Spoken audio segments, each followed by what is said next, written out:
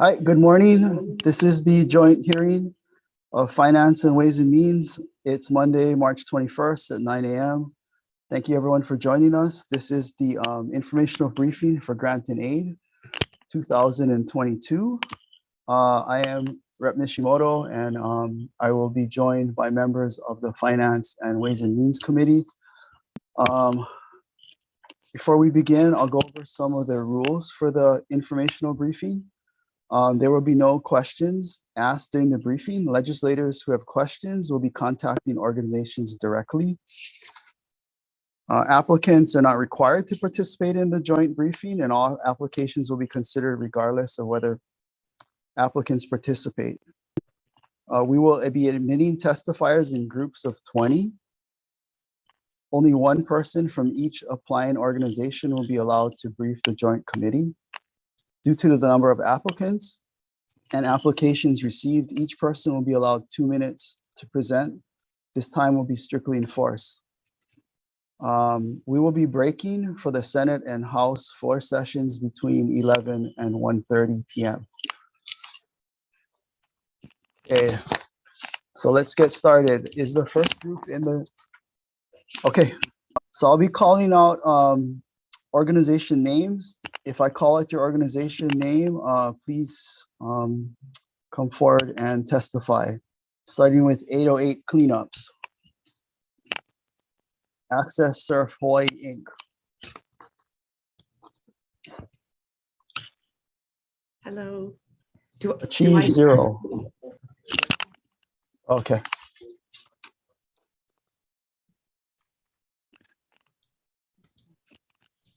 Sorry, when my name was called, am I supposed to start? I apologize. Sorry, we can't hear you. You cannot hear me? We can hear you. Okay. I can't hear.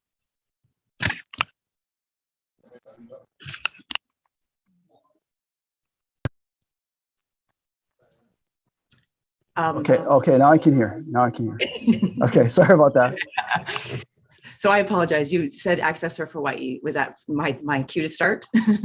Yes. Okay, well, great. Thank you very much. And I just want to say thank you to all of you for your time today. I really appreciate this opportunity. My name is Kara, and I'm with Access Surf Hawaii. And we're a nonprofit that provides free programs for anyone with any disability to have access to the beach and ocean and water sports. And our programs are essential for the population that we serve because we provide health and well-being with physical exercise, access to outdoor recreation, but also one of the essential pieces of our programs is the emotional and mental well-being for the population that we serve, because we focus on social and community inclusion. 20% of the population in Hawaii is diagnosed with a disability, and the majority of that population is marginalized and excluded from social gatherings. Access Surf, we're very well known for overcoming barriers, both physical and social. And our programs, because of our programs, the nature of our programs, we require a lot of equipment and a lot of maintenance, but also a lot of volunteers. We cannot run our programs without our volunteer base. They are the core of what we do. During the pandemic, we were able to continue to serve our population with very modified programming, really small programs and virtual. But our regular programs have been on hold since March 2020 until recently. We run from 3 to 4 programs a month, and one of our regular programs is called Day at the Beach.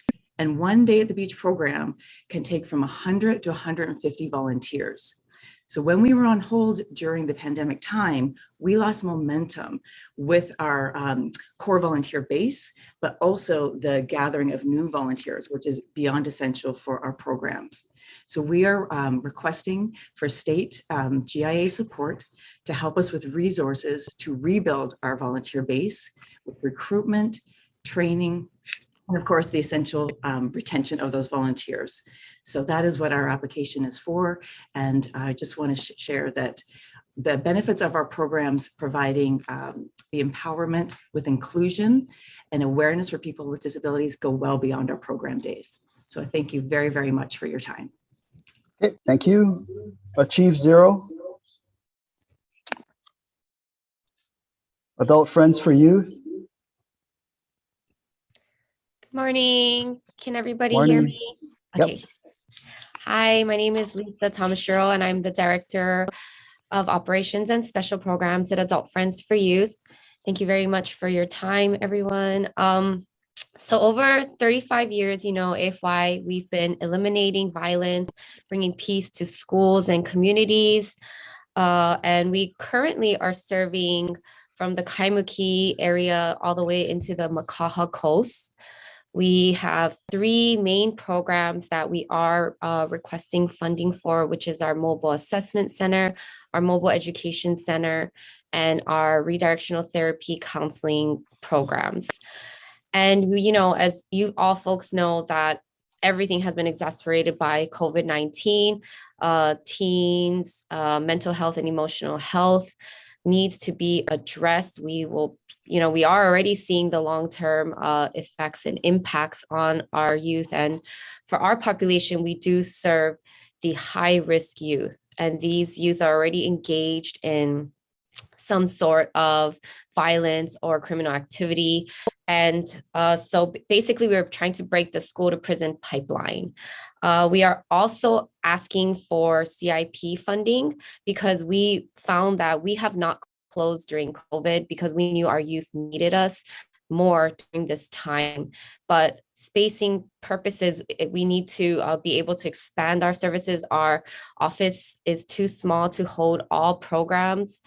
And if anything like that should happen again, it just limits the capacity and how we can serve our youth better. And so those are the fundings that we are asking for. It would just allow more footage, more safe spaces for our youth to be able to thrive. And through pushing academic achievement, we would be able to give them opportunities to enter mainstream and live better, successful lives. So thank you for your time and have a great day, everyone. Thank you.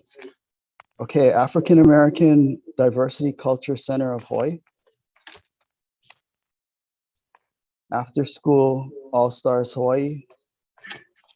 Aloha, my name is Paula Fitzel. I'm from After School All Stars Hawaii, and thank you for taking the time to consider our grant and aid application. After School All Stars provides free after school and summer programs at 11 middle and intermediate Title I schools on Oahu and Hawaii Island, serving on average 2,100 students each year, and that included during COVID. Every school day, students at Jarrett Middle School in Palolo, Ke'eliko'olani in downtown Honolulu, Kalakaua Middle in Kalihi, Washington Middle in Makiki, King Intermediate in Kaneohe, Waianae Intermediate, Nanakuli High and Intermediate, Waialua High and Intermediate, Pahoa High and Intermediate, Kea'au Middle, and Waiakea Intermediate received 3 hours of academic, enrichment, and sports activities free of charge. This provides students at each of these schools with over 620 additional hours of academic and structured enrichment and sports activities each school year. As has been well documented, the pandemic has caused a significant learning loss among our students. And for students who are socially and economically disadvantaged, COVID-19 exacerbated existing disparities in school performance. Standardized assessments indicate severe setbacks in academic progress, according to the Hawaii Department of Education. And proficiency rates have dropped in 3 core areas comparing 2021 to 2019. A recent Hawaii Department of Education survey showed a positive correlation between after-school participation and strong academic performance. In a survey of after-school programs serving 4,000 students, participants were more likely to meet or exceed proficiency in standardized testing for the 2021 school year. In addition, 64% of Hawaii school principals have identified after-school programs as the most important opportunity they need to address learning loss at their school. After School All Stars Hawaii's grant and aid application asks for just $160 for each student we serve to provide them with 1 school year of 3 hours daily after school programming and a 4-week summer program to address the educational setbacks Hawaii students continue to try to overcome. We want to thank you for your time and good luck for the rest of the day. Thank you. Aina Design Corps. Alexander and Duke DeRego Foundation. Okay, Ina Design, please start.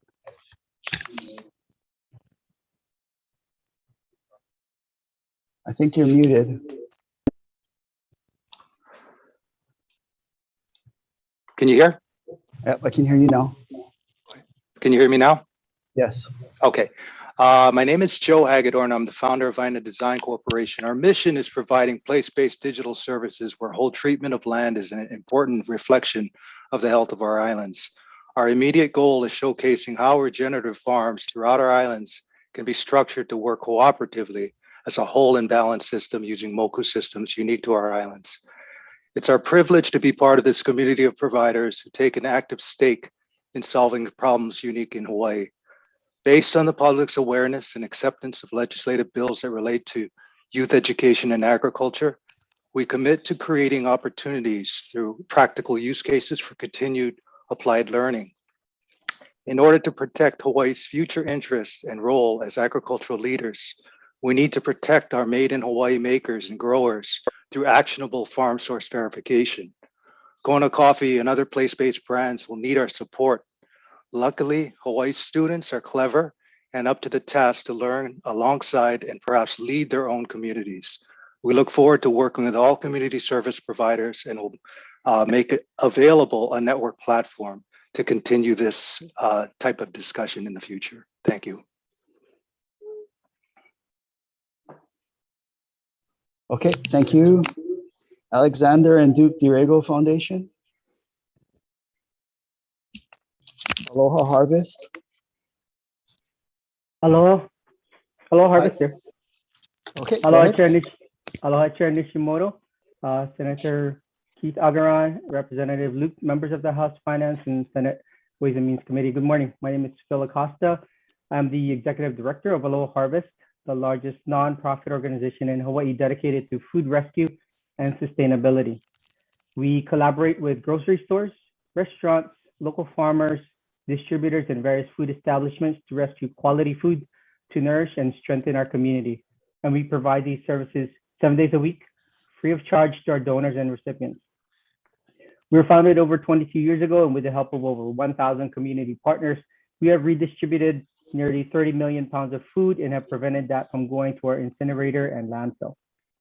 At the height of the pandemic, we refocused our efforts and resources to step up and meet the food assistance needs of the community. The volume of food that we processed nearly tripled as we hosted over 200 community-based food distributions around the island, something that we've never done before. And that benefited over 50,000 households. And we expected things to normalize as we transitioned out of the initial surge of the pandemic, but it simply was not the case. In 2021, the amount of food we rescued actually increased. And now with supply chain disruptions, inflation, rising gas prices, and cost of rent and other essentials, food assistance continues to be at an all-time high.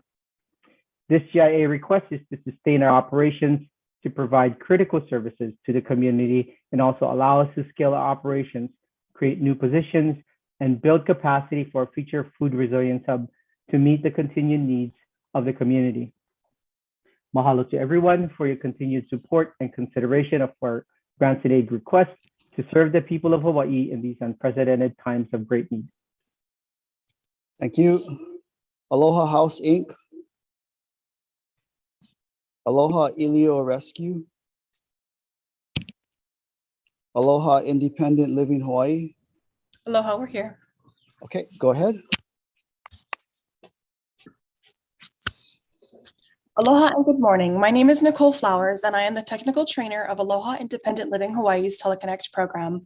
We are a grassroots 501c3 nonprofit whose mission is to provide independent living programs and services for persons with disabilities in Hawaii. We are the only statewide independent living center, and we have been serving Hawaii's disability community since 2009. Our Teleconnect program addresses digital inequity in the disability community by providing devices and training to both individuals with disabilities and congregate facilities. Our main goal is to foster digital literacy. The program provides devices like iPads to people with disabilities, as well as assistive training for consumers and care providers. Each is tailored with adaptive and assistive technology with the goal of providing consumers with greater independence. The TeleConnect program also assists consumers in securing internet connectivity. This ensures not only greater access to healthcare through telehealth services, but also an increased quality of life through relief from social isolation. We believe the disability community stands to benefit greatly from the continuation of this program. Since our program's launch in September of 2020, utilizing CARES Act funding, the program has served 82 individuals throughout the state. Additionally, 2 facilities have also been served, reaching a total of 199 consumers benefiting from access to devices. We are requesting $425,000 to continue our program, building upon 18 months of success. With the increased funding, we will be able to continue our program and serve an extra 50 individuals and 8 additional facilities, bringing our total reach to over 500. We want to ensure that long-term care facilities across the state are capable of video calling. With strict and necessary lockdowns in place on facilities, it's important to connect them so no person in Hawaii passes away alone without the ability to call their family and friends. I'd like to thank the Finance and Ways and Means Committees for the opportunity to testify on behalf of our organization and our application. For more information on our collaboratives and partnerships, please read our full application under name Aloha Independent Living Hawaii. Mahalo. Okay, thank you very much. Aloha Medical Mission, ALS Ohana of Hawaii, American National Red Cross,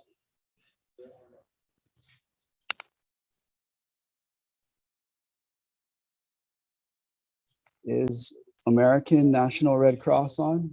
I'm told they're on by phone.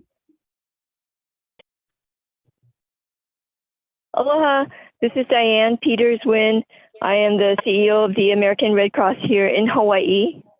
I just want to say mahalo to the Senate WAM and the House Finance Committee for this opportunity to testify.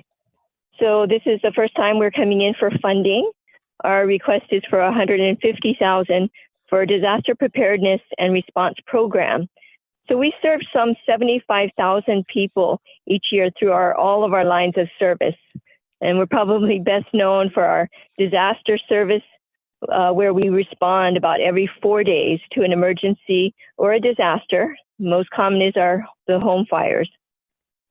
During the pandemic, we've also been taking on additional duties and assisting in testing and vaccination clinics. And we also know that due to climate change, the intensity and frequency of natural disasters has been increasing. But volunteers carry out about 90% of our work. And during the pandemic, we saw the number of volunteers drastically fall. They weren't able to come and do in-person services. So we also saw that they were affected by the vaccine mandates that we have. So therefore, our focus of this grant in aid request is to increase our recruitment efforts, helping us recruit, train, and equip our volunteers statewide, especially on the neighbor islands. So we ask you for your consideration and support of this critical mission of the Hawaii Red Cross. Mahalo. Okay, thank you. Ark of Hilo.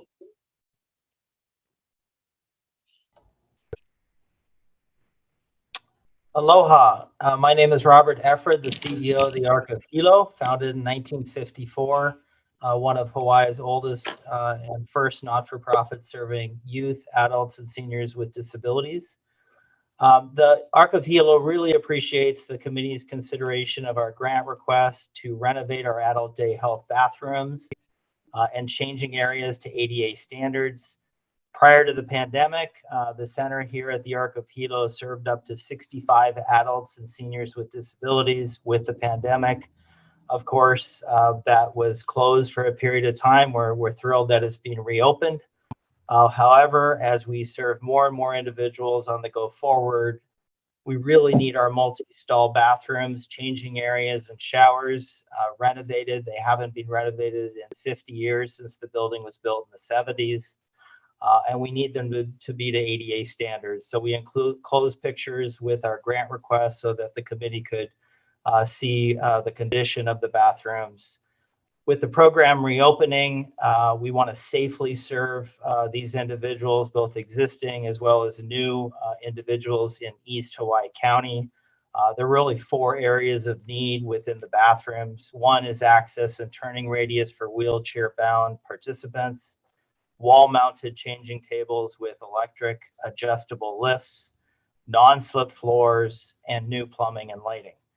So again, our goal is to serve existing individuals so that they can age in place here in the community, as well as serve new individuals that want to join this program in a safe, modern, and accessible setting. We really appreciate the committee's consideration and your support of the Adult Day Health Program here at the Ark of Hilo. Thank you. Thank you. Ark of Maui County. Valet Hawaii. I think I see that here. Can you hear me? Hi.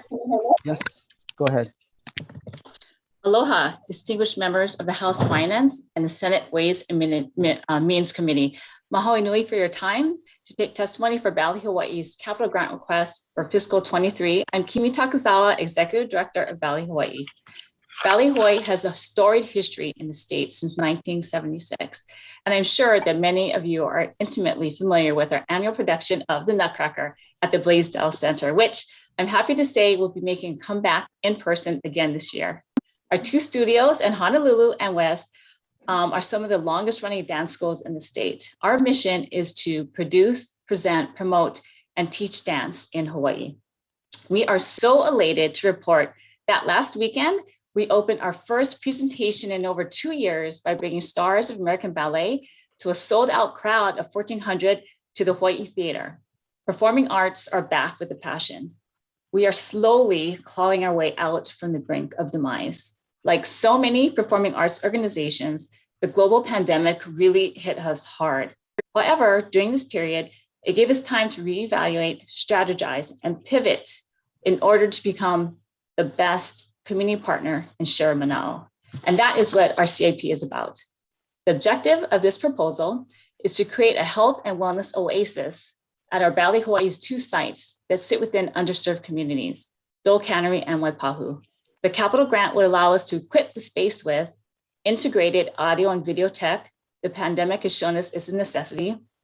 Addition of a 4 studio space for community access, and most importantly, creation of a black box theater to have an intimate performance space, which is an anomaly in the state. It'll give the community access to smaller pieces and also to workshop new works.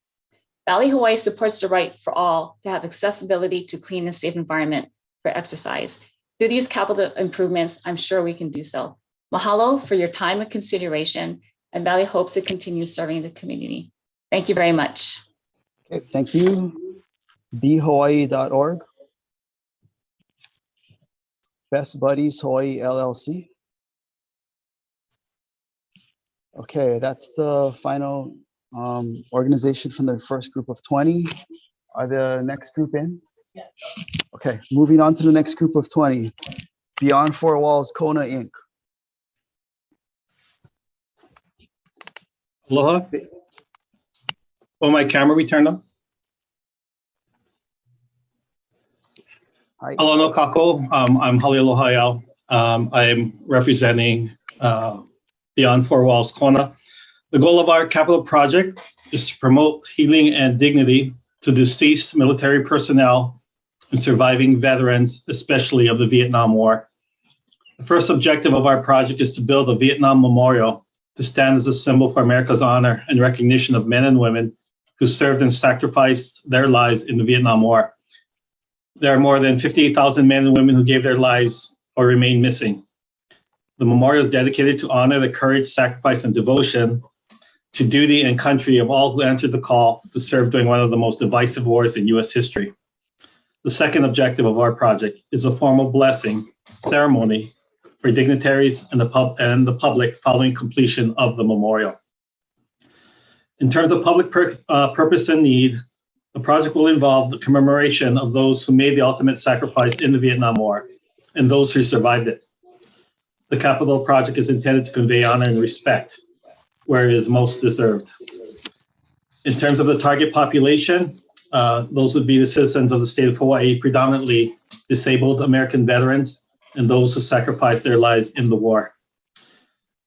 In terms of geographic coverage, the project is slated for a portion of county lands situated at the West Hawaii Veterans Cemetery This is at 723245 Queen Ka'ahumanu Highway in Kailua, Kona. I was approached by the Disabled Americans to help them draft this proposal because they're looking for funding to build a memorial for veterans of West Hawaii. And this project is I think, straightforward and one we ask that the joint committees give careful consideration. Thank you. Okay, thank you. Big Brothers Big Sisters Hawaii.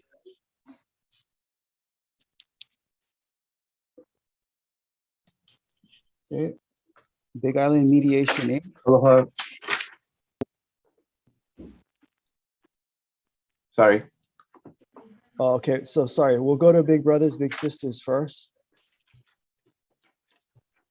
Aloha, honorable members of the Joint Finance and Ways and Means Committees. My name is Dennis Brown, President CEO of Big Brothers Big Sisters Hawaii, an organization that's been around for 59 years now.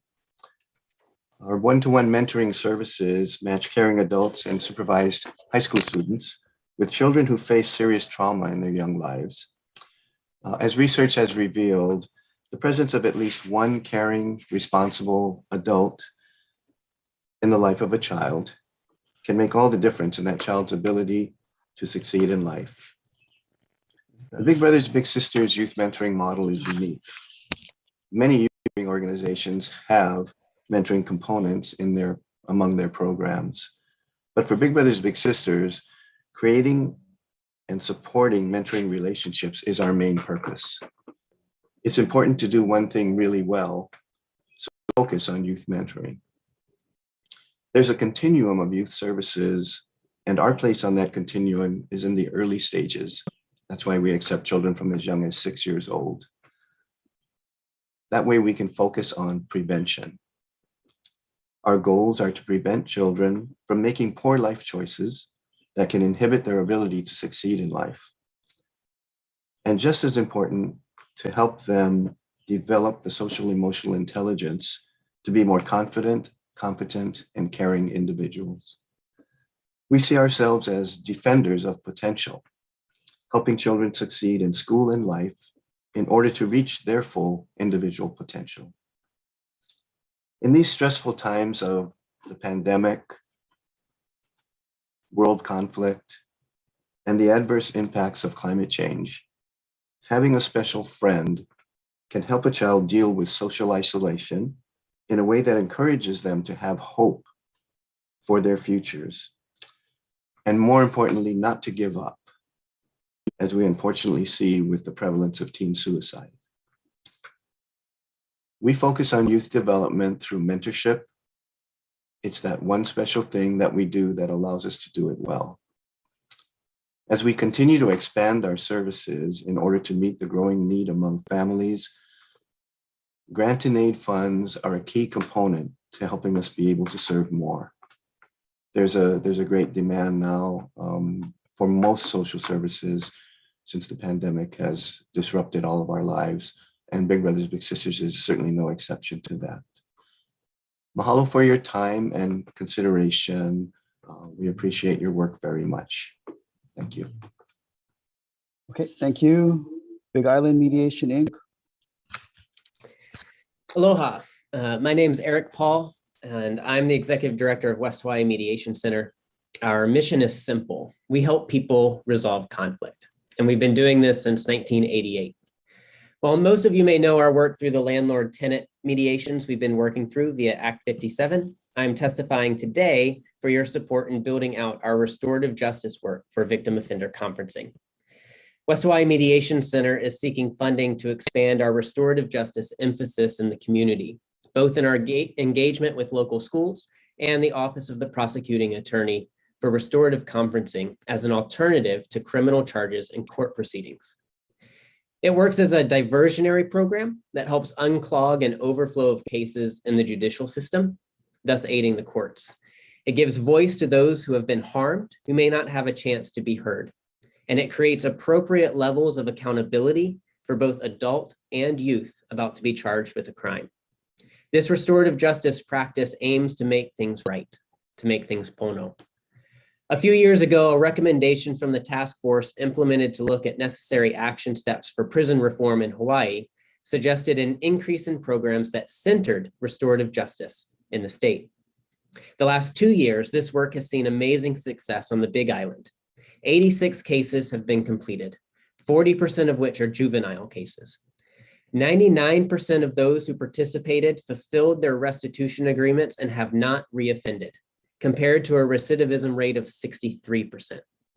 The Restorative Justice Program Manager on the Big Island says that growing this partnership with the prosecutor's office would double the amount of cases our county could hold. Mahalo for your time and potential support. Aloha. Thank you. Big Island Resource Development Council.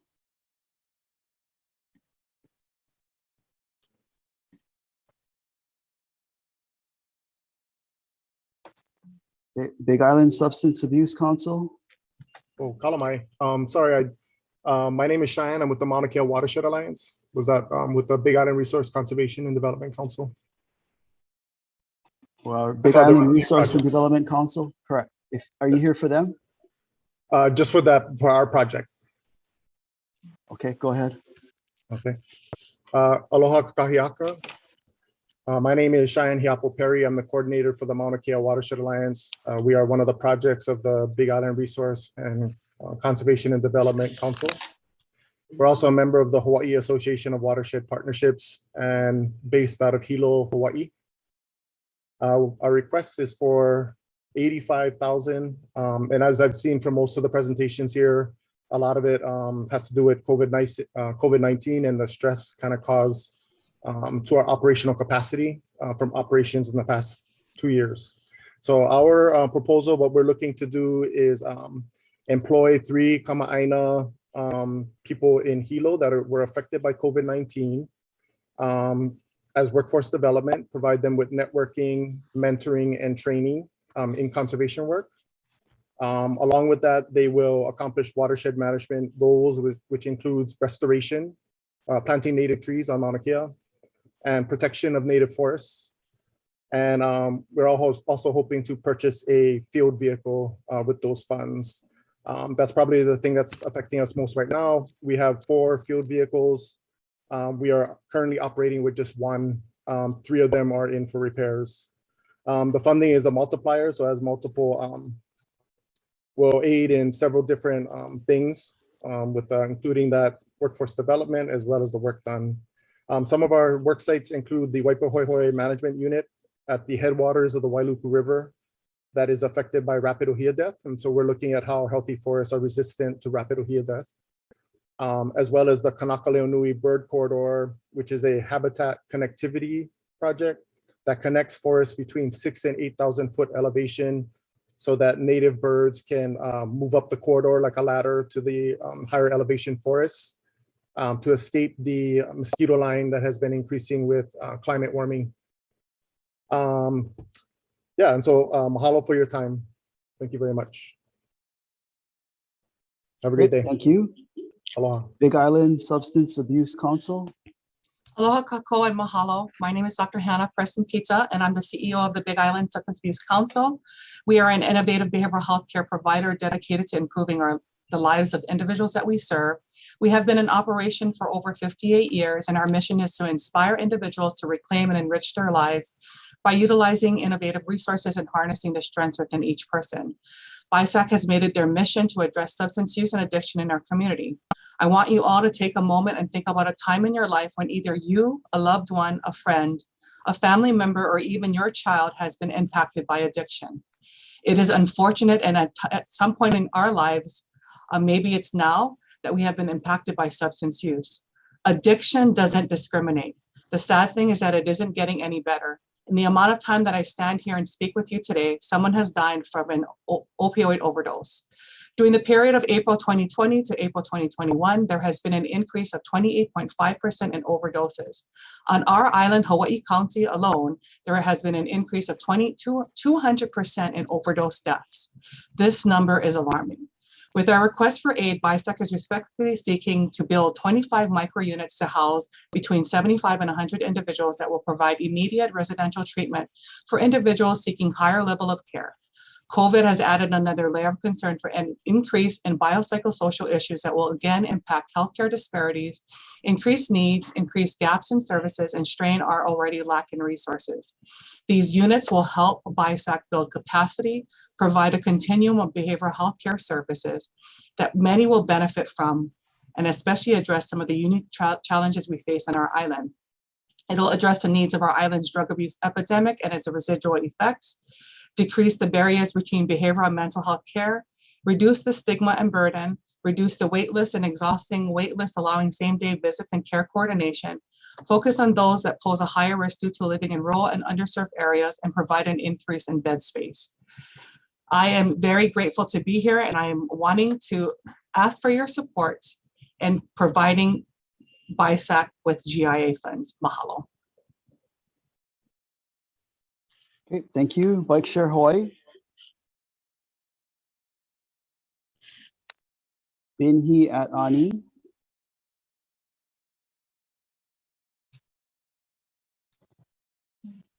Good morning. Thank you for having us.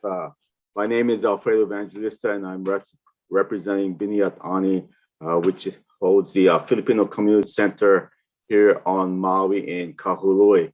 And Biniat Ani began back in 1985, basically starting with its scholarship programs, and was finally able to get its building set up and opened in 2005, which makes it 17 years old. And we haven't come to the state for any funding. What we're asking for is for monetary assistance to basically improve our air conditioning system. The building was designed without any air conditioning, and what the little money we had left over, we're able to put in some air conditioning, but it was of the residential grade. So that's not really working, especially when we're at full capacity of 400 people. And also we're starting to reopen now after the pandemic. We're opening our summer programs for youth and elderly. And so it's very difficult in hot Kahului town to have all these people in there when it's pure hot. I mean, the other day we had a high of 88 in Kahului, Wailuku. And so I'm sure all of you appreciate that. We hope that you'll consider our request for our air conditioning as well as the other requests. Thank you very much for your time. Okay, thank you. Blood Bank of Hawaii. Aloha, Senate and House members. We appreciate your time today and the opportunity to share with you the importance of our GIA request. I'd like to highlight a few important points. First, every 2 seconds, someone in Hawaii needs blood for a life-saving treatment or emergency care. Blood Bank of Hawaii is the state's sole provider of a safe and reliable blood supply, serving all 18 hospitals and all neighbor islands. Blood Bank of Hawaii serves a unique and irreplaceable role in preserving Hawaii's public health. Second, Blood Bank of Hawaii is one of only 2 blood centers in the nation still using outdated blood processing and storage equipment. Our current facility cannot be retrofitted to accommodate this technology, and therefore we must construct a new facility that includes walk-in refrigerators and ultra-low freezers to process and store blood and biologics over a wide range of temperatures for up to 10 years. This is especially crucial given the critical blood shortage facing our state. In addition, state-of-the-art sterilization of blood against viruses such as dengue and other emerging pathogens that threaten our community cannot be accommodated at the current facility. Lastly, many people may not realize that Blood Bank of Hawaii holds the nation's largest repository for rare blood found primarily among Pacific Islanders, Japanese, and other Asian ethnicities. So today we're asking for your support to complete construction of a new 18,000 square foot headquarters and FDA BioSafe Level 2 facility designed to ensure blood is available to patients on all islands when needed to allow providers to perform advanced medical treatment here in Hawaii. Our project is shovel ready. We anticipate construction to begin in early 2023 and complete by the end of 2024. Thank you again for your strong past support of Blood Bank of Hawaii. We couldn't do this without you. Okay, thank you, Bobby Benson Center.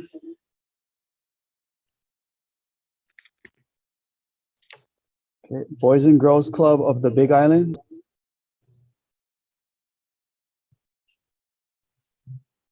Boys and Girls Club of Maui,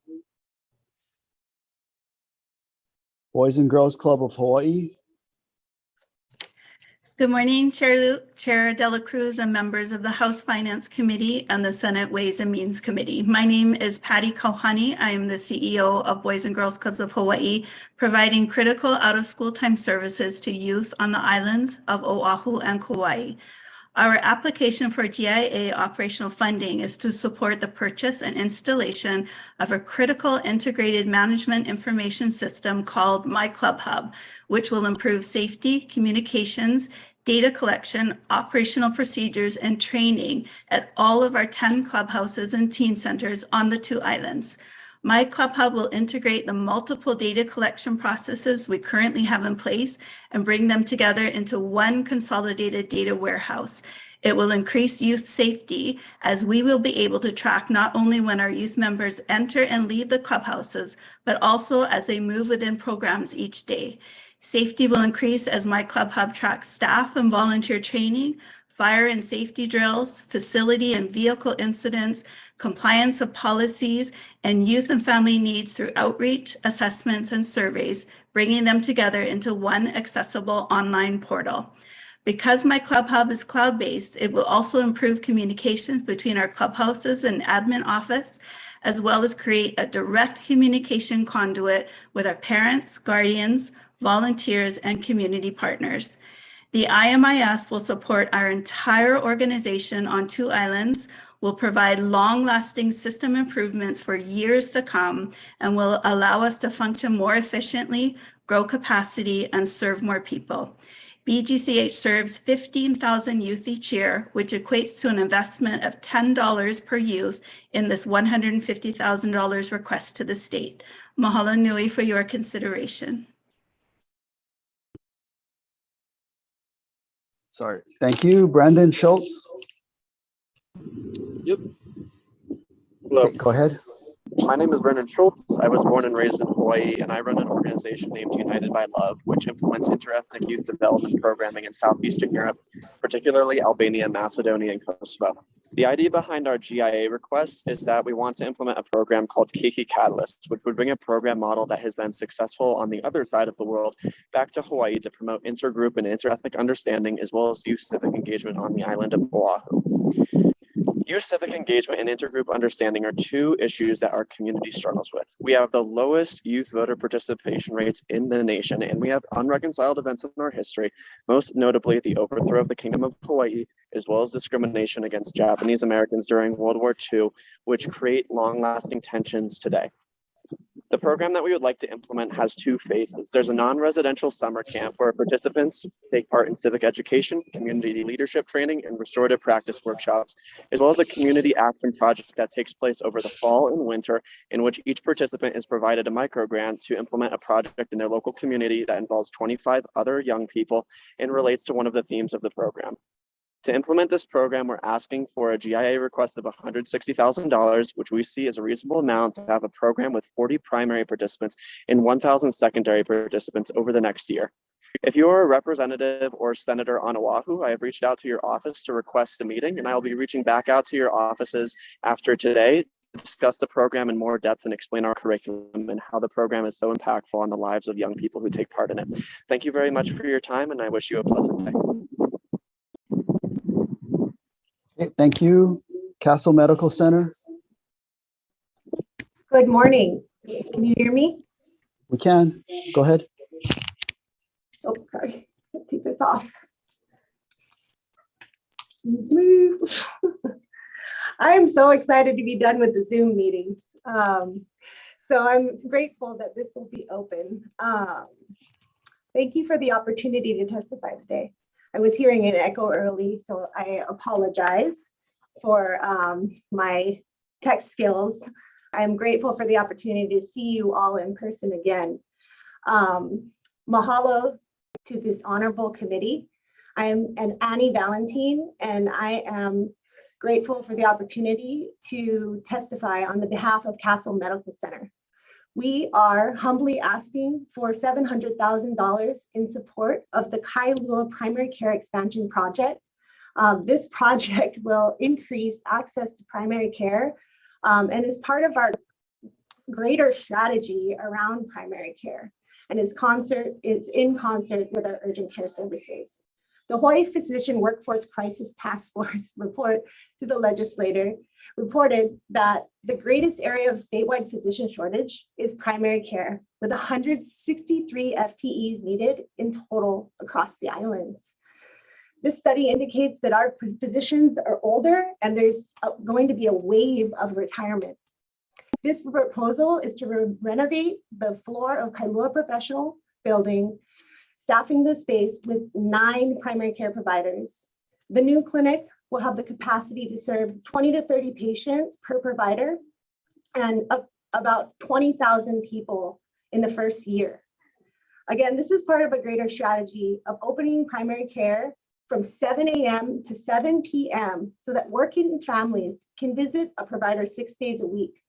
We're finding that 55% of the people coming through our urgent care clinics do not have a primary care physician.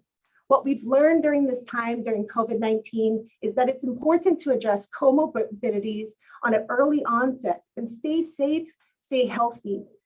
Castle Medical Center has invested in the safety of our community, and now we need your help investing in the strategy of prevention of behavioral health, preventative services, and more. Thank you for the opportunity to testify. Aloha. Thank you. Catholic Charities Hawaii. Okay, Seeds of Peace. Hi, good morning. I'm Jan Masutani, presenting on behalf of Seeds of Peace. We are requesting funding to support the growth and implementation of full-service community schools in Hawaii. Community schools are innovative, thriving hubs of learning in which partnerships and collaboration create a'oaku a'omai, reciprocal relationships between learners and place, content and context, and schools and communities. Community schools intentionally connect schools, Aina, Indigenous, and contemporary knowledge, and ensure that learners belong to a healthy, thriving community. Currently, we know of 8 community schools across the state, with many more schools interested in implementing elements of the strategy. Momentum and the demand for community schools is growing because people see this strategy as a way to meet the needs of the whole child while leveraging the strengths of our families and communities, so our schools don't have to do this work alone. To support the growth and quality and implementation of community schools, our plan is to establish a state coalition that will unite community partners, state agencies, schools, and others around 3 key areas of work. 1, capacity building, helping schools implement the strategy and sharing resources to improve quality. 2, communications, creating unified messaging and communications to build awareness of the impact of community schools. And 3, building partnerships, bringing together partners to support schools and meaningfully engage different stakeholders. Through the work of the coalition, we expect to see thriving learners, educators, families, Aina, and communities be supported by these nurturing networks that promote reciprocity. We also envision these schools to become innovative hubs of learning that meet the local and global opportunities facing our youth. Mahalo for this opportunity to share.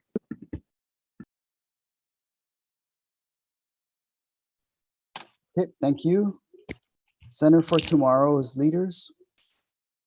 Aloha Chair Dela Cruz and Chair Luke and committee members. My name is Trisha Ramel, presenting on behalf of the Center for Tomorrow's Leaders. Center for Tomorrow's Leaders, also known as CTL, our mission is to engage, equip, and empower young leaders for Hawaii. Our vision is to create a movement of world-class local leaders who create Hawaii's next chapter. We currently offer leadership programming in 13 public high schools across 5 states with 500 students enrolled.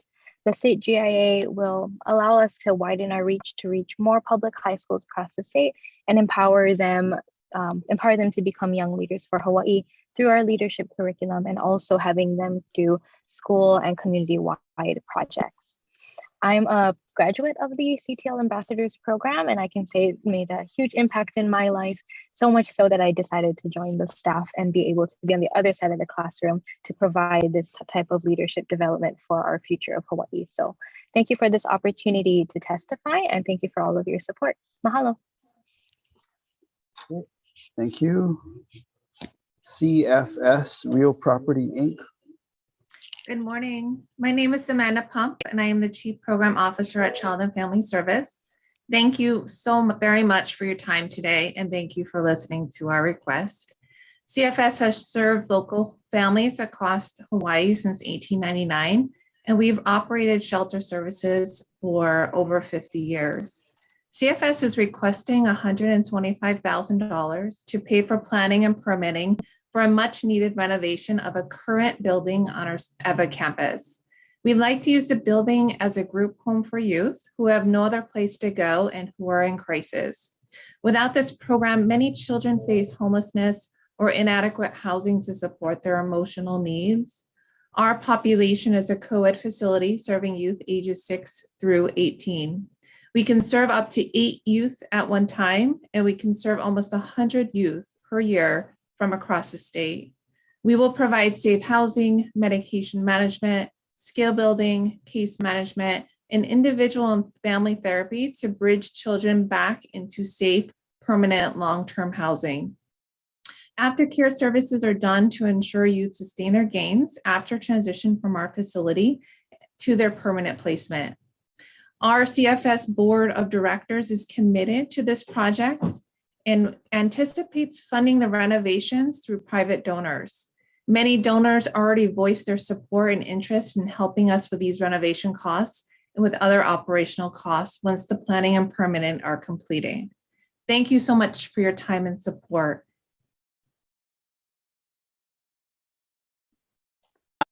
Thank you. Chamber of Commerce of Hawaii. All right, hi everybody, and thank you for the opportunity to testify in support of the Chamber of Commerce Hawaii's grant and aid application. So excited to also see so many familiar faces here in this room today. My name is Lord Ryan Lizardo, Director of Work-Based Learning here at the Chamber of Commerce Hawaii, and a former teacher and CTE Academy lead at Campbell High School. Today, there are more than 225 Hawaii businesses working together to prepare our state's young people for recession-resilient, in-demand careers in Hawaii. These employer collaboratives are called sector partnerships, and they are convened and facilitated by the Chamber of Commerce Hawaii. Sector partnerships are active in 3 in-demand growing industries, including healthcare, IT, and engineering. Local executives in each of these industries meet regularly to take action that prepares and connects young people to jobs in their industries. These executives care about helping the next generation remain in Hawaii with jobs that pay a family-sustaining wage, and they are building their company's future workforce at the same time. These industry leaders work in close partnership with the Hawaii DOE, UH leaders, and the state's workforce board and community partners. The Chamber serves as the backbone organization for this system building work. In the engineering sector partnership, leaders from companies like Booz Allen Hamilton, G70, and Oceanit are working to get more girls interested in STEM careers. In the healthcare sector partnership, hospital CEOs are developing more clinical training opportunities for aspiring CNAs. And in the newly formed IT sector partnership, leaders from technology, the defense sector, banking, and more will be meeting for the first time in April to identify action they can take to build Hawaii's IT talent pipeline. All of this work is facilitated and led by the Chamber of Commerce Hawaii Sector Partnership team. And as we work to diversify Hawaii's economy, sector partnerships are playing a critical role in preparing Hawaii's young people for in-demand high-wage careers. Funding in the amount of $260,000 from the state GIA's process will ensure that we can not only continue this impactful work, but expand it out into 2022 and beyond. As a former teacher, I can say just plainly how great these opportunities are for kids and change their life trajectory. So I really hope that we are heard in this meeting, and also mahalo for the opportunity to highlight sector partnerships today. Okay, thank you. Climb High.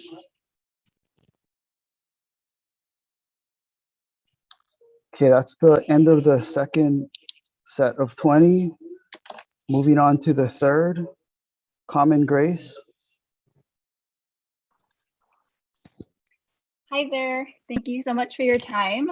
My name is Emily, Program Coordinator at Common Grace. Our mission is to help students in our public schools by connecting them with caring adult and teenage mentors.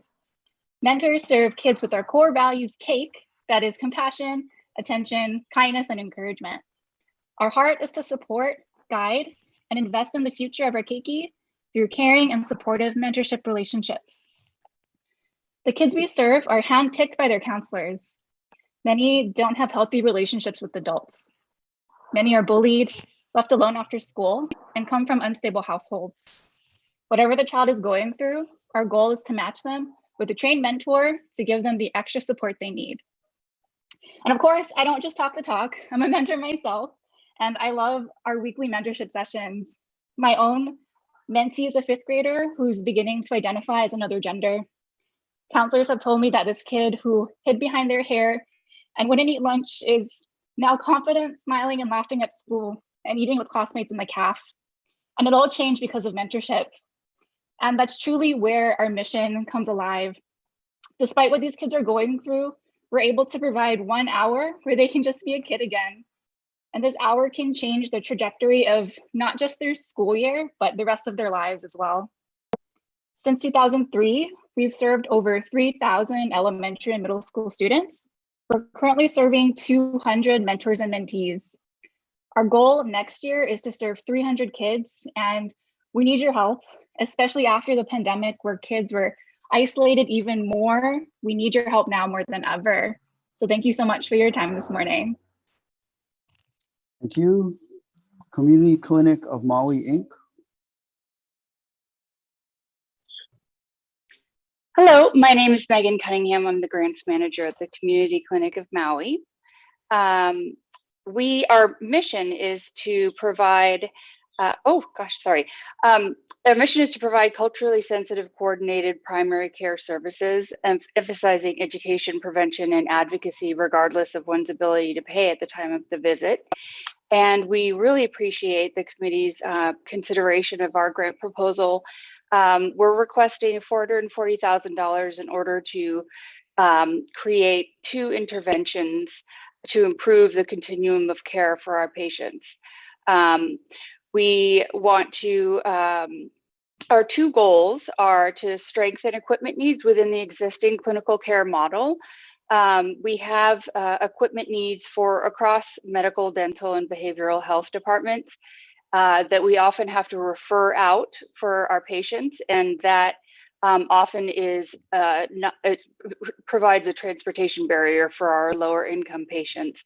So to have that equipment in-house provides a continuum of care for them.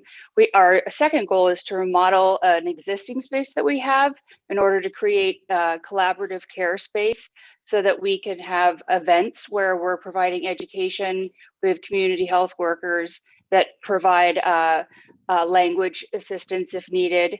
And mostly it's to provide care for chronic conditions. So when we have patients that need to go out and have referrals out, they often have transportation and cost barriers. And more often than not, they do not continue on to the referral. And if we have everything in-house, we're able to provide that for our patients and provide a more culturally specific to the patients that come in. We also have the objective of delivery of evidence-based and best practices of care for chronic conditions.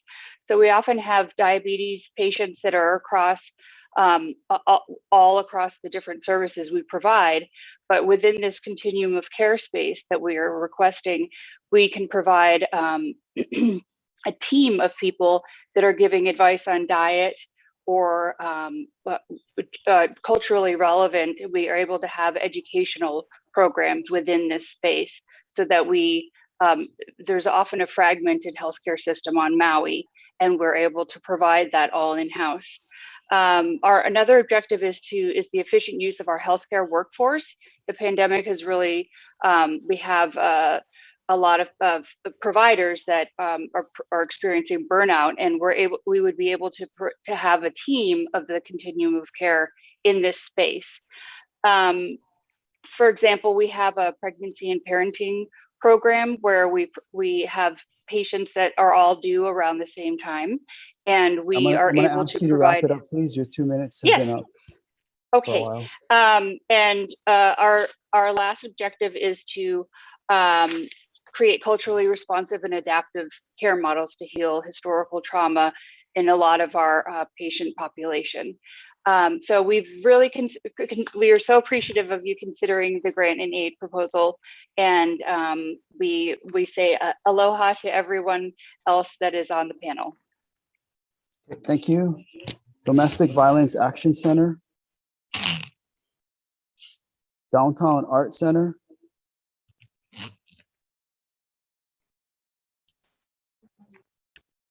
I believe you're muted now. Hi. Hi, sorry, I couldn't find the mute button.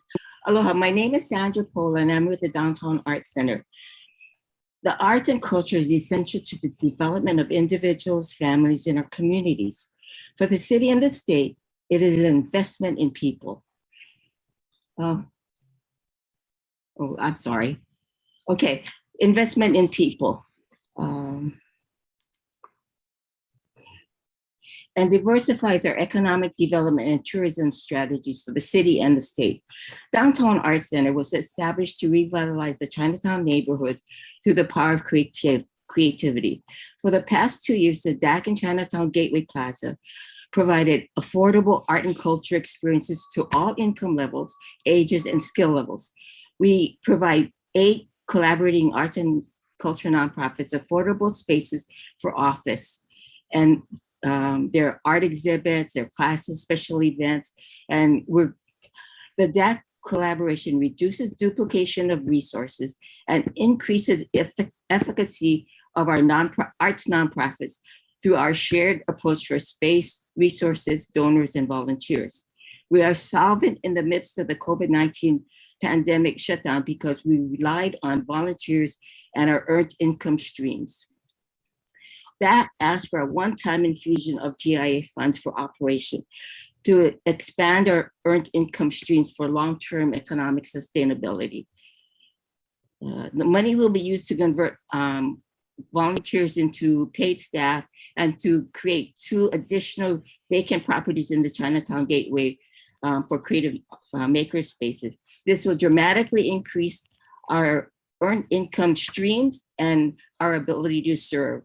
Our collaboration brings hundreds of community members into who will participate in and support the new creative maker spaces with their expertise and experiences. We have assembled the necessary equipment, foundation support, donors, and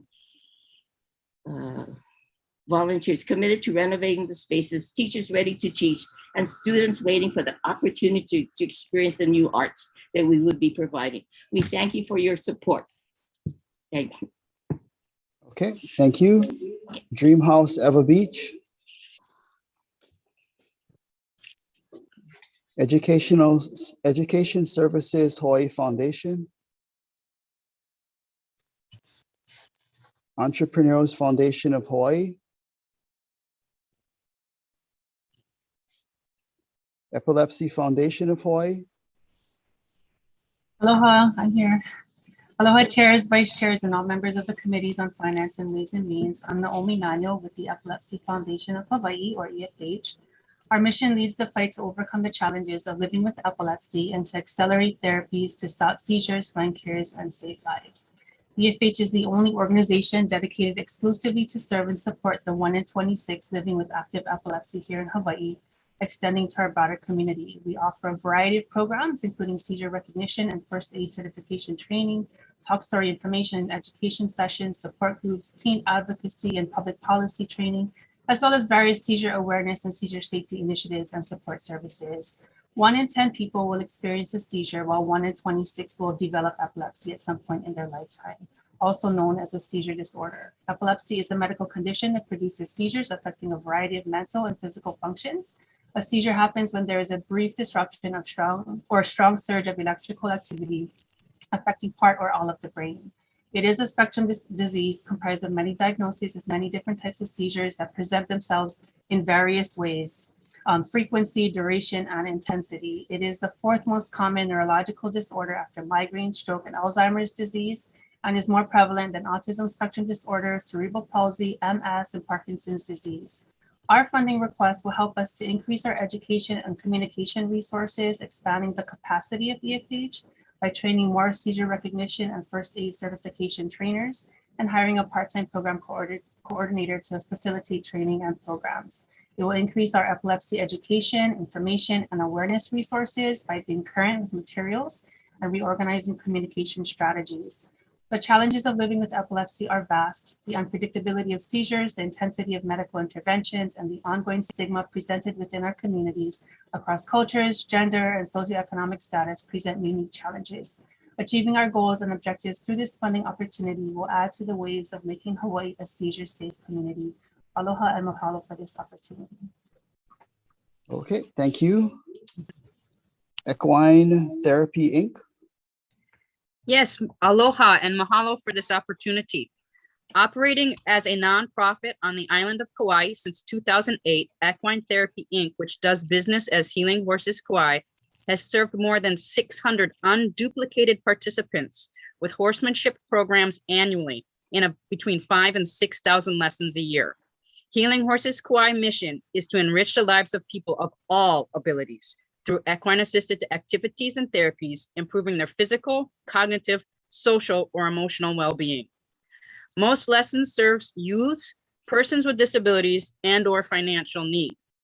Our arena location has an uninterrupted view of the Nonu Mountain and secluded pond trails conveniently located at the Wailua end of the Kapa'a Bypass Road, just 1 block from the ocean. Healing Horses Kauai is the only organization on the island of Kauai that provides assisted mounting for equine activities. Our facility is equipped with wheelchair accessible mounting ramps, handy van accessible parking lot, and an ADA toilet. With 8 horses and 2 miniature horses, Healing Horses Kauai offers traditional and therapeutic riding lessons to Kauai residents and visitors of all ages and ability through camps, veteran and teen leadership programs, and more, focusing on increasing independence by developing strength, balance, and confidence in communication. They learn to recognize their fear responses and the impact that those responses have on those around them. They increase resilience, gain a sense of community and compassion. Equine Therapy, Inc. is requesting support for the addition of therapeutic driving program with wheelchair accessible carriages, a new tractor, new staff hires, and intensive staff training. Also included in this project is the remaining clearing, cleaning, fencing, and beautification with new native plantings along the trails and pastures on the front 10 acres of the property. In this way, Equine Therapy, Inc. can increase outdoor recreational activities for persons who are wheelchair bound, have higher levels of functional paralysis or disability, in addition to serving all Healing Horses Kauai mounted riding participants. And we will beautify the Kohio Highway corridor across from the Coconut Marketplace. Thank you again. Okay, thank you. Ethnic Education Hawaii. Evo Beach Lions Foundation. Evo Villages Historical Society. Here. Can Okay, you hear go me? ahead. I can hear you. Aloha, Chair Nishimoto, and to the members of the House Finance Committee, as well as the Senate's Ways and Means Committee. Thank you also to your staff for making it possible for us people to connect with you today. I'm Carolyn Wagan Hildebrand, and I am representing the Ewa Villages Historical Society. I am one of the co-founders. The other 2 are Lori Arizumi and Agnes Malate. And we actually were just established in last year, 2021. That is not to say that we just basically thought about this immediately. We have been listening for years to how we should approach building community in the Ewa Villages area. And starting anew was the voice we heard from a lot of community stakeholders. And the Ewa Villages area is actually home of your state Ewa Plantation Town Historic District. It is also home of so many HUD-funded affordable housing projects. Now it is also home for many buyers from the market looking for a home in this very high skyrocketing market price homes. Now, I think the reason why we are here is because what we keep on seeing and witnessing as residents is that we are so disconnected as a community because obviously of our diversity and maybe some of the trauma. Fortunately, the community has so much assets. People love the place. And also there are so many stories, especially from the Ewa Plantation community. So when we listen to the community, we know that our role as a historical society is to collect stories. But for this project, the proposal that we submitted for GIA, it's really for a reinterpretive science along Renton Road, which is the major thoroughfare. So we went to our community on March 12 also. I think I will not repeat what we have written in our proposal. What I will add is what we did last March 12th. We went to the community during a Celebrate EVA. And what we did is we asked whether people like interpretive signs, and we gave them examples of interpretive signs. And immediately when we showed pictures, they said, aha, yes, of course we like that. And the kind of interpretive sign from anything for the old buildings there, and also the EVA mill infrastructure and all. And what I am bringing today to the members to our elected officials is really that when we went out there last September, March 12th, we said, please let the legislatures know that you support this request. It's not a petition, we explained. We explained what the project is. It's a request. And our community— Your 2 minutes are up, if you could summarize. And our community, not just EVA villages, but Kapolei, Kaneohe, and all those were the voices that we heard, and they are all in support for this. And that's the voice that I want to bring today. Mahalo, Nui Loa. Okay, thank you. Family Promise of Hawaii.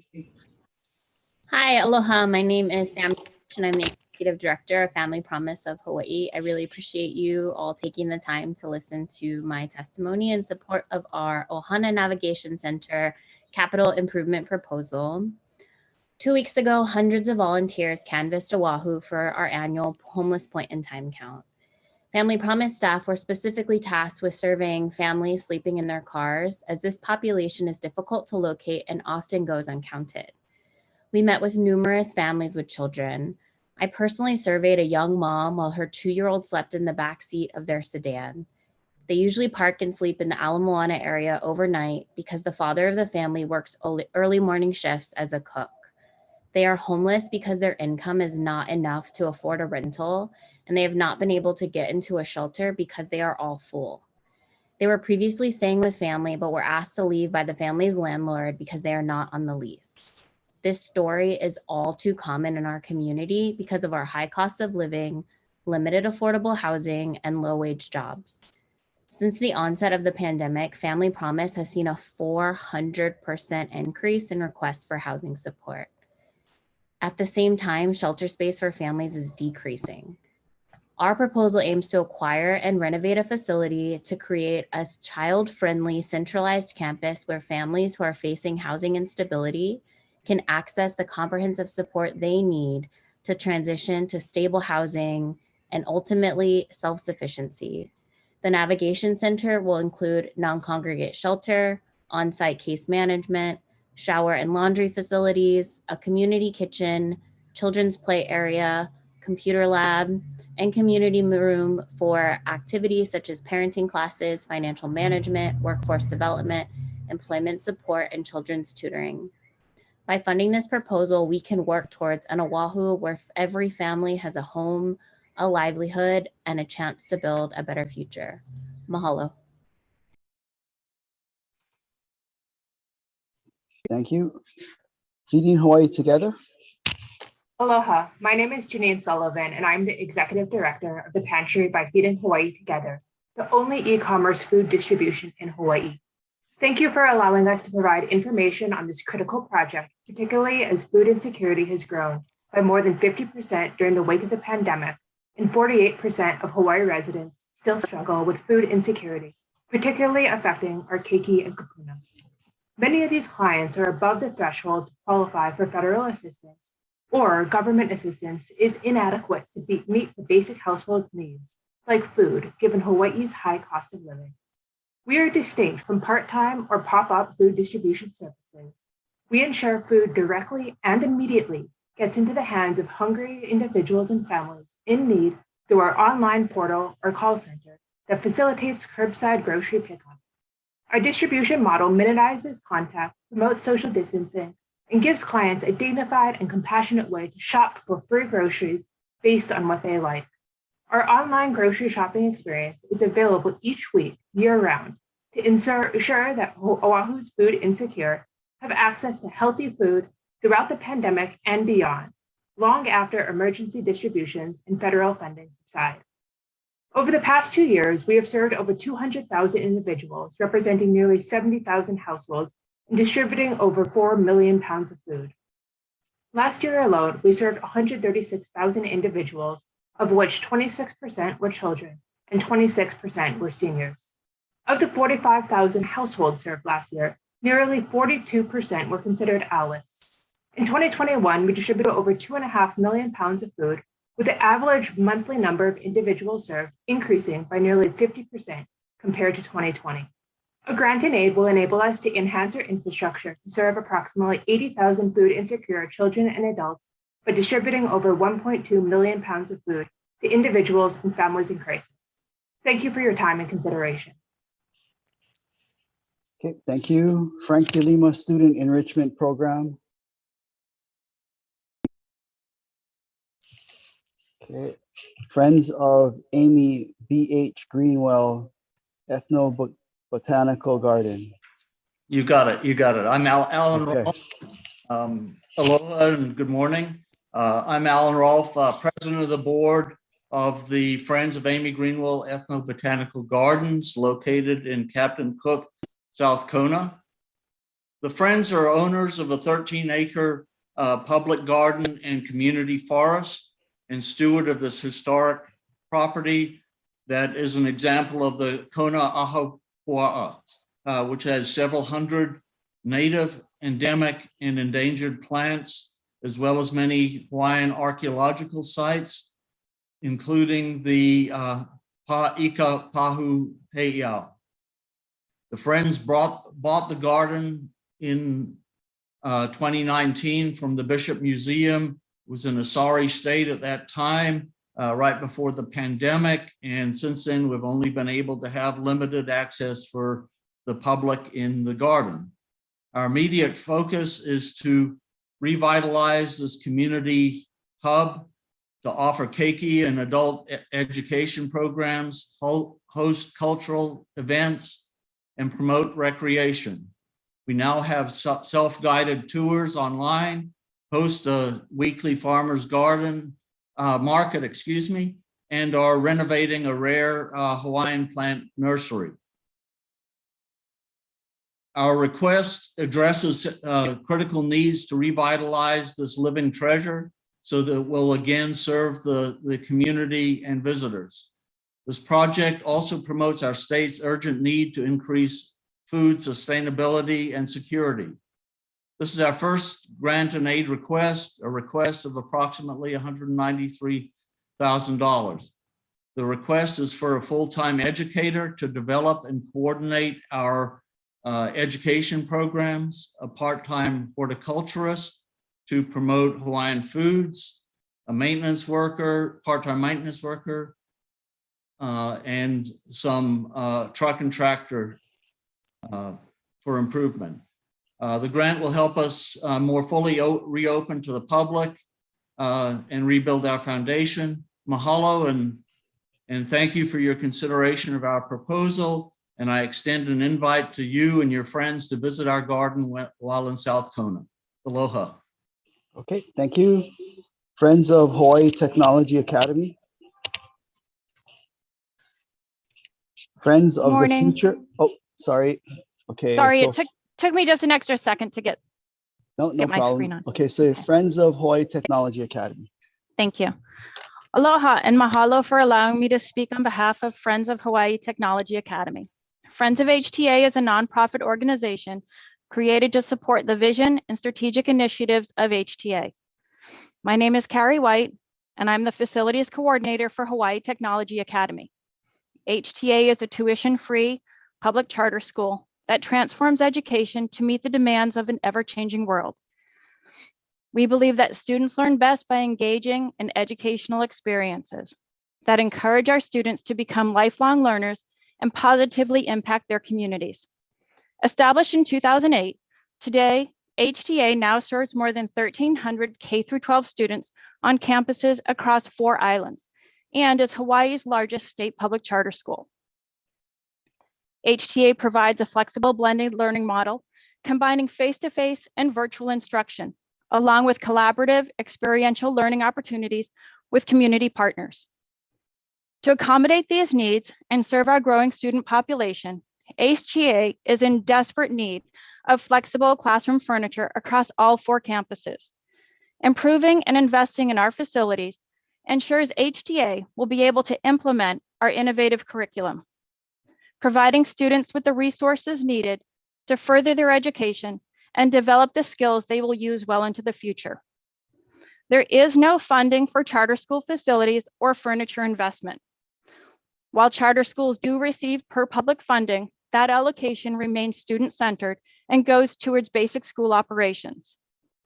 Over the lifetime of HTA, the furniture and equipment needs have evolved as we have implemented innovative curriculum, technology, teaching, and learning. Schools without flexibility create limitations in educational approaches. Investing in HTA's learning environments will significantly enhance the holistic well-being of our students and allow us to implement HTA's unique school programs that connect students with their community. When classroom space and furniture is adaptive to the needs of students and teachers, the positive effects can be profound. Mahalo nui loa for all you do in support of our community. Okay, thank you, Friends of the Future. Aloha. Thank you for allowing me to share with you today.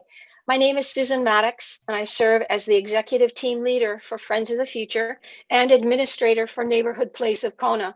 I'm here today to advocate for Neighborhood Place of Kona's GIA application to provide multi-generational mobile family outreach services in outlying areas on the west side of Hawaii Island from South Kona to Ocean View. For the past 25 years, Neighborhood Place of Kona staff have provided a wide range of culturally sensitive, values-based support services to our most vulnerable families through care coordination, information and referral, parenting programs, child and parent-centered playgroups, assistance in navigating the social services system, completing housing applications, securing housing, and developing family success plans.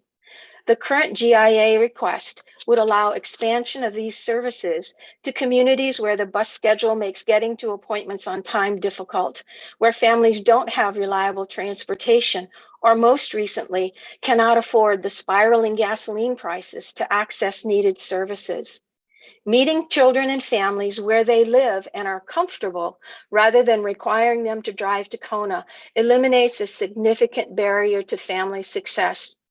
The multi-generational mobile family outreach program will fill gaps in services for children ages birth to 18 and lessen the effects of adverse childhood experiences, known as ACEs. We deeply appreciate your consideration of this request to improve the lives and safety of children and build resilient families in West Hawaii. Mahalo for your time. Okay, thank you, Friends of the Library Hawaii. Okay, Boys and Girls Club of Maui.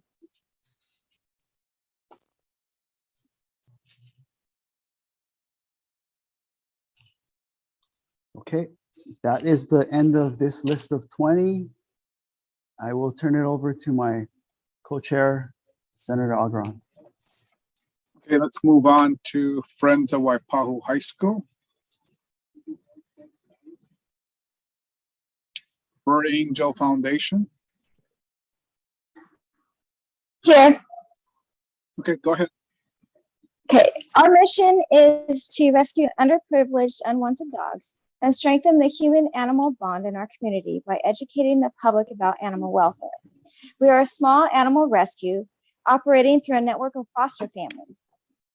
We recently had an increased need for local dog rescue involvement as one rescue closed last year and another has scaled back.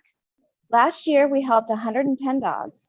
During the 2022-2023 year, our goal is to help 192 dogs. Our request is to help with medical care. We provide all dogs with wellness checks, spay and neuters, chips, vaccinations. We also have had an increase in special needs cases. We had recently a parvo dog that cost $8,000 due to 4 blood transfusions. We have a dog, Zuri, who was paralyzed and needed a wheelchair. We have had dental issues, cleft palate. Bridget just had an emergency C-section. Unfortunately, we lost 3 puppies, but we were able to save 4. We are also working to expand our pet education within our community. and subjects such as animal pet care, dog training, and the right pet for your family. Thank you very much. Girl Scouts of Hawaii. Aloha, I'm Kimmy Gallagher, and I'm the Director of Development with Girl Scouts of Hawaii. With 105 years of experience in Hawaii, Girl Scouts is at the forefront of developing our state's next generation of female leaders and professionals in STEM. We are one of the largest STEM program providers for girls in Hawaii and provide the most diverse STEM programs of any organization in our state. We are requesting funds for a capital project to add a photovoltaic system at the Girl Scouts of Hawaii's STEM Center for Excellence at Camp Paumalu on Oahu to support the state of Hawaii's commitment to a 100% renewable energy goal. Installation of a renewable energy source will enhance STEM education for students and community groups for innovative STEM programming at this facility, which will become a key education center for STEM to more than 2,500 students a year with a special focus on Title I school students to learn the critical importance of conserving our resources and environmental advocacy projects. These are key areas for us to ensure students understand the importance of committing to take action within our communities. The significance of the ahupua'a and protecting the watershed are at the forefront of education programs at this community facility and are more relevant today for youth to understand than ever before. Energy cost savings ensures more programming opportunities and real-time examples of leading the way for youth in our state, which is critical. Our after-school leadership program students in Title I schools, some of which are the most vulnerable children in our state, are important recipients of this educational focus. Mahalo for your consideration and support. Thank you. Going Home Hawaii. You need to unmute. Going Home Hawaii. Aloha, good morning. Chairs, vice chairs, senators, and representatives. My name is Kimmy Palacio, the Operations Director at Going Home Hawaii. State GIA funding will allow for continued operations that secure the staffing necessary to meet the higher needs presented as we respond to community reentry needs. We are the only agency in Hawaii County whose target population is 100% justice involved. Currently, we successfully operate 3 housing programs with 21 beds in Hilo and 63 beds in Kona for a total capacity of 84 beds. And in the last 3 years, we have served over 250 individuals. Our mission is to assist justice-involved men, women, and youth with reintegration into the community life through employment, education, housing, and appropriate services. For 2 decades, we have created programs that reduce recidivism, strengthen ohana, and improve outcomes for those involved in the justice system. Statewide recidivism rates are unacceptably high at 54%, and nearly 30% of persons released from jail exit to homelessness. The average cost to incarcerate an individual is $238 a day, compared to our average housing program cost of only $67 a day, a 72% cost savings. With solid expertise behind us and a significantly lower recidivism rate of 20%, we are dedicated to evidence-based solutions and are committed to do even better. Our efforts contribute to alleviating overcrowding in jails and prisons and reducing the continuous cycling in and out for those who are often chronically homeless, mentally ill, or struggling with substance use. Incarceration should not be a first responder to homelessness in Hawaii. This is not just about helping people transition successfully, it's about caring for the community itself. Reentry services are one of the smartest investments we can make. Mahalo for your time and consideration. Thank you. Goodwill Industries of Hawaii, Inc.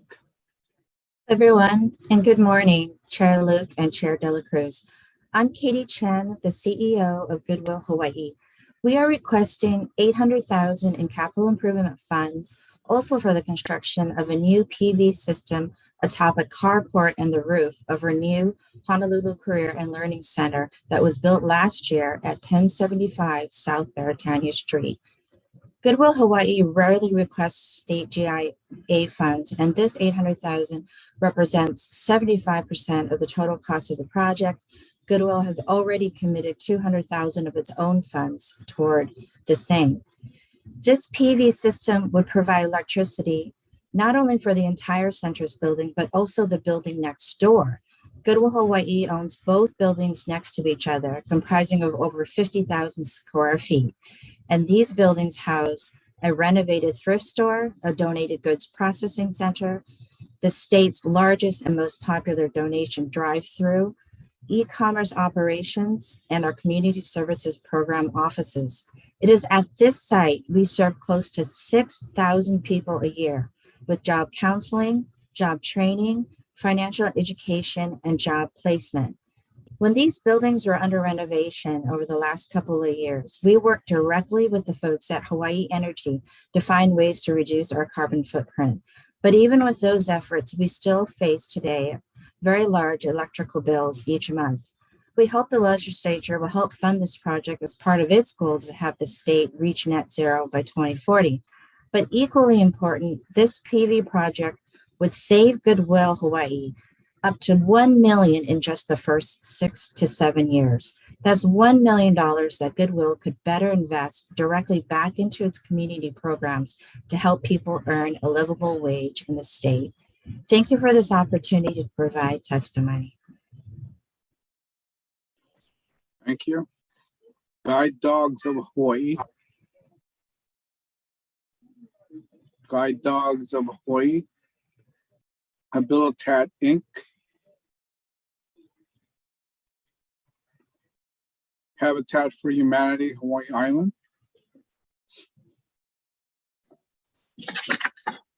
Aloha, Chair and committee members, and mahalo for your time this morning. My name is Patrick Kearney. I'm the Executive Director for Habitat for Humanity, Hawaii Island, and I'm here to testify for our GIA request of $100,000 in operating funds, which we plan to build 10 new homes and 4 critical home repairs for veterans next year. 2 years ago, our affiliate was awarded a GIA of capital funding of $100,000, which went to support 6 new homes. But COVID over the last 2 years has been very difficult to build, especially using volunteer labor. But the housing needs in our state continue to grow. It is estimated in the County of Hawaii 5-year consolidated plan, the demand for affordable housing on the Big Island will exceed 13,000 new units by 2025. I believe that number is actually higher if you count the hidden needs, all the multi-generational families, family sharing rooms, living together, all in overcrowded homes and apartments. It is also estimated that 1 in 5 families, all families in the state of Hawaii, pay more than half of their income on housing. That is, if you get 2 paychecks a month, you will use more than one of them each month to pay for your housing needs. Housing is out of reach for our working class families. As you know, we have a housing affordability calamity, and it needs to be addressed at all levels, federal, state, and local. I humbly ask that you invest in our community of Hawaii Island for this GIA application. At this time, our need is for operating funds to support new homes and critical home repairs, which include Veterans Home Repair Corps and Disabled Vets Program. We are working hard to serve more families and make a greater impact. Please help. We need support at all levels of government. Mahalo nui loa for your time and support. Aloha. Thank you. Halau Keala o Kamaili. Aloha kako. Mahalo for the opportunity to speak today. My name is Kelly Irashel, and our halau, Keala o Kamaili, is this year 42 years old, and we've been a nonprofit for 27 years. And over these decades, we've taught thousands of students and brought cultural reconnection and pride to their ohana. Our mission statement is to perpetuate the Hawaiian tradition, culture, and heritage through its arts, beliefs, hula, language, and agriculture. Most halaus are nomadic, renting warehouses, yoga facilities, school cafeterias, and the like. And most halau have no permanent homes. For that reason, for several years, we've been on a journey to build a permanent off-grid halau and cultural center in Pi'iholo. Thanks to a generous gift of 4 acres of ag zone land from the Frost family, we have received an exemption from the Planning Commission to build on ag zone land as well. So over the years, we've raised over $1 million through the generosity of private donors, halau fundraisers, cookie sales, lau sales, and financial support from the County of Maui. Our overarching goal through our building and current programs are to reignite physical and spiritual kinship with the environment, cultivate focused practitioners and stewards of the land, forest, and environment as well. This past October, we were successful in completing phase 1 of construction. We came in on time and under budget, all during a pandemic. With continued support from the community and hopefully an $800,000 boost from the state, we will go vertical for phase 2, which will house a classroom, language instruction and lectures, ag processing area, and so forth. So mahalo anui for this opportunity to speak to all of you. Be safe, be well, ola. Mahalo. Hale Kipa.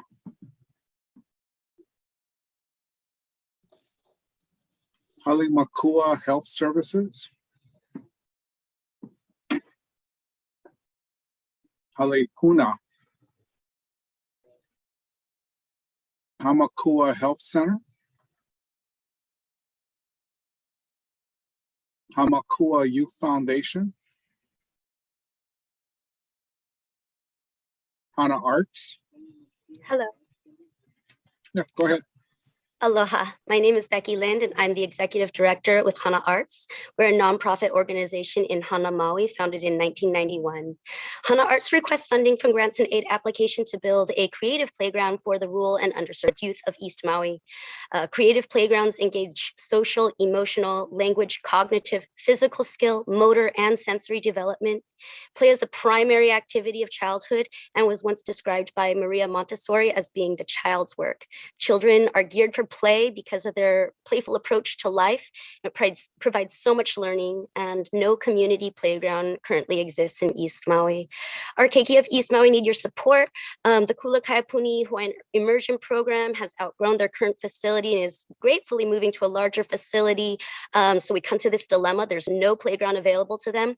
This means there will be approximately 120 Keiki ages 5 to 12 who will no longer have access to a safe and proper playground facility. Hana Arts has been working directly with Hana School Administration and Kula Kaiapuni leadership since its inception in 2016. We coordinate with all the Kumu and Ohana for the program development and design. In order to ensure that our East Maui children are not left behind, we seek funds from the state in order to give them the equitable learning opportunities they deserve. Please remember our East Maui children. Thank you for your consideration of our request. Ahui ho. Thank you. Hana Health.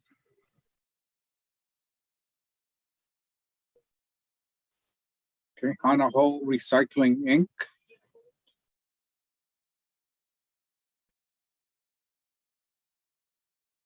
Hana Lau Lima, Lahui Okao.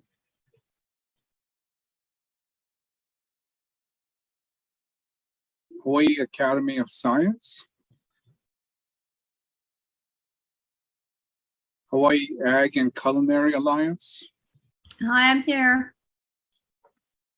Go ahead. Hello. I'm Denise Yamaguchi, the CEO of the Hawaii Ag and Culinary Alliance. We are currently requesting $175,648 in operating support for a pilot program from cottage industry to commercial enterprise that will work with the new Leeward Community College's Wahira Product Development Center to incubate and accelerate a cohort of 30 new value-added entrepreneurs. The COVID-19 pandemic unleashed a wave of new entrepreneurs across the country, as well as in Hawaii. According to the Census Bureau, in 11 months from January through November 2021, Hawaii business applications were at 17,691, surpassing 15,637 applications in 2020. While business applications do not determine business success, it does show potential job growth and innovation, which will contribute to Hawaii's long-term economic resiliency. Our grant request supports the state goals to improve agricultural production by creating new value-added producers. The program will do this by selecting 30 new value-added businesses that emerged or expanded during the pandemic, providing scholarships for 30 businesses to be part of the Leeward Community College's Product Development Entrepreneurs Bootcamp, pairing the entrepreneurs with successful business mentors, providing an opportunity for these businesses to feature their products in a world-class food event, and providing an opportunity for them to promote their products on a digital media platform with an audience of more than 65,000. Thank you for the opportunity to brief you on this project. We believe this kind of program will have significant long-term economic benefit to our state, as well as help support agriculture production. Thank you. Just a reminder that we will need to take a recess from 11:30 to 1 o'clock for the floor session. We'll continue on with the Hawaii Agricultural Foundation. Okay, that's me again. So sorry, I'm going to continue. I'm also the executive director for the Hawaii Agriculture Foundation.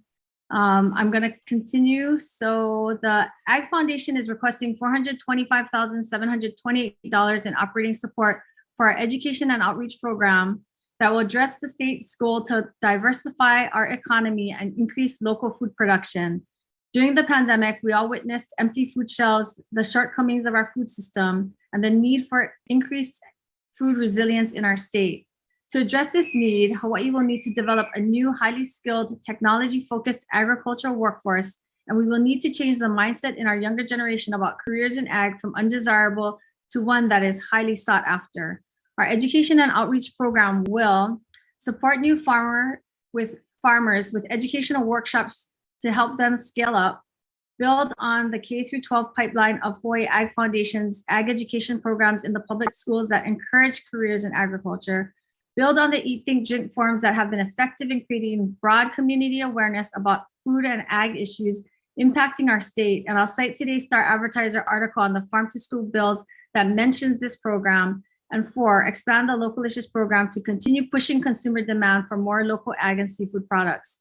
We understand that we're asking for a sizable amount of funding, but if we're serious about moving the needle on local food production, we must make the investment to support our farmers, encourage new jobs and careers in agriculture for our younger generation, and continue to push consumer demand and awareness for more local produce and products.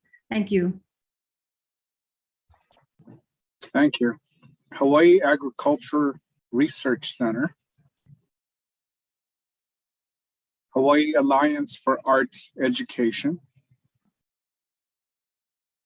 Hawaii Aquatics Foundation. Hello. Chairs, vice chairs, and committee members, thank you for providing this opportunity to provide testimony. Farmers, encourage new jobs and careers. Oh. Excuse me? Hello. Go ahead, Hawaii Aquatics Foundation. Oh, thank you. All right. Chairs, vice chairs, and committee members, thank you for providing this opportunity to provide testimony. My name is Dean Schmaltz, the president and CEO of the Hawaii Aquatics Foundation. Our foundation provides aquatic injury research and aquatic safety education services. Prior to the pandemic, drowning was the leading cause of unintentional injury deaths for Hawaii's keiki ages 1 to 14, more than auto and pedestrian accidents combined. The International Life Saving Federation, of which the Hawaii Lifeguard Association is a member, recommends that everyone should have access to basic water safety and swim skills training at a young age. HAF has provided such education during school hours to over 2,000 public school students and 20 elementary schools on the islands of Kauai, Maui, and Oahu, and starting on the Big Island this fall.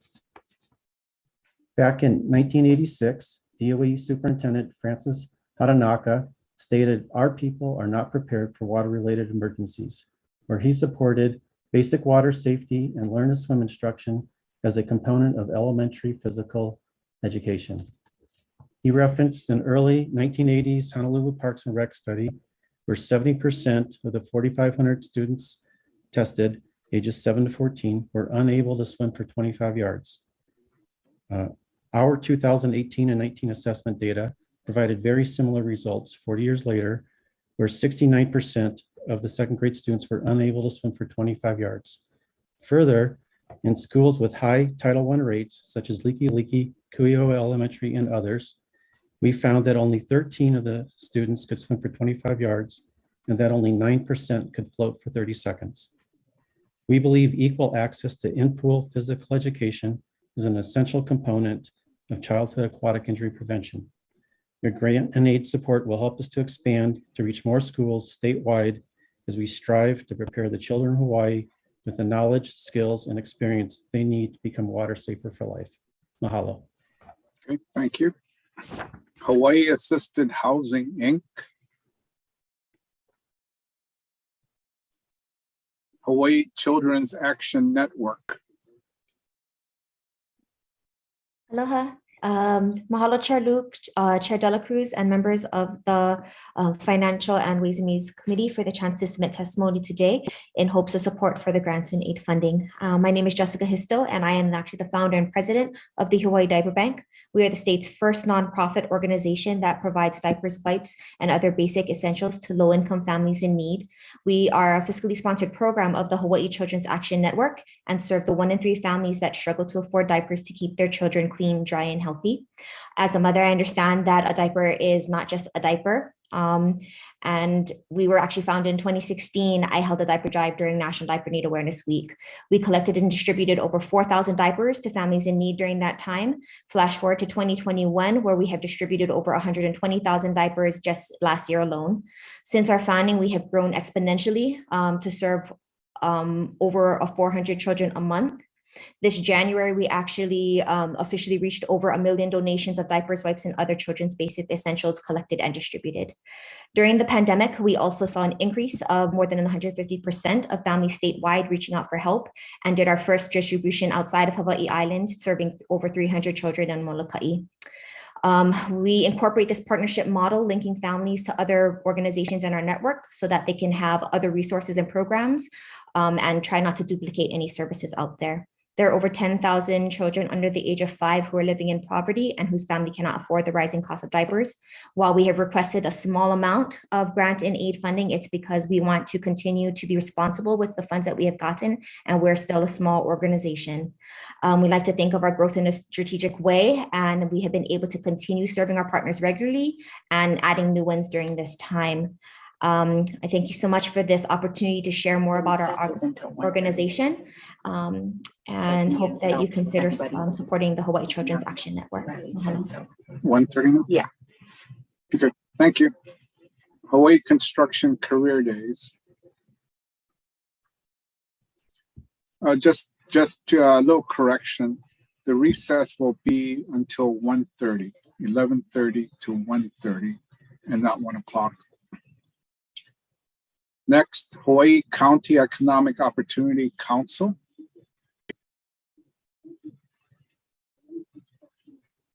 Hawaii Culinary Education Foundation.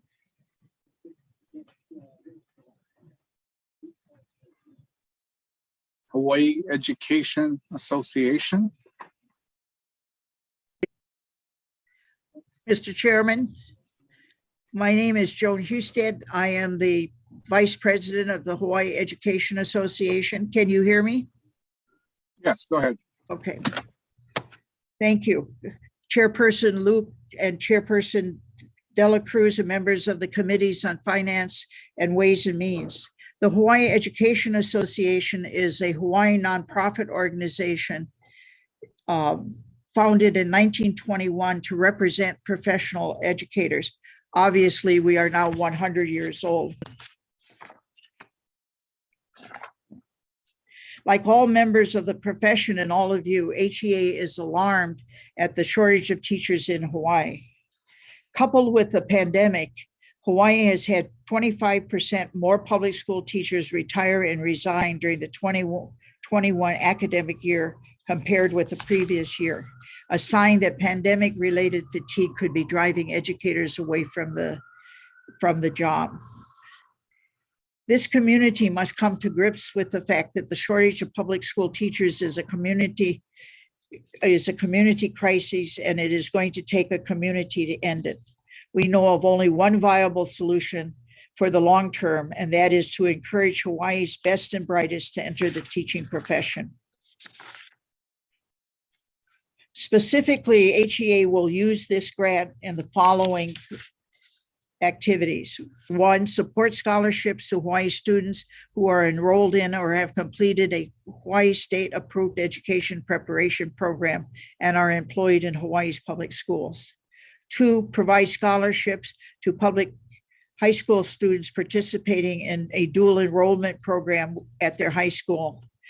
3, collaborate with the Hawaii Department of Education and Hawaii Public Charter Schools to develop a new Teaching as a Career Club, or TAC, a CTE in education pathways, and the education academies on Hawaii public school campuses. To provide financial and leadership support for existing Department of Education and charter schools, TAC clubs, CTE, education pathways, and education academies on public school campuses. Conduct an annual TAC symposium to highlight the importance of education as a profession, spotlight the work of TAC students and teacher sponsors, and to inspire other students to choose education as a career. Involve the community, Hawaii community. Your 2 minutes is up. Could you summarize, please? Yeah. We think that the best way to do this is to create a local pipeline for Hawaii's teachers. And we think if we do this, we can end the teacher shortage. Thank you, Mr. Chairman. Thank you. Hawaii Environmental Restoration. Hawaii Executive Collaborative. Thank you. Aloha kako, and thank you for this opportunity to speak today. My name is Nicole Lim, and I'm the Director of Movers and Shakas, a program under Hawaii Executive Collaborative. We're focused on attracting, integrating, and retaining talent, including returning kama'aina, to grow and diversify the economy. We're asking for $200,000.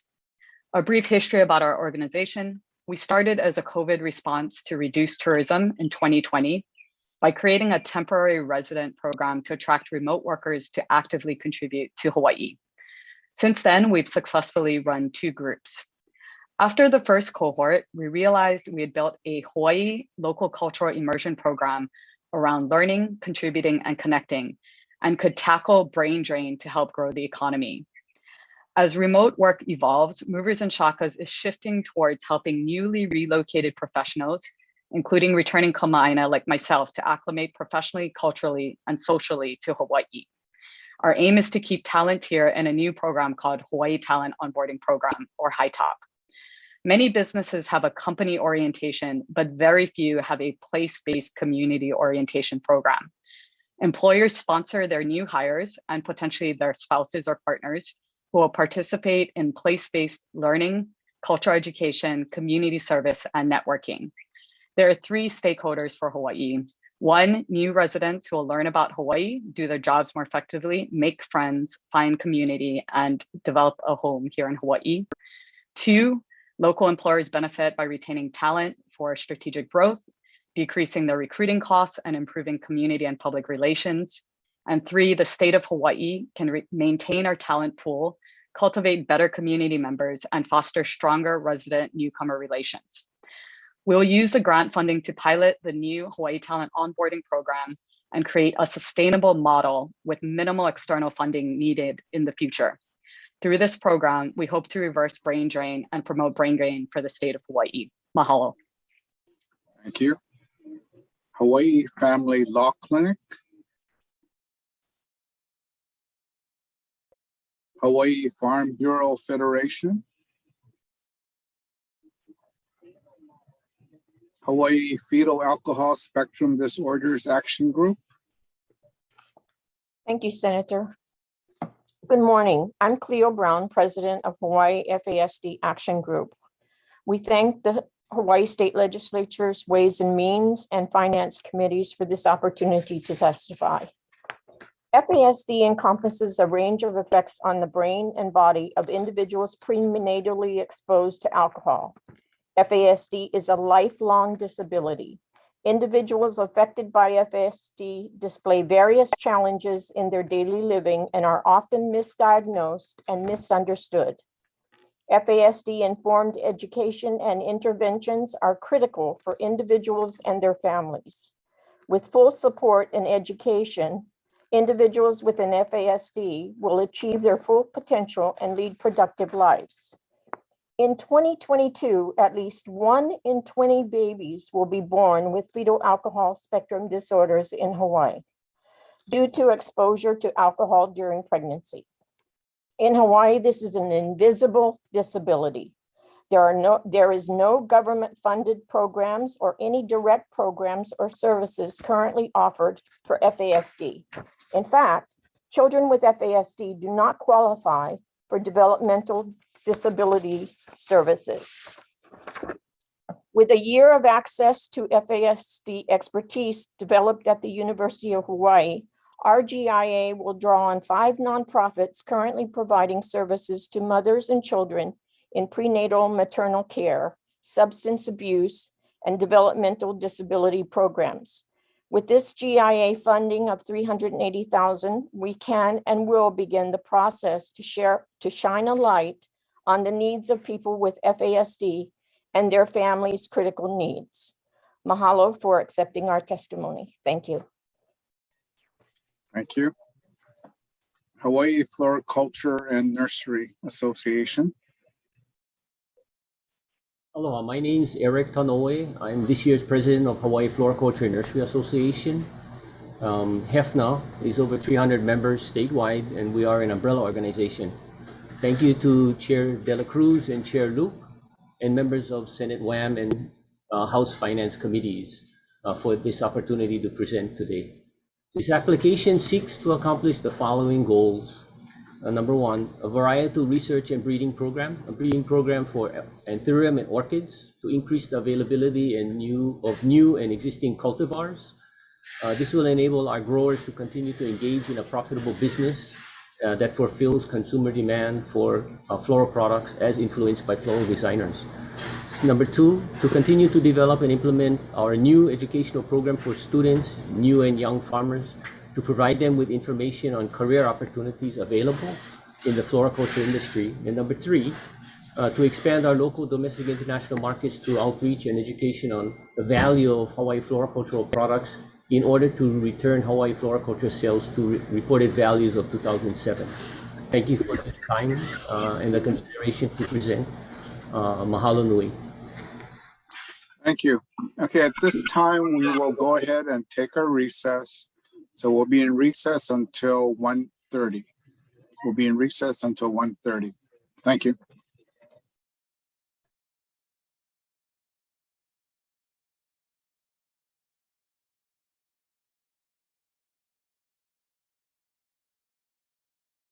Okay, thank you. We're reconvening the joint hearing, informational briefing, between the House and the Senate for grant and aid. I just want to make one announcement. I know it was on the hearing notice, but there's been some issues with people that are logging on Zoom, not putting their organization name as their Zoom name. Please be sure to put your organization name or you will not be let into the meeting. Okay, picking it up where we left off. Hawaii Food Bank.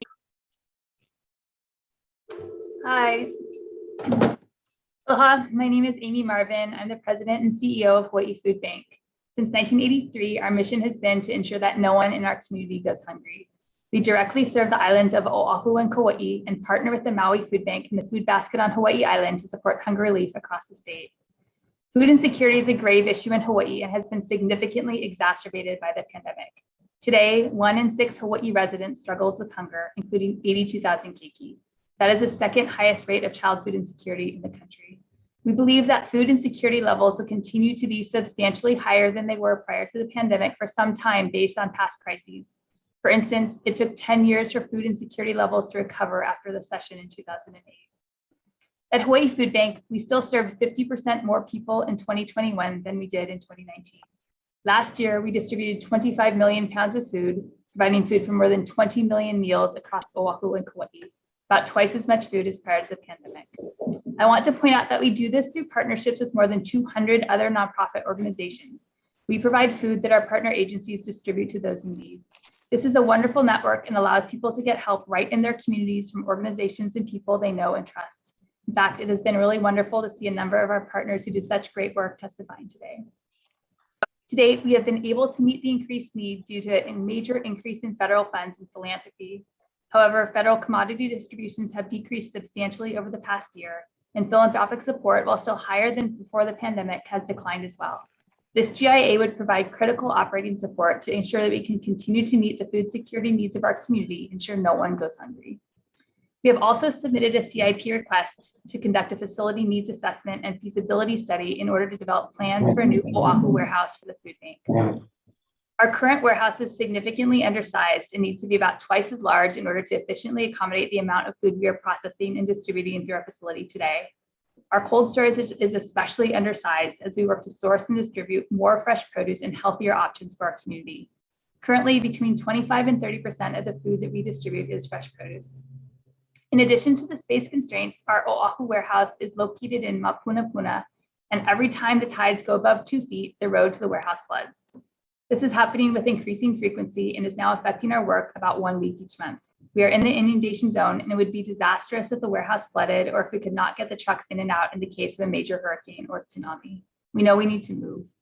This request would allow for the food bank to assess our current facility, determine requirements and potential locations for a new facility, and develop a new site plan that will allow the food bank to carry out our mission to both fight hunger on a day-to-day basis, as well as to be prepared to respond in the case of a major disaster. Mahalo for the opportunity to speak with you today and for your consideration of our requests. Thank you. Hawaii Habitat for Humanity Association.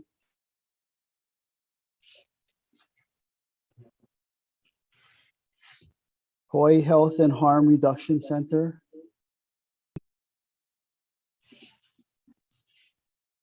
Okay, we're going to move on to the next set of 20.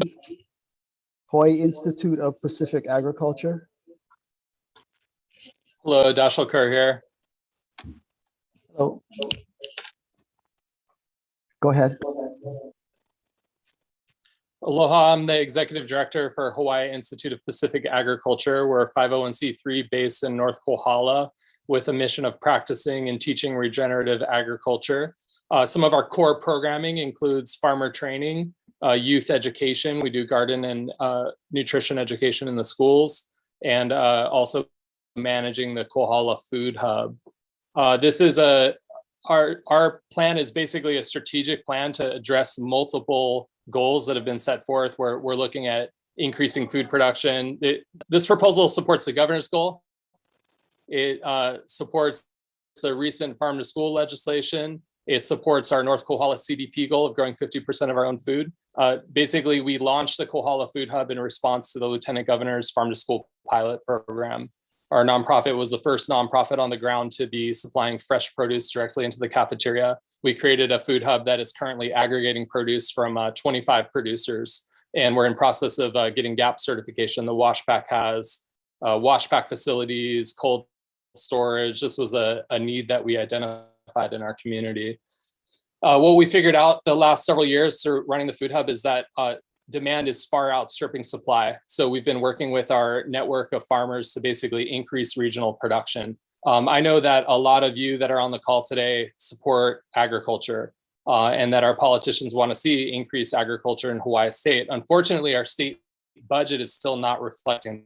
I think a lot of you know that it's like 0.05% of the state budget that's going to capitalizing agriculture right now. These projects, like we are grossly unprepared for the food crisis that's coming to Hawaii.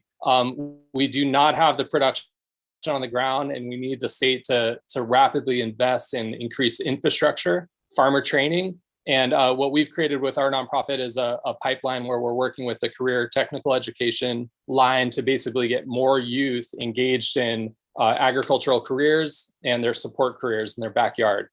So again, this is an opportunity for us to, this is an opportunity for you all to support a project that's going to rapidly increase food security for Kohala, but also for the state, because Kohala has this incredible historical precedence of being one of the most important food growing regions in the entire state. Yet we need to have a rebirth of that vision. And that's basically the role our organization has been playing. We're at like this nexus right now, a nexus of opportunity of creating rural economic development, again, through engaging youth, training our existing network of farmers, and expanding the aggregation and distribution capacity of the North Kohala Food Hub. Okay, your 2 minutes are up. Could you please summarize? Please prioritize supporting the Hawaii Institute of Pacific Agriculture Kohala Food Hub project so we can support regional economic development. Thank you. Hawaii Island Humane Society.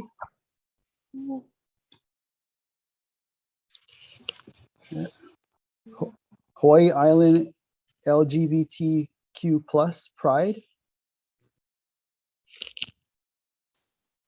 Hawaii Japanese Center. Hawaii Keiki Museum. Aloha. My name is Dana McLaughlin. I have a bachelor's and a master's degree from MIT. I studied from the MIT Media Lab, and I also have an MBA from San Jose State. I'm starting a children's science museum in Kona. It's going to be at the Kona International Marketplace, which is a big warehouse space. Here in Hawaii, when you look around, science is literally all around us, from the corals in the ocean, all the way up the volcano, the stars above us. And yet, amongst our keiki, there's this common sentiment, particularly amongst like the high school kids, that it's really hard to have a STEM career here. That dampens their enthusiasm to study science, technology, engineering, and math. But there's so many local science and technology companies and research opportunities right here. For every astrophysicist working up on the telescope, there's 40 or more technicians that support them. Our local STEM companies need folks to clean the telescopes, collect the lava, drive the ROVs, the remotely operated vehicles, like the one that's on board the research vessel Nautilus. It's currently out there mapping the Papahanaumokuakea monument. This area has never been mapped from the ocean floor before. And our keiki should be on board that research vessel, doing the research in our waters. It's critical that we show our keiki. Opportunities here in our islands not only exist, but they're exciting. We at the Keiki Museum are currently building 9 hands-on science learning exhibits at the Kona International Marketplace. We're a grassroots collection of volunteers and people that believe our keiki deserve better jobs right here. And we're working to be open to the public by October or so. This funding is going to help us hire talented local craftsmen and women to build high quality science exhibits so that our keiki can learn about STEM. Things like a coral reef play structure. This sculpture is going to be installed on the ground, low to the ground, so the keiki can climb on the coral, play within it.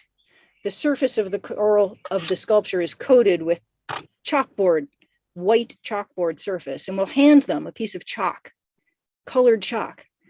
In this way, the keiki are being empowered to go restore and heal our bleached corals, put the color back onto our reefs. Sorry, your 2 minutes are up. Could you please summarize? This is just one of the exhibits we're working on, and with your support, we can create a pathway to guide our keiki on their own journey. Thank you for your time. Thank you.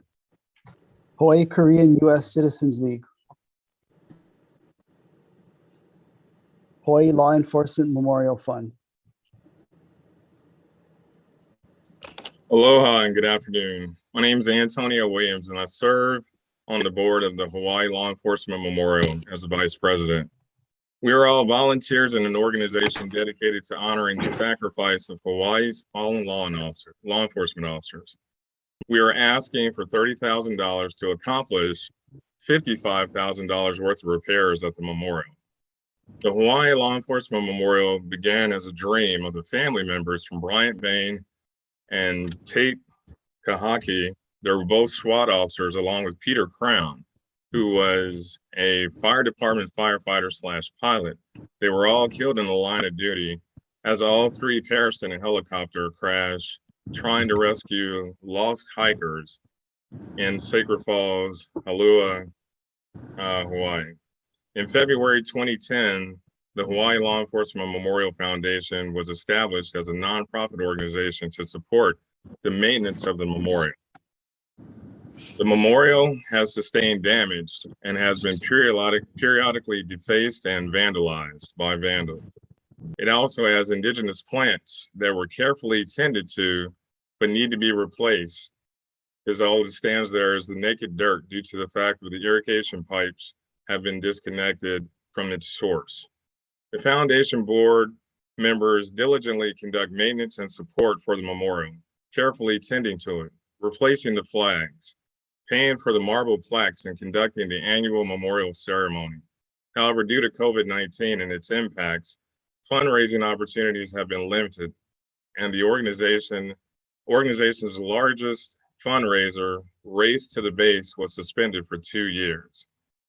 In essence, all we're asking is that we are approved to get the $30,000 to restore the facing and cement on the memorial, to repair the rain damage, and we are looking at the landscaping to improve upon it, in which we would use this money, and we haven't had the opportunity to fundraise due to COVID-19. Thank you. Hawaii literacy. Good afternoon, chairs, vice chairs, and members of the committees. My name is Jill Takasaki Canfield. I'm the Executive Director of Hawaii Literacy, and I'm here to ask for your support for our application for $191,000 worth of funding so that we can continue to provide and expand access to free tutoring, English and digital literacy classes, and other and through our bookmobile, take other literacy building activities to adults and children in communities disproportionately affected by high illiteracy and poverty rates. The single greatest indicator of a child's future success is the literacy level of his or her parent. In Hawaii, 1 in 6 adults here struggle with reading and writing, which leads to generational poverty, and it's correlated with lower health outcomes, lower graduation rates, less civic engagement, and increased healthcare and state assistance costs. 50% of children from low-income communities start first grade up to 2 years behind their peers, and the link between socioeconomic status and the loss of reading skills contributes to a more pronounced opportunity gap over time. Third graders who cannot read on grade level today are 4 times more likely to drop out of high school and be on track to be our lowest income, least skilled citizens. But we can change this. Another factor that continues to undermine the academic success of poor students is the disparity to access to technology in the home. The pandemic highlighted the gulf between people who can leverage technology and those who can't. To ensure that everyone has access to the opportunity to upskill and is able to connect to the resources they need, our model supports foundational digital literacy skills for low literacy adults and English language learners. It includes culturally informed digital skills training, in addition to access to technology and connectivity, to provide our most vulnerable residents with the skills, confidence, and access that they need to succeed. Literacy impacts every aspect of a person's life, and with your support, we can continue and expand our 2-gen family cross-sector work and continue to connect children and adults to resources they need so they can empower themselves to succeed, breaking cycles of poverty and undergraduate education and helping our community thrive. Thank you very much for your consideration. Okay, thank you. Hawaii Master Food Preservers, Inc. Hawaii Parkinson's Association, Inc. Good afternoon, chairs, vice chairs, and committee members. I'm Jerry Boster, president of the Hawaii Parkinson Association, and I have Parkinson's disease. I consider myself lucky because I'm being treated by one of the 3 movement disorder specialists, neurologists that are here in Hawaii. That's right, we only have 3 of them. These are the doctors who have the specialty training to treat the estimated 7,000 Parkinson patients, plus the other 10,000 movement disorder patients with conditions such as essential tremors, Tourette's, and Huntington's. I've been president for the last 5 years, and during the entire time, I've been trying to recruit movement disorder specialist neurologists to take up practice in Hawaii. But with only 650 nationwide, it's really hard, and I haven't been successful. So we're changing tacks, and if we decided if we can't recruit them, then we need to grow them ourselves. I'll be working with Queens Parkinson and Movement Disorder Center and UH John A. Burns School of Medicine, both of whom have written letters of support for this grant request. The plan is to use this grant to establish a movement disorder specialist fellowship. This fellowship will provide more doctors with unique skill sets needed to effectively treat the increasing population of people with Parkinson's in Hawaii. According to the Center for Disease Control, Parkinson's disease is the 2nd largest and fastest growing progressive neurodegenerative condition, and it has no cure. I would appreciate your support for this grant. It's what we really need. Thank you for this opportunity to testify. Okay, thank you. Hawaii Performing Arts Company. Yes, I'm here. Okay, go ahead. Aloha Representative Luke, Senator Dela Cruz, and the members of the Ways and Means and Finance Committees. Thank you for considering our GIA request for this opportunity to provide testimony. My name is Kip Wilborn. I'm the Executive Director of Hawaii Performing Arts Company Limited. We do business as Manoa Valley Theater, or MVT. Founded in 1969, the mission of Manoa Valley Theater is to entertain and enrich Hawaii's audiences and artists through the production and promotion of live theater. The objectives of MVT's request are first to improve the audience experience by upgrading its aging lighting system, and second, to provide a technical teaching platform that is representative of current theater technology so that the training students receive is consistent with what they will find in the marketplace. Nearly all of the lighting equipment MVT owns or borrows is in need of replacement. The heart of the lighting system is a control console, and MVT's control console is considered a legacy console by its manufacturer and is no longer supported by software or firmware updates. Because many of MVT's lighting instruments are over 40 years old and some are no longer manufactured, it's becoming increasingly difficult to service and repair them, not to mention the fact that they are extremely energy inefficient. Changing to modern equipment such as LED instruments will not only enhance the audience experience, but will also produce significant energy savings. MVT's training program, the MVT Studio, introduces students to the major components of theater technology, including lighting fundamentals, where students learn about lighting design and operation, as well as gain experience with lighting equipment, techniques, and the role of the master electrician. It is essential that the equipment on which the students train reflect what they will encounter in the marketplace. At MVT, we want to be more than just a theater that provides plays, musicals, and concerts. We're committed to finding ways that we can give back to our community.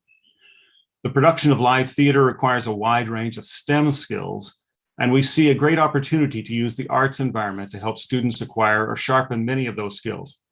On a daily basis, we use math, engineering, advanced computer graphics, electrics, carpentry, acoustics, and more. Training students in these fields will give them skills they can use in the theater, television, and film industries and in the non-arts related workplace. To that end, we're requesting your positive consideration of our grant request. Mahalo. Thank you. Hawaii Public Health Institute. Aloha mai kako. My name is Lydie Bernal, coordinator of the Hawaii Farm to School HUI, which is a statewide network and program of Hawaii Public Health Institute. Mahalo for your consideration of our grant in aid application for the rat lungworm disease prevention through education project. Rat lungworm disease is a real-life, serious economic and public health issue for Hawaii. However, while the disease presents many problems for Hawaii, it also provides a surprising number of unique and rewarding opportunities for STEAM education, or science, technology, engineering, arts, agriculture, and math. Importantly, involving students in educational efforts has been identified by the international community as one of the top priority actions toward preventing and mitigating rat lungworm disease infections. The goals of our project are to prevent and mitigate further cases of rat lungworm disease among Hawaii's residents and visitors by empowering community members, food producers and handlers, teachers, and students as family and community educators and actors, while increasing student engagement, improving academic achievement, and introducing students to career opportunities in public health, science, and other relevant fields. Funding will be used to meet our project objectives, which are to conduct 6 online community webinars and 1 online professional development education course for teachers, disseminate a software application for citizen science data collection on the prevalence, distribution, and control of rat lungworm host species targeting slugs and snails, and strengthening partnerships among public and private agencies and organizations for rat lungworm disease prevention. No other such efforts currently exist in Hawaii. Support from the legislature is necessary to continue this critical statewide work. Thank you very much for your time and consideration. Aloha. Okay, thank you. Hawaii Softball Foundation. Hawaii Symphony Orchestra. Hawaii Tax Help and Financial Empowerment Solutions. Hawaii Theater.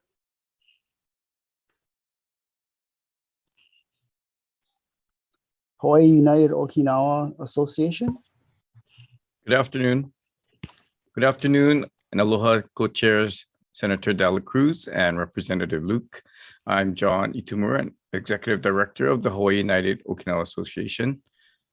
As you all know, the HUI has worked tirelessly supporting the efforts and initiating activities to preserve, promote, and perpetuate the Okinawan heritage and culture across the state of Hawaii for over 70 years, and is recognized internationally as host of one of the largest ethnic festivals each year, which is our Okinawan Festival, and this year at the Hawaii Convention Center. The Hawaii Okinawa Center is located in Waipio. It's over 32 years old and home to programs supporting kupuna and keiki programs, including volunteer services, cultural education, genealogy research, and cultural performances.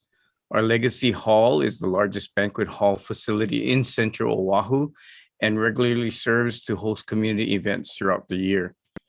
However, like many other nonprofits testifying today, the pandemic has severely impacted our financial resources. And by shutting down banquet hall services, we've lost our primary revenue source. So HOA is requesting $475,000 to address banquet hall repairs and maintenance, primarily our 25-foot tall banquet hall partitions. These partitions are over 30 years old and need to be replaced to ensure the safety of attendees. So this grant in aid will assist the HOA in maintaining safe facilities for public access and use as we return to our pre-pandemic activities. So again, mahalo ipeni he debiru for your consideration of our requests. Okay, thank you. Hawaii Youth Services Network. Aloha. I'm Judith Clark, Executive Director, speaking on behalf of Hawaii Youth Services Network and the Hawaii Children and Youth Summit Planning Committee. Children and youth are part of our communities and need to be part of the decisions that affect their lives. The annual Children and Youth Summit gives young people a voice to inform our legislators about what Hawaii needs in order to be a better place to live, learn, and work. Started by former legislators, Senator Suzanne Chun Oakland and Representative Dennis Arakaki, responsibility for managing the summit moved to Hawaii Youth Services Network in 2014. This year, for the first time, we are seeking a legislative grant and aid to fund the 29th Annual Children and Youth Summit. Multiple bills currently working their way through this legislative session were initiated or informed by Hawaii's youth. These include bills on banning the sale of flavored tobacco products, inclusive sexual health education, tiny homes for low-income and homeless people, and menstrual equity, among others. The summit can be a life-changing experience for youth. This is what some of them have to say. This was my first experience in attending a meeting with other youth where our voices matter. I want to make a difference, and attending the summit gave me the courage to step out and share everything I've learned with my fellow students. I know I will never stop speaking up for what is right. Alicia Estoy, Kona High School. Another student said, I have always been passionate about the environment, but I never thought I could make a difference now. Thank you for providing that chance to speak out and give me someone to listen. This has been one of the few times that I felt like people listened to me. McKenna Anderson.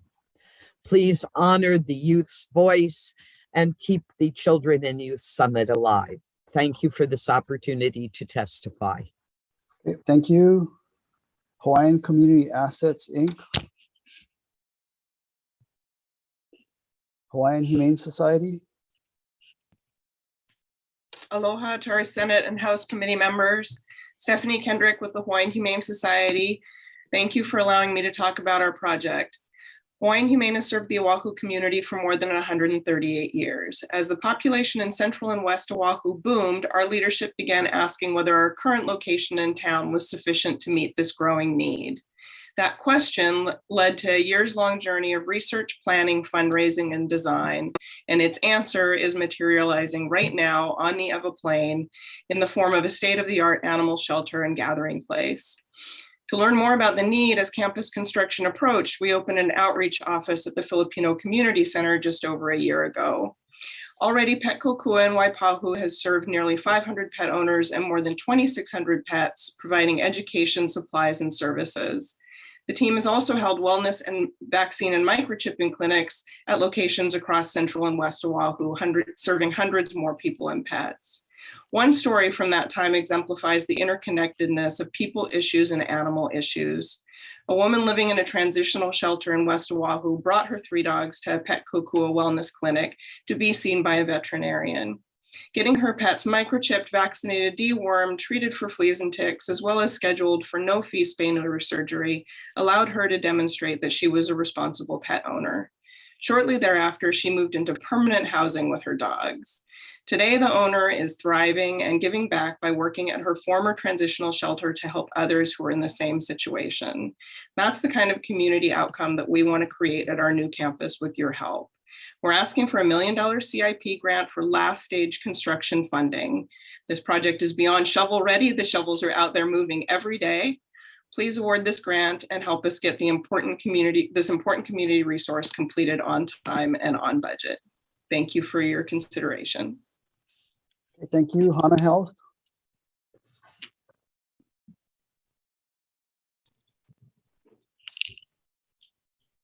Good afternoon. Thank you for allowing me the opportunity to speak today on behalf of our state grant and aid request. Hana Health has been working on the development of the Rehabilitation and Support Center since 2015. Designed to meet the express medical needs of Hana community members, the Rehab Center will provide new and expanding healthcare services to our vulnerable, primarily Native Hawaiian population. Expanded mental health, telehealth, and chronic disease management services will be provided at this new facility, as well as new services to include physical therapy, cardiac rehab, chiropractic care, and traditional healing practices. Administrative support will be relocated out of trailers and finally into actual office space. The pandemic has reinforced the critical nature of having a full range of healthcare services in the Hana community close to home. This is more important now than ever before. The construction cost for the rehab center is $5.3 million. We have successfully generated $3.3 million in federal and private funding for the project and have arranged for a $2 million loan if necessary. We are asking for support in the amount of $750,000 to bring the project to completion, which is expected at the end of this year. Construction is ongoing and started this past October. In addition, we're requesting $220,000 to complete pre-development plans for on-site affordable healthcare workforce housing. The lack of housing in Hana has greatly impacted our ability to recruit and retain medical professionals. We have had to bypass 2 positions recently because there was absolutely no housing for them to relocate to. And we're also dealing with the possibility of losing another provider whose landlord is now wanting to move back into his own home. Projected cost for architectural and engineering services is $660,000. We have secured $240,000 in federal funds for this work and will continue to raise the balance of the money needed to complete the project. Thank you very much for the opportunity to address the committees, and we appreciate your continued support. Thank you.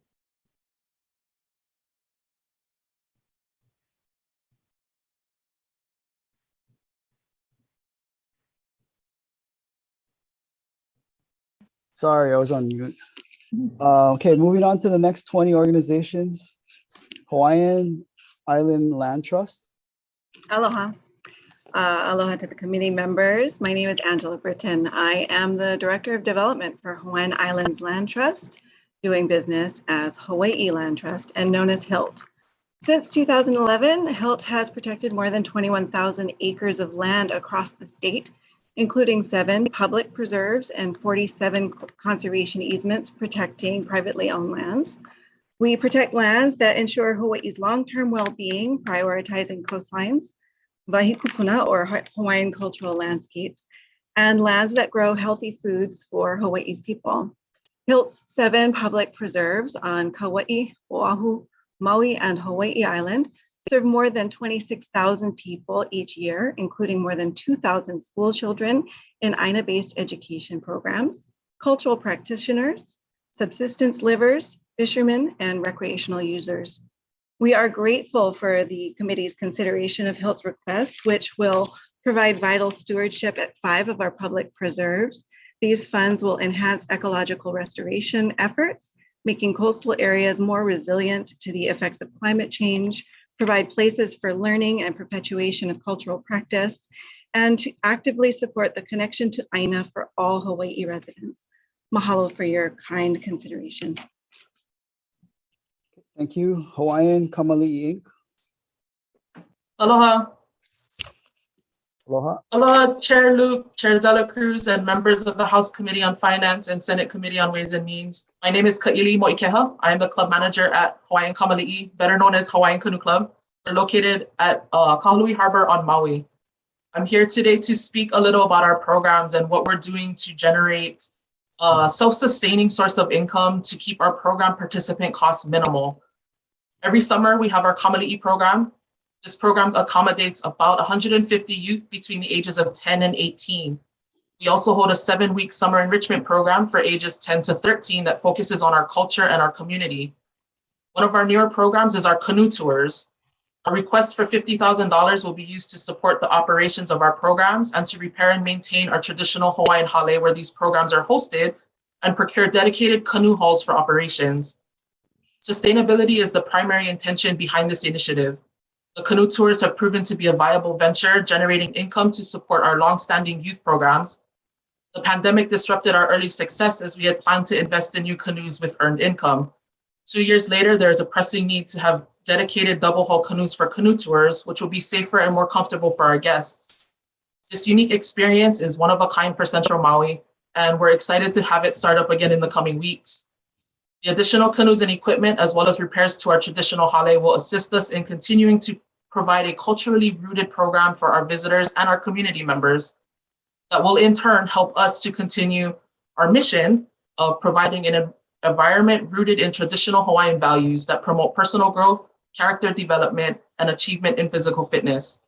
We're humbled to be here today to speak to all of you, and we want to thank you for your time and consideration. Mahalo. Great, thank you. Healthy Mothers, Healthy Babies Coalition of Hawaii. Good afternoon, and thank you for hearing me today. I'm Tanya Smith-Johnson, the Policy Director and Community-Based Doula Coordinator for Healthy Mothers, Healthy Babies. Healthy Mothers, Healthy Babies is a local nonprofit Hawaiian Island Land Trust is still dedicated to Hawaii's maternal, child, and family health through wraparound services that capture both our clinical care and our social services. We are the only nonprofit that does the work that we do. Through our Mana Mama Mobile Midwifery Clinic, we have been able to service hundreds of families, providing not just prenatal, lactation, and well person care, but also we've done over 1,000 vaccinations as well. We've served hundreds of families through our community-based doula program by providing support for people in birth, by oftentimes being the only support person people have in the hospital. We provide mental health services and screen every single client that we have a touch point with to make sure no one falls through the cracks during the postpartum period. Our parent groups have given new parents the education, comfort, and community they need, especially during COVID. Our staff includes nurses, midwives, lactation consultants, childbirth educators, and doulas. We are a tiny and mighty team doing all we can to fill the gaps and make sure everyone who needs it has access to social services as well as medical support they need during one of the most vulnerable and transformative times and journeys in their lives. We've even started a 24-hour Mana Mama hotline that anyone can call and get support, advice, or even telehealth visits at any time of the day or night. We're doing great work and work with the funding that we have, but by granting us this GIA grant, we can service so many more people. Oftentimes our services are on a sliding scale for those who can't afford. We hope that you hear our request, and thank you for your time and the opportunity to testify. Thank you. HHOC Housing and Land Trust. HNL Tool Library. Aloha, and thank you for this opportunity to present testimony. My name is Benjamin Pilot, and I'm the Chief Operating Officer of HNL Tool Library. A tool library is similar to a traditional tool library, but instead of books, members of the community can borrow tools. As the only tool library on Oahu, our work promotes economic resiliency and environmental sustainability through access to our shared inventory. We also offer workshops to address the urgent need for local career training, skill development, and STEAM education. We are requesting funds to hire a part-time lending library manager, expand access with a 25% increase in operating hours, and provide advanced tool repair training to existing and newly recruited volunteers. At HNL Tool Library, we like to say that the more we share, the more we have. As an island community, that mindset can reduce greenhouse gas emissions by up to 99%.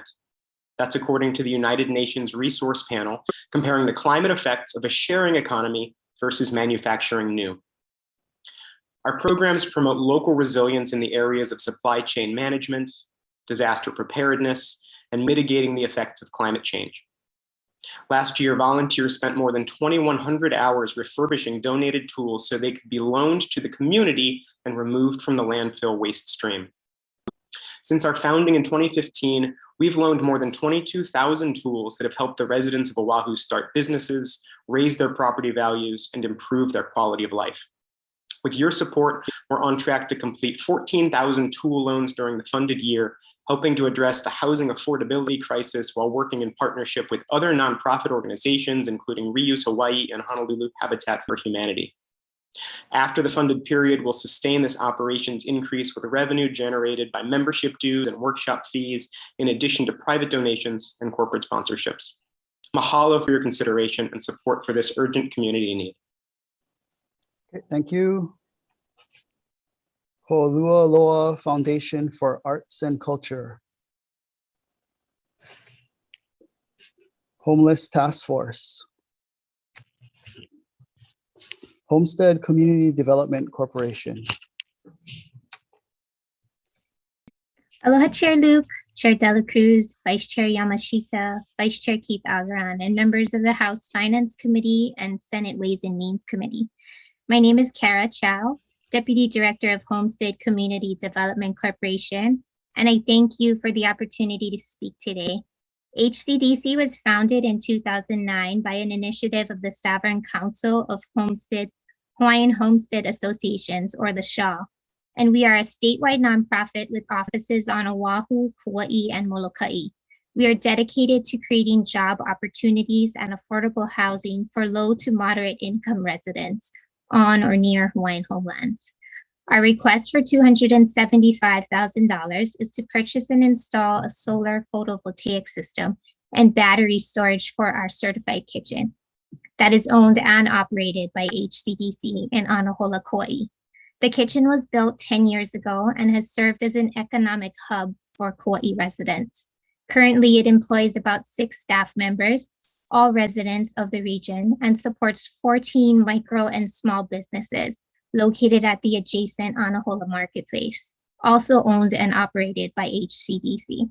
Although the GIA request is to cover the one-time purchase of the solar PV system and battery storage, the system will significantly reduce and stabilize our operating expenses over its estimated 20-year lifespan, thus enabling HCDC to direct 100% of the cost savings to create more jobs, and will further serve our mission to provide employment opportunities for many decades to come. Mahalo for your time and consideration, and thank you again for the opportunity to provide testimony on behalf of HCDC. Thank you. Honolulu Habitat for Humanity.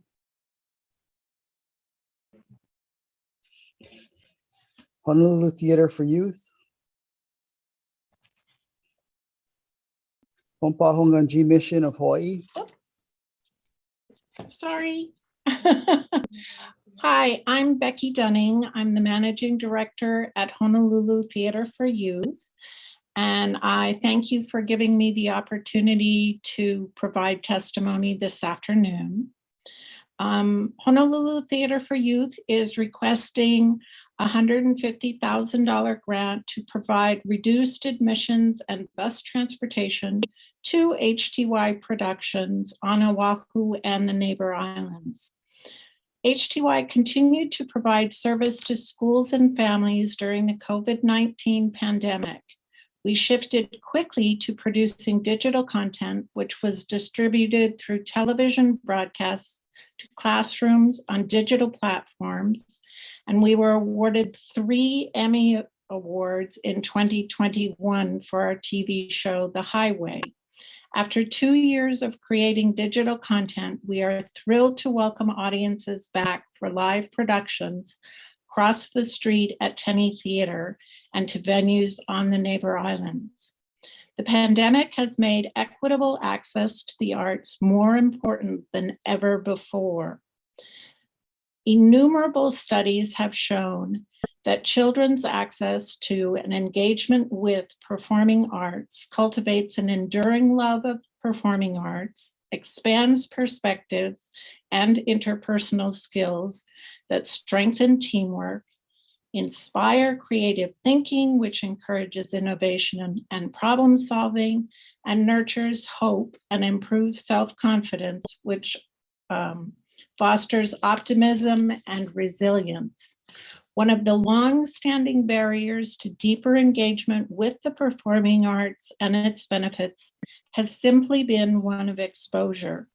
Children can't learn about and through the arts if they are unable to access them, which is often the case in under-resourced schools like many in the Department of Education.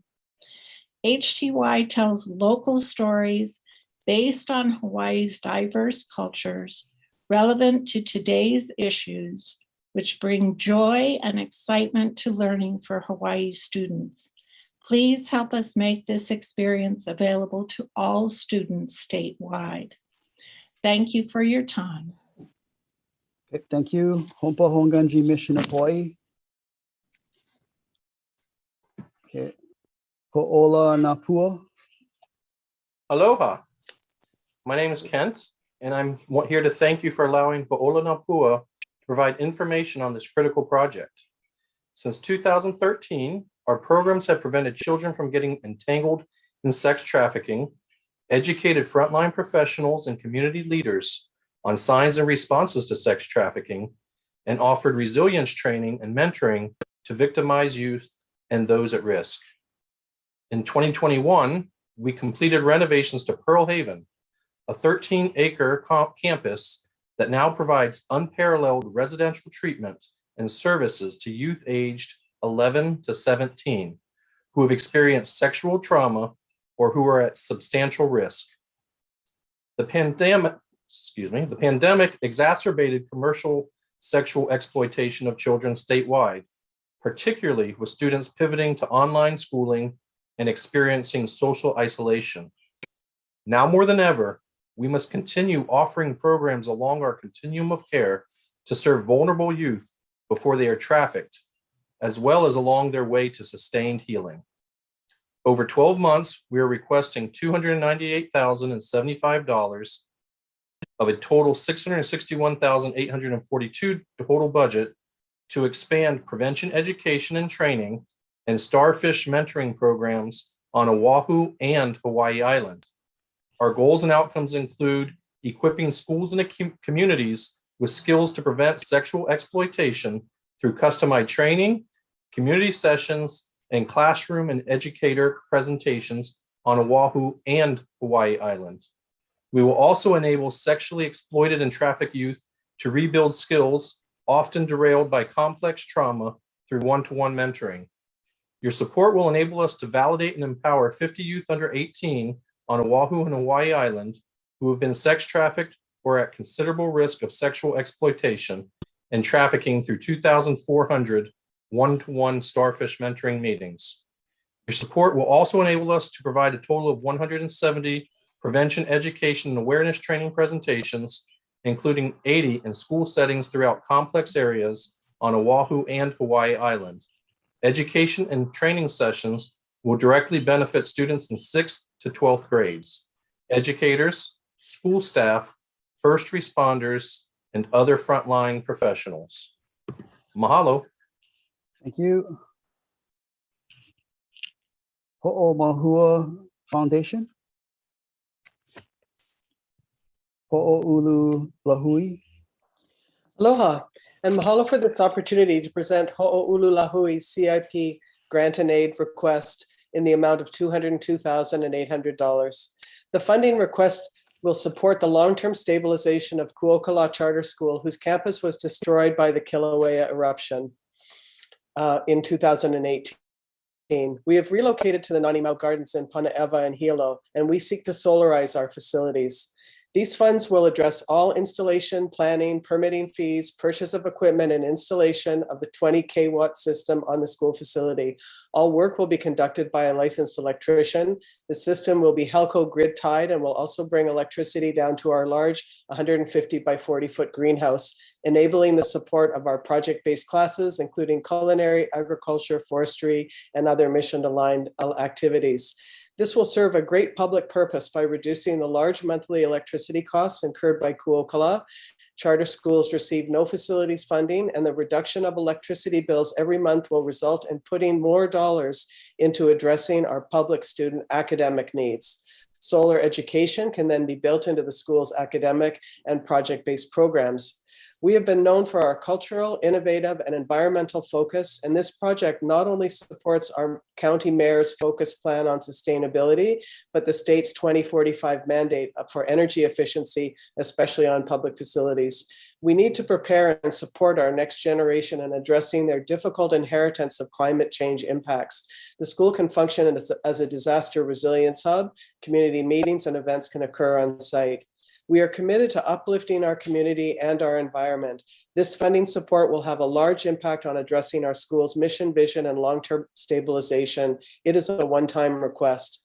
Thank you for your consideration, and we're truly grateful for the daily work you conduct on behalf of the well-being of our community and our state. Mahalo nui loa. Thank you. Horizons Academy of Maui. Hui Malama o Kekai Foundation. Hui no Ke Ola Pono. Hui o Haula. Imua Family Services. Innovations Public Charter School Foundation.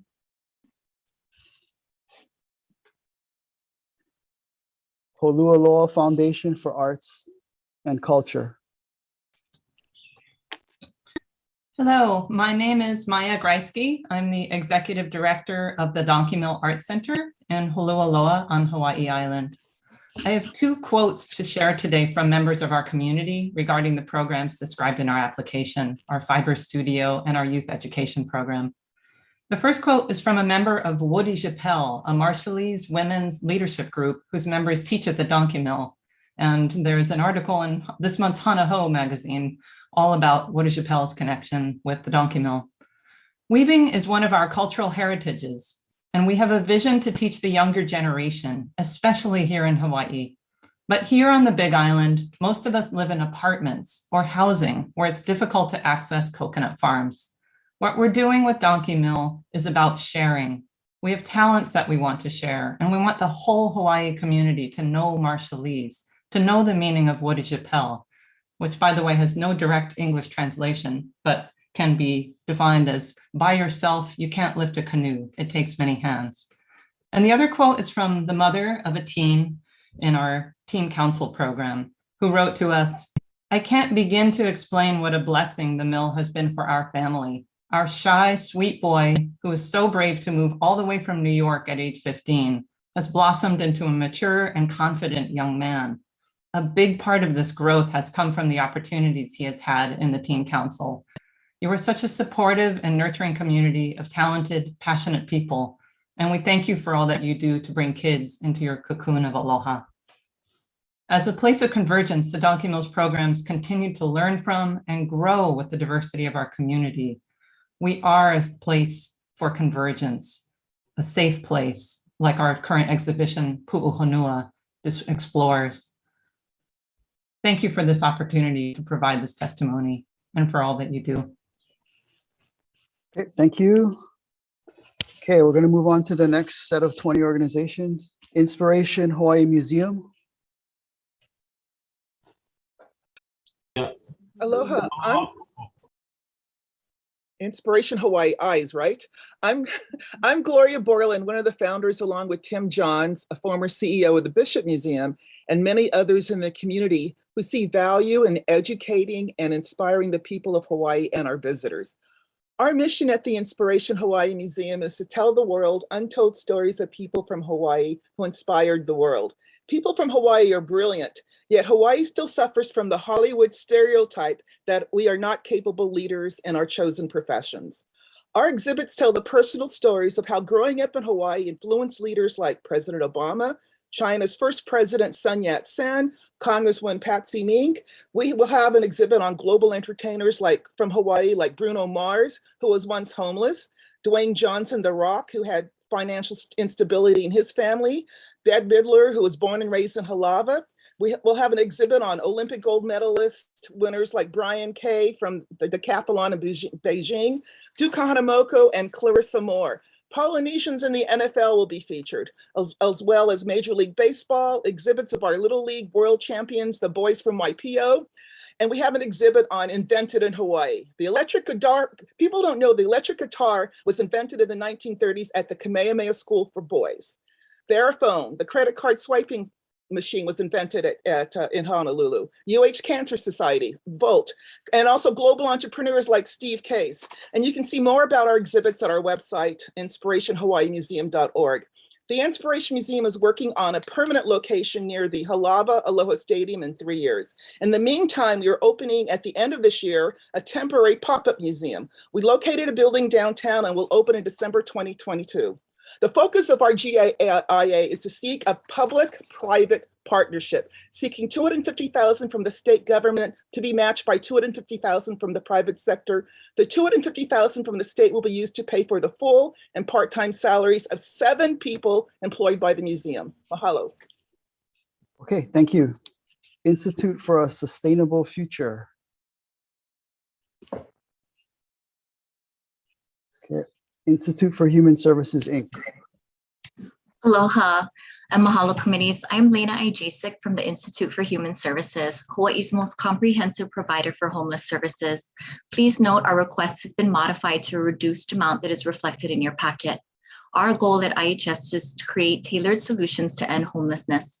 IHS is requesting a modified amount of $405,000 in CIP for critical IT systems to ensure connectivity and improve data reporting for our organization, as we have far expanded past what our existing servers can support.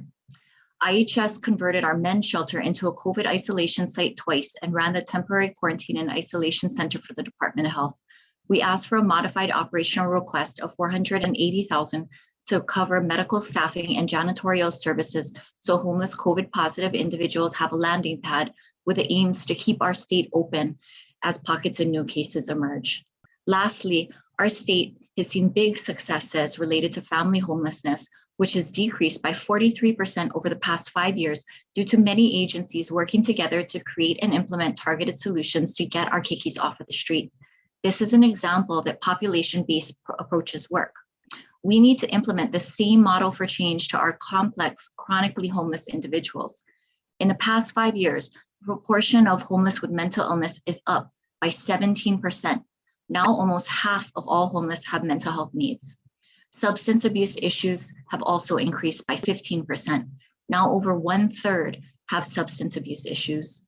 The rate of chronic homeless health conditions, developmental and physical disabilities are disproportionately rising in the homeless population as well.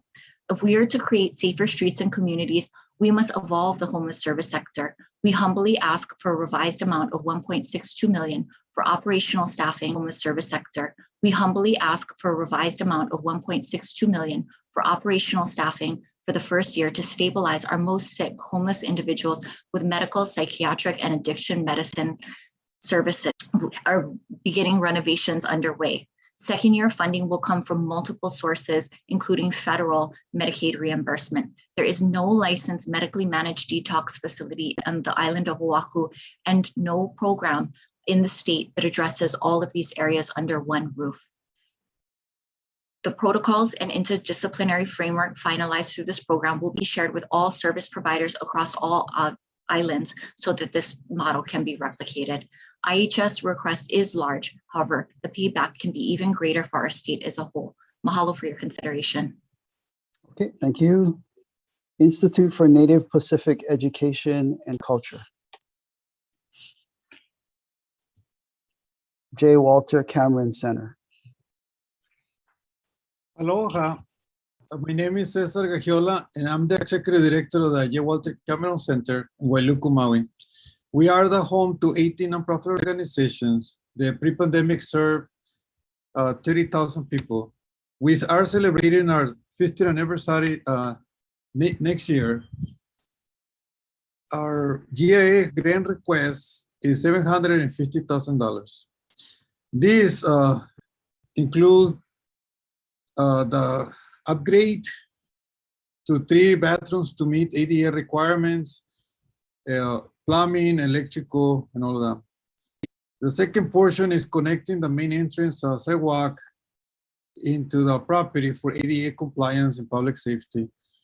I do want to let you know that we have received 2 previous GAs, one in 2015 and one in 2017. We did receive the funds for those projects, and we were audited both years, and everything was in compliance.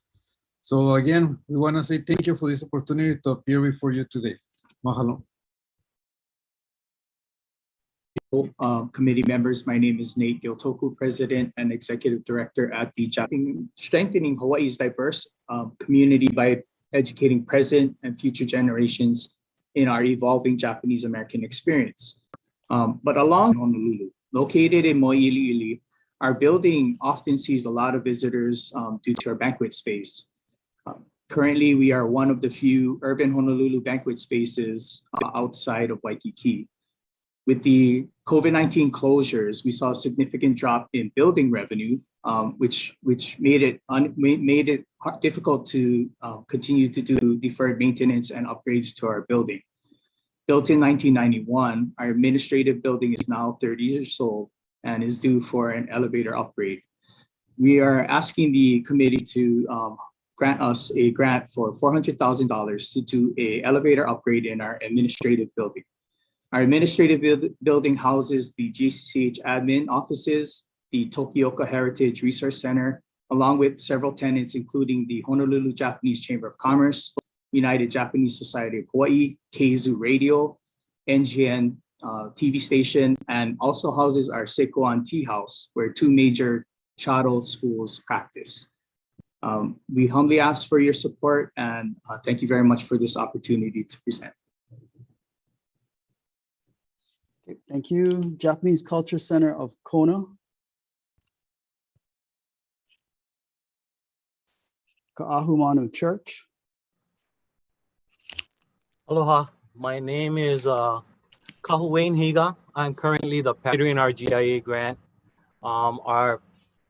We're asking for a GIA grant to help us fundraise for the restoration and repair of a historic building that's located in the heart of Wailuku.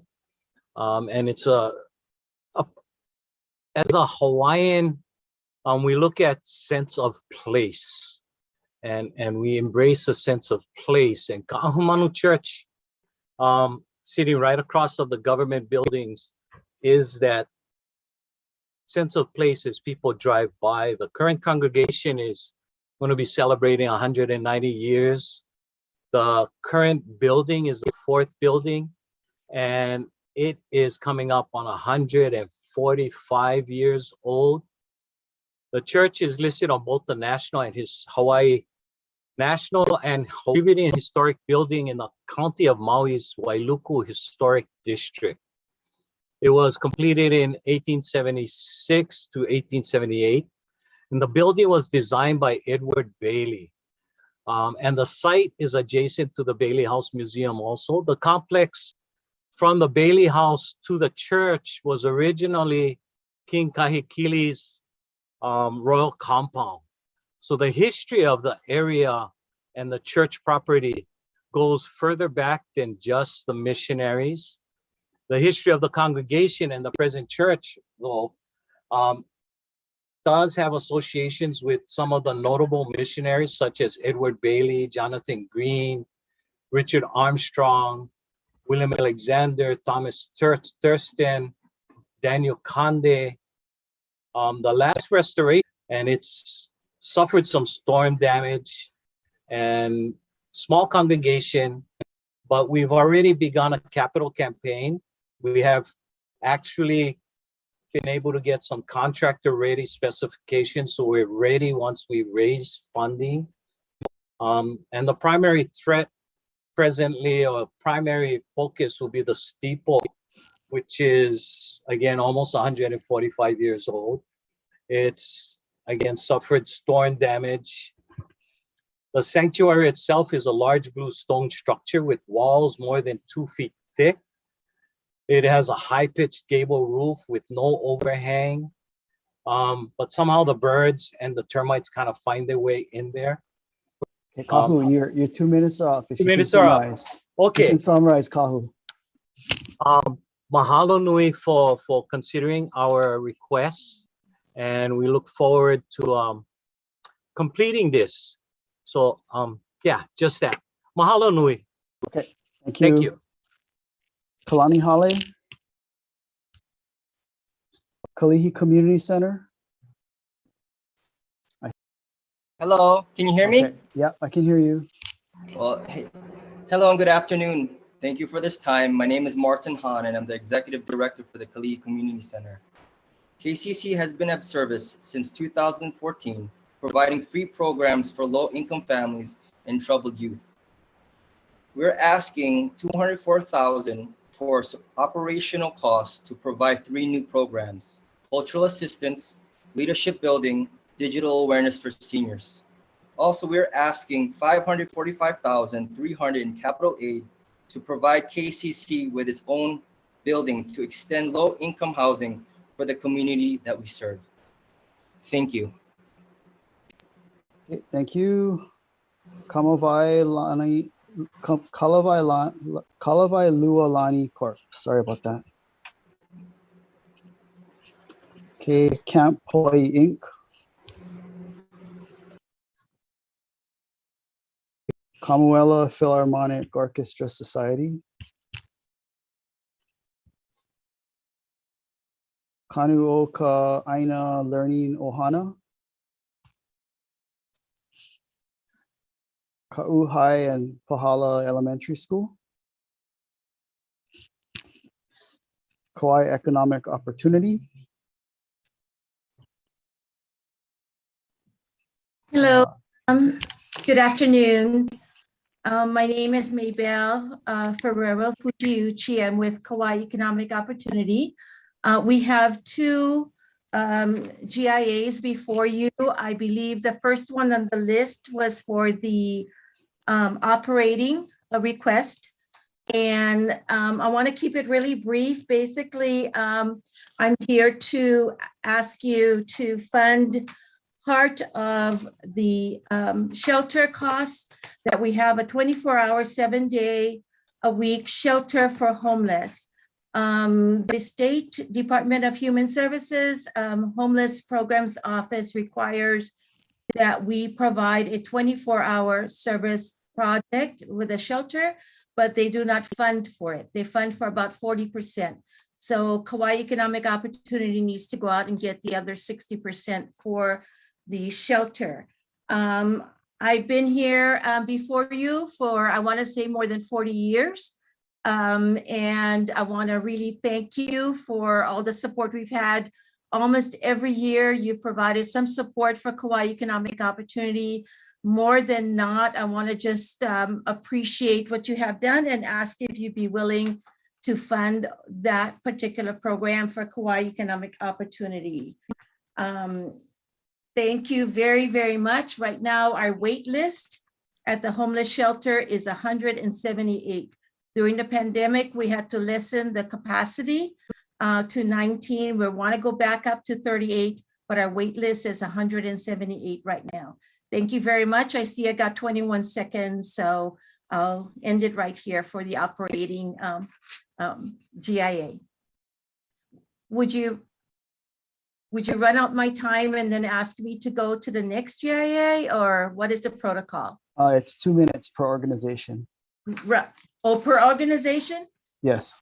Okay, so I guess I'm done. Thank you. Thank you very, very much. Okay, thank you. Much Kauai Habitat appreciated. for Humanity.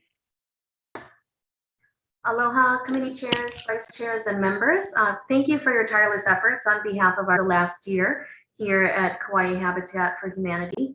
And we're requesting this year $500,000 in capital funds to be used toward the construction of 5 homes for low-income home buyers in our upcoming Waimea Huakai subdivision. Construction will be based on our Habitat self-help model. Kauai Habitat is an affordable housing provider. Our mission is to bring people together to build homes, communities, and hope. Since our 23 affordable homes and completed 37 repairs to substandard homes across the island. Our service population is low-income households whose gross income is between the Kauai real estate market now features houses at median sales prices of $930,000, and that's as of last month here, 2022. We can build for about $150 per square foot, and that results in delivering homes at about 50% of the current market value. Our model works well thanks to sweat equity labor provided by the home buyers, a long way since the early years of Habitat, where we were only able to provide a small handful of homes. At the end of this fiscal year, this coming June, we will have provided 2017. Our home buyers, not only are they learning construction skills, it's financial management, it's teamwork. Habitat for Humanity, we're not a handout, it's a hand up in life. Outcomes for our home buyers' life using the tools they've learned from Habitat and our partners. The last group of homes that were funded by the legislature's grants and aid enabled so much more beyond just the construction of homes. You folks provided our homeowners with the ability and resources to make home improvements, fencing, carports. You folks have provided for our home buyers' children the ability to play outside safely in their yards. You folks provided for our families the ability to take shelter. Just as these last families funded by the GIA moved in, they were forced to take shelter due to Kauai's lockdown. They were able to do that thanks to you. Rise, please. We do appreciate your folks' kind support and ask that you continue to fund in the amount of $500,000 for our continued programs in our new subdivision, Waimea. Thank you. Thank you. Kauai Humane Society. Aloha, chairs and committee members. I'm Nicole Schaefer-Crane, the Executive Director. Kauai Humane Society is the only open admission animal shelter on the island of Kauai. Our organization serves the roughly 72,000 residents of Kauai and their pets. We do not discriminate based on any demographics. Kauai is dealing with an epidemic in terms of our homeless pet population.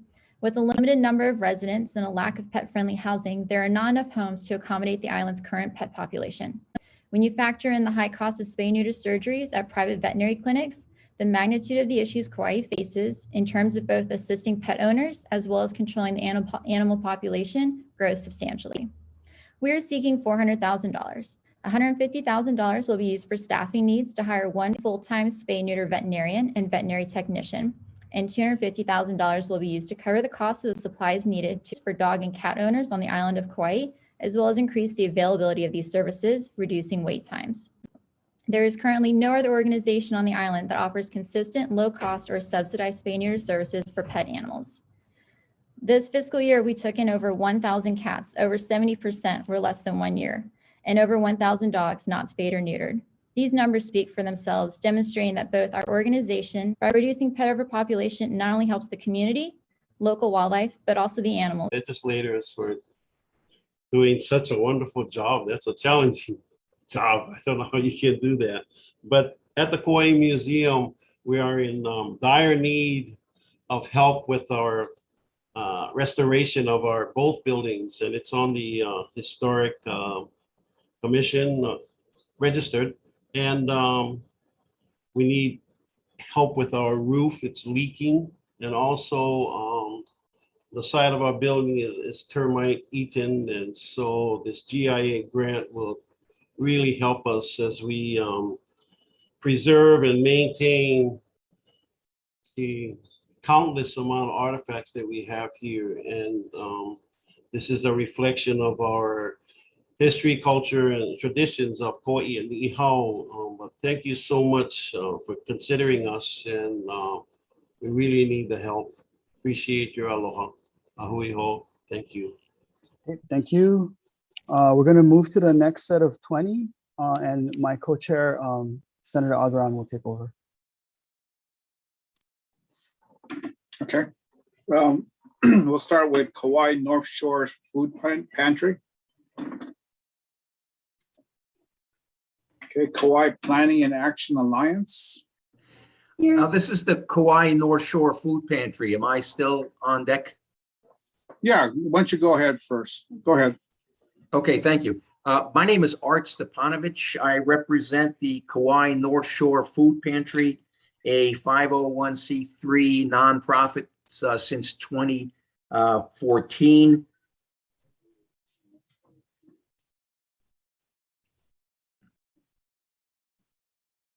Yeah, go ahead. Okay, the Kauai North Shore Food Pantry. Okay, thank you. I'm Art Stepanovich with the Kauai North Shore Food Pantry, a 501c3 nonprofit that was established in 2014. The mission of the Kauai North Shore Food Pantry is to feed the underfed in our community to the best of our ability. And this has been especially critical in these days of COVID-19. Our primary activity is to provide food and health and hygiene supplies to families each week in a drive-through fashion, weekly on Saturday afternoons from 1 to 2:30 p.m. at the Anainaho Community Park in Kilauea. As evidence of the impact of COVID, early 2020, we served approximately 85 families per week. Later in 2020, this grew from 85 to 130 families per week. In 2021, we served between 160 and 180 families per week, and that's remained constant more or less through early 2022. Now, each week, our families receive enough food to prepare 4 to 5 individual meals for a family of 4 to 5 people. And if you do the math, that means approximately we provide food for 150,000 meals per year. Now, our annual budget is about 25,000. We're seeking 75,000 in this GIA, which will be leveraged significantly by donations from private foundations, as well as donations from private individuals. We're largely staffed by volunteers. We collaborate with the Hawaii Food Bank and the Kauai Independent Food Bank and the Hawaii Food Bank. And mahalo for this opportunity to present. Thank you. Okay, thank you. Kauai Planning and Action Alliance. Yes, thank you for having us.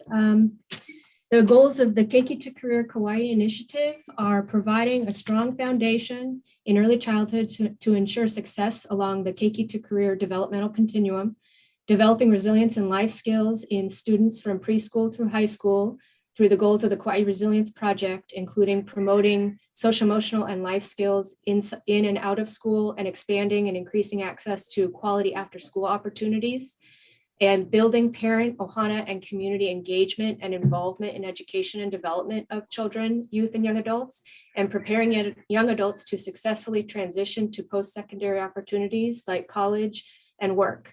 An array of supports in our proposed projects will provide protective benefits to families and youth and provide them with the knowledge, tools, community resources, and social supports to keep their family healthy and strong. 2 categories of projects are included: those designed to address youth mental health and resilience, and those designed to address child health and development. Proposed projects include youth mental health support groups at 2 of our schools, parent engagement workshops for the preschool Farm to Keiki program, youth climbing wall experiences, a youth entrepreneurship weekend event, support for low-income families to access after-school and sports programs, family Hui parenting cafe groups, youth mural projects, an after-school access website, a mental health access website, and rent support for our Kauai Ohana resource kiosk. Financial stress, poor mental and physical health, inadequate social supports, and lack of opportunity are some of the risk factors that contribute to poor outcomes for many working families and their children on Kauai. The pandemic shone a bright light on these pre-existing issues and added new urgency to addressing them. Last year, the U.S. Surgeon General issued an advisory on the youth mental health crisis in our nation. This follows a declaration from the American Academy of Pediatrics and the American Academy of Child and Adolescent Psychiatry of a state of emergency in child and adolescent mental health. The 2019 Youth Risk Behavior Survey data on our public school students showed that 20% of our high school students purposely hurt themselves, 33% experienced a major depressive episode in the last year, and 11% attempted suicide in the past year. A survey that we did of public high school students on Kauai asked them to rate their stress level from 1 to 10. The majority of respondents rated their level at a 7 to 8. Thank you for your time and your consideration of these very important issues. Okay, thank you. Kimokeo Foundation. Velina mea ke aloha. My name is Joylyn Poman, Executive Director of the Kimokeo Foundation. Our capital request is to purchase 2.7 acres in Maliko, Maui, which will become a Hawaiian Cultural Education Center known as Keala Kupuna, the pathway of our ancestors, honoring the knowledge of our kupuna who have come before us, which helps guide us today and as we pass this knowledge on to our next generation. We will primarily serve people who are fluent in Hawaiian and in the future, the general public. The various Hawaiian programs we will offer will directly support Kimokeo Foundation's mission of preserving and perpetuating the Hawaiian culture, its traditions, practices, and language through education programs which benefit the people of Hawaii. We currently lease the property, which has its restrictions and limits our ability to expand our education programs. The purchase of this land will allow unlimited access to the entire property and the ability to make necessary capital improvements. This purchase will secure Keala Kupuna's legacy as a cultural center beyond an annual leased timeframe and is essential to our ability to serve the community, expand our programs, and fulfill our nonprofit's mission. We have been given a rare and exclusive opportunity by a private landowner to purchase this land for educational purposes and for the betterment of Hawaiians. We have till September to provide a substantial down payment to secure the land in our name and humbly request the state's help to make this possible. 60% of our requests will support the land purchase, and we have an equally pledged match at this time. The remaining 40% of the site will be for site improvements to bring the buildings into ADA compliance and make structural upgrades for everyone's safety and for annual maintenance and operations. In addition, the Kimokeo Foundation firmly believes that in order to perpetuate the Hawaiian culture, educating our next generation of Hawaiian speakers is the key. We have a history of supporting Hawaiian immersion schools on Maui, and over time we identified the need for an after-school program that serves Hawaiian-speaking youth. Your 2 minutes are up. Could you summarize, please? Oh, I'm sorry. I was moving into our second request. Each group has 1 2-minute time period. Oh, okay. Well, I guess we did a capital request as well as a operational request. I apologize. I assumed it was 4 minutes altogether. Kalamai. Okay, thank you. Thank you. Kinai Kokua Kalihi Valley Comprehensive Family Services. Oh, sorry. Kinai Eha, go ahead. Aloha Finance Committee Chair and staff. Aloha Ways and Means Committee and staff.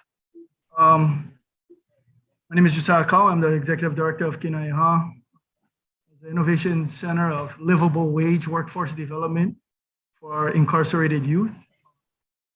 we're in need of funding so we can expand how many of our youth we can serve to lower the recidivism rates for our state of we do everything from workforce development to life skills to actually allowing the youth to get back into the community in a Hawaiian valued way.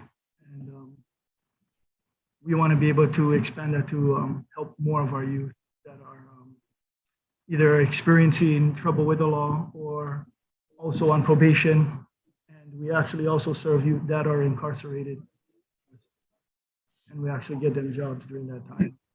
So please help us expand, and thank you for your consideration. Aloha. Thank you. Kukua Kalihi Valley Comprehensive Family Services. Hi, aloha, this is Diane Evans. I'm trying to get the camera, but the video is not going. Well, why don't you go ahead, Dose? Okay. We can hear you. All right, I apologize for that. My name is Diane Evans, and I'm the grants manager for Kokua Kalihi Valley. We have two requests in front of you. One is a capital request, which is for the second floor of our Judd Medical Clinic, which serves about 11,000 people a year, of which about 97% are Asian, Native Hawaiian, and Pacific Islander, very low income.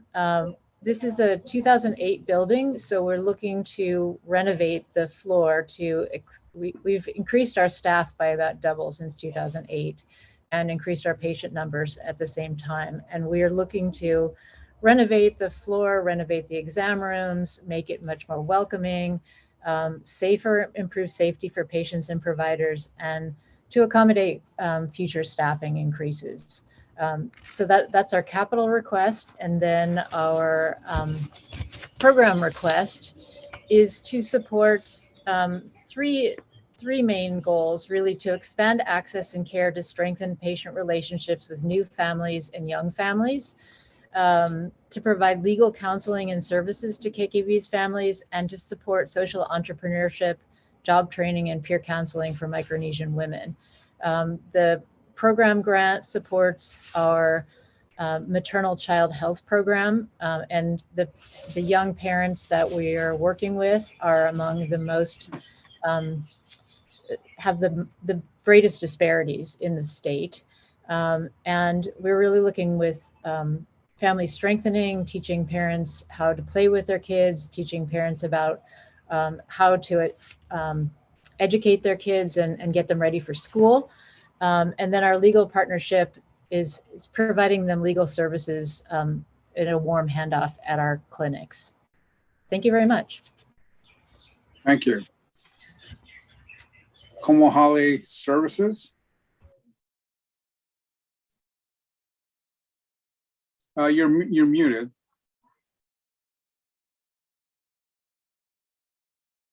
You're still muted. Excuse me, my apologies. Aloha, Chair Luke, Chair Dela Cruz, Vice Chairs, and committee members. Mahalo for your time this afternoon. I know it's been a long day for all of you. My name is Pam Whitty-Oakland, Executive Director of Komohali Services.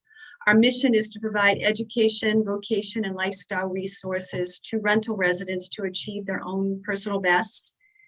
Komohali Services humbly seeks your support to initiate an incentive program to promote climbing the housing ladder and to increase the number of available affordable rental units for families exiting homeless shelters. When the state sold its affordable rental portfolio to Stafford Car Development, we identified over 10% of households within the properties earning incomes up to 180% AMI, therefore capable of financially managing home ownership. We're asking for a $500,000 grant name to demonstrate a proof of concept to encourage climbing the housing ladder through coaching and motivating families to save a down payment and using GIA funds to match their savings toward home ownership. Modeled off of a successful HUD program called Family Self-Sufficiency, where Section 8 families are offered the same motivating and matching components. From my experience at the city, we had an Oahu family who was able to save enough money to purchase a home in the Big Island in Hilo. So with the ultimate goal of providing affordable rental units for families exiting shelters, we expect the program to provide vacant rental units and to assist those wanting to climb the housing ladder. We seek your support for the proof of concept on a small scale to verify the ability to create the housing flow with a program that offers win-win to renters and first-time homeowners alike. Mahalo for your time and your consideration. Aloha. Thank you. Kona Dance and Performing Arts. Aloha, my name is Lalea Noche, and I am a student and dance instructor at Kona Dance and Performing Arts. Through Kona Dance's mission of empowering Big Island families through dance and performing arts, I was able to have access to once-in-a-lifetime opportunities, learn lifelong lessons, and create authentic connections in my community. This dance studio has impacted my life significantly and has shaped me into a successful student, community member, and empowered young woman who is ready to take on the world as an upcoming senior. Throughout my time at this dance studio, I have learned the importance of self-discipline, time management, and hard work, while building lifelong, genuine relationships with my fellow peers and dance teachers who have become my mentors in life. Not only has dance shaped me, but it has become a part of me. It has influenced my career, dreams, and taught me how to care for my body and overcome obstacles. I am fortunate enough to have these tools because of the existence of Kona Dance. I know the lessons, memories, and people this studio has given me will continue throughout the course of my life, helping me to grow and flourish into a contributing member of society. Dance is a form of expression that helps us get through troubling times. It's what me and my peers look forward to doing every single day. It's a therapy we cannot live without. However, because Kona Dance is the only dance studio on the south side of the island, if there is no Kona Dance, then dance would be non-existent in our lives. And I don't think I would be the same person without it. We are seeking funding to support our youth and dance musical theater program. During the pandemic, we lost multiple streams of income, but in spite of the pandemic, we were able to reopen in October 2020 and have offered a reduced schedule of classes since then. We expect to be able to return to a full schedule and full season of classes for our upcoming season, but we need an infusion of funds to enable us to launch the season successfully. This grant and aid funding will support salaries for staff and dance faculty as we transition into full operations this fall. With restoration of normal classes, performances, and an addition of our program director, our income will also return to normal and sustainable levels, allowing us to expand our programming and impact our rural community. I humbly ask that you will help keep dance alive and support students like me as we reach towards our dreams and move forward in this world as innovative and empowered individuals. Thank you so much for your time. Thank you. Kona Historical Society. Aloha. I'm Michelle Romo, the new Executive Director of Kona Historical Society. Thank you so much for this time. Our mission at its core is to preserve the history of Kona and share that history with our community as we have been doing for over 45 years. By connecting with our community and preserving our community's history, including the place names of Kona and Kingdom of Hawaii tax records, we give people a sense of belonging, a sense of place, and help connect current and future generations to this special place and keep our history alive. We share this history in a variety of ways, including our living history interpretive programs, visual and on-site visits for school children, cultural and music events, and by collecting and preserving local oral histories, thousands of photos, documents, and artifacts in our archives that can be accessed by researchers and the public. We are the only organization in West Hawaii with a temperature-controlled archive preserving Kona's stories. Like many organizations during the pandemic, we laid off key people. However, even with our reduced staff, supporting teachers and students has been our priority. We are still here despite the pandemic, but in order to do the important work of preserving and sharing, we need to rebuild our capacity to continue supporting our community. To grow and return to a place of stability, we need support for current staff and to replace key positions. And the GIA would greatly help us do that. The replacement positions we are in most need of are a development director to bring awareness and sustainable funding to Kona Historical Society, and a facilities manager to care for our 2 state and nationally registered historic sites. As you review all the potential applications, we would appreciate your kokua in supporting Kona Historical Society. Mahalo nui loa for your consideration. Thank you. Aloha Health Center.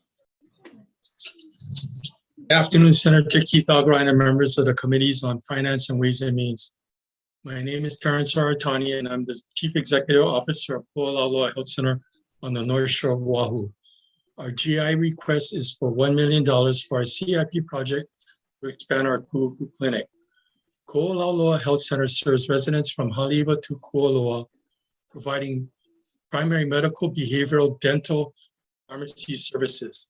Approximately 48% of our patients are Medicaid eligible, with over 25% at or below the federal poverty level. We do not turn patients away due to the inability to pay for our services. We were recognized as a federally qualified health center in 2006, and we received federal subsidies to help us cover the cost of our operations. Last year, we received federal funding to renovate our Ku'uku Clinic. This was the first time since 2013 where Congress authorized construction monies to health centers. We have been lacking office and meeting room space for years. Our request is to further expand our Ku'uku Clinic to provide administrative office space and meeting room space. These funds will be used for expansion, as the federal funds only permit renovation. The administration is currently renting space at the Haulakai Shopping Center, and we are paying commercial rent. Moving our administration to our Ku'uku Clinic will allow more clinical space, especially at our Ku'uku Clinic. Eventually, we hope to find a permanent site to serve the Haula community and the neighboring communities. Thank you for this opportunity to testify on our GIA request. Thank you. Kosong Foundation. Kuakini Medical Center.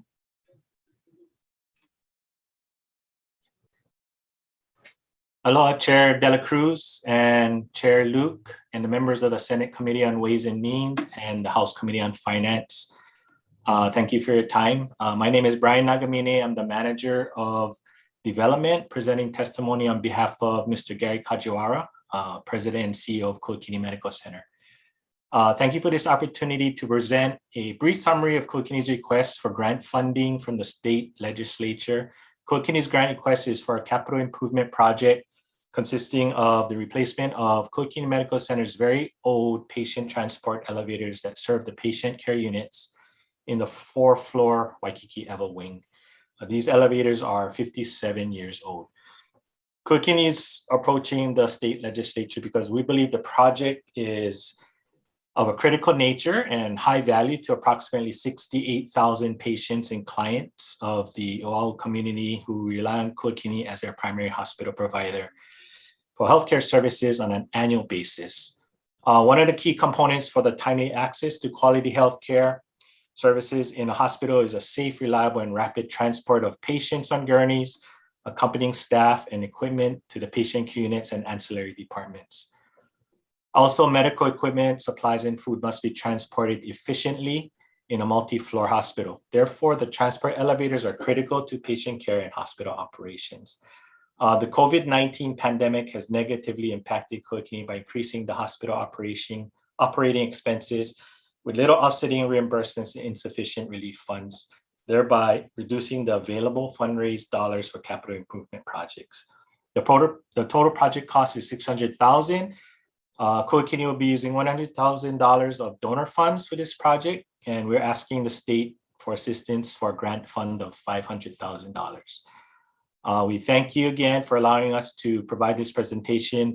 Please feel free to contact Gary Kajiwara or me if you have any questions or require additional information. Thank you very much. And have a great day. Kualoa Heia Ecumenical Youth Project. Kumanui Keala o Makaveli.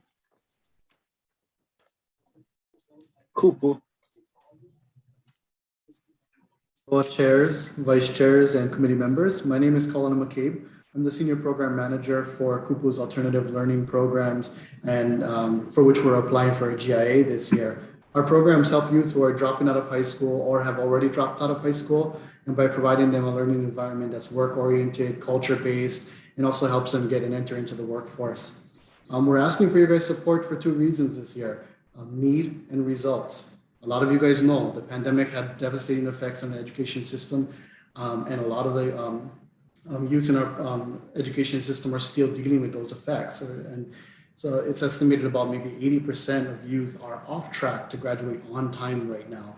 And so we've been here for over a decade supporting that very population. Our programs have 86% retention rate. This past year, we were able to graduate 34% of them with a high school equivalent diploma, and then 51% of them additionally were able to continue on into the 2022 year with us. And so it's important to note that a lot of the young adults that are coming through our programs are coming with 0 to 5 of the 24 credits required to graduate with a high school diploma, even though they may be senior age. And so we have a lot of work. It takes a lot of time and it takes a lot of resources to get them back on track. The $275,000 request will help us in serving 20 to 30 of those youth in our program, providing them that intensive support services, the year-long support that they need to graduate and get their first job. We've seen our young adults graduate and go on to enter the workforce. We've seen them enter college and become contributing community members. And so we want to be able to continue that work with your guys' support. And they definitely need your guys' help this year. And so if any support is welcomed, and mahalo for the opportunity to testify on behalf of Kupu in our programs. Laiopoa. Pay for the full Academy of Performing Arts.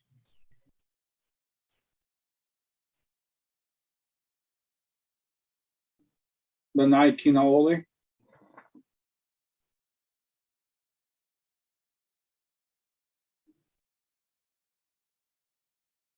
Lanakila Pacific. Hello, thank you for the opportunity to testify today.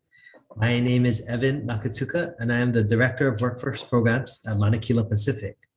Our mission is to build independence and improve the quality of life for individuals with cognitive, physical, social, or age-related challenges, and we accomplish this mission by providing employment training and creating work opportunities for people with disabilities on Oahu. Funding through our grant and aid application would expand the reach, awareness, and direct support available for people with disabilities as they prepare for and pursue employment.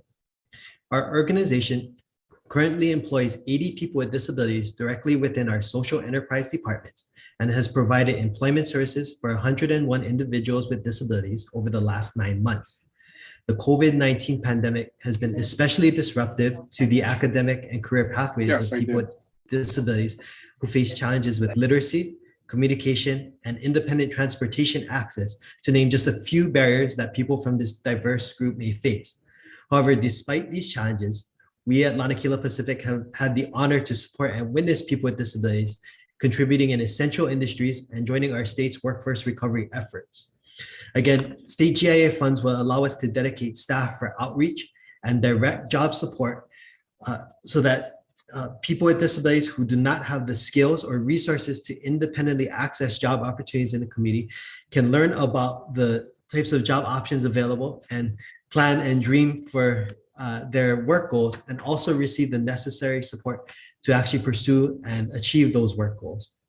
We appreciate your consideration of our application and the opportunity to testify. If you have any questions, you can contact me directly, and thank you for this opportunity.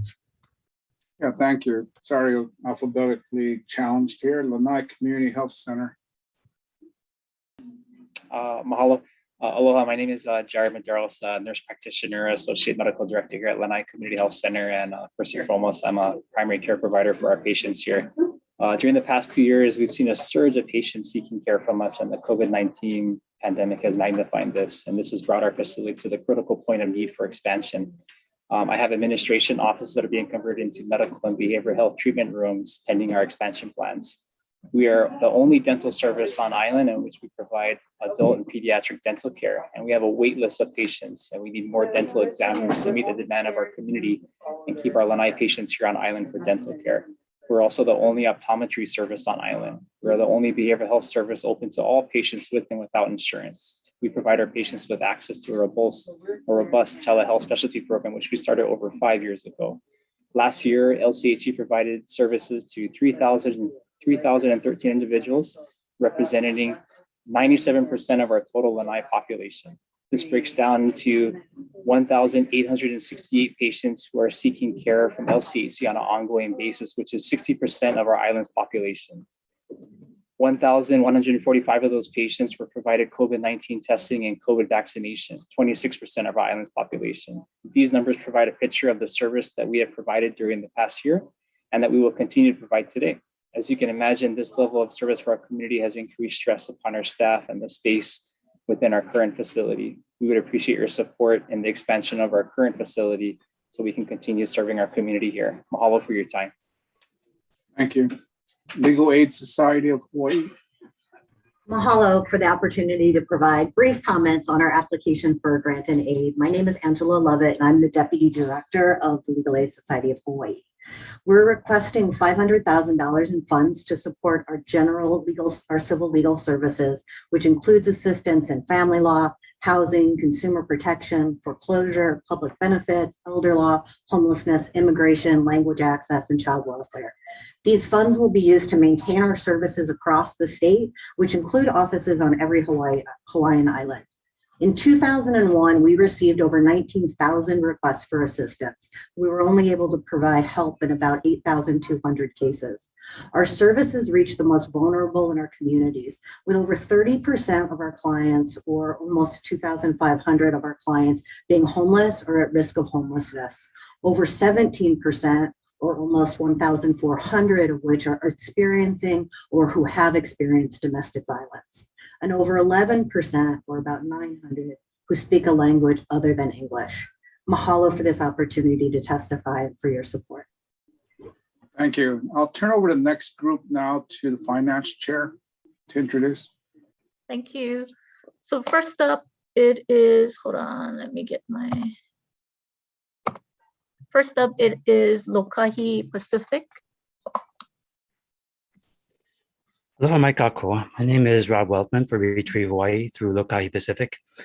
Climate change is an existential challenge for Hawaii. Besides sea level rise and the accompanying coastal erosion and tsunami threats, climate change means more frequent and more severe weather-influenced events such as storms and wildfires. Flourishing native plant habitats protect our watersheds, which provide us with safe drinking water, prevent runoff from polluting our oceans and damaging the reefs, minimize dangerous flooding, and buffer us against harmful effects of climate change. The state of Hawaii has established a goal of being carbon neutral or better by 2045. If energy production, transportation, and the built environment are not all 100% carbon neutral, then any excess carbon will need to be offset by techniques that pull carbon out of the atmosphere. Planting trees is an extremely cost-effective way to offset carbon on a significant scale. The state of Hawaii has the Hawaii DLNR announced in 2021 a goal of planting 100 million trees over the next 10 years. However, the DLNR says that it is only capable of planting 50,000 trees per year, far short of that goal. Laho'olupaimoku, Retreat Hawaii, was formed in 2019 to engage the community across the state in planting trees to fight climate change. Despite the COVID-19 pandemic closing down many potential planting sites, in November of 2021, there were over 70 planting events with almost 1,500 participants, putting about 11,000 plants in the ground on all populated Hawaiian islands, except for Ni'ihau, and also on Ka'o'olave. With the GIA for plants and outreach, we expect to add 100,000 plants through 10,000 volunteers at 1,000 sites in cities, towns, and the countryside in 2022. Mahalo no ko'oko ho'olahe ana.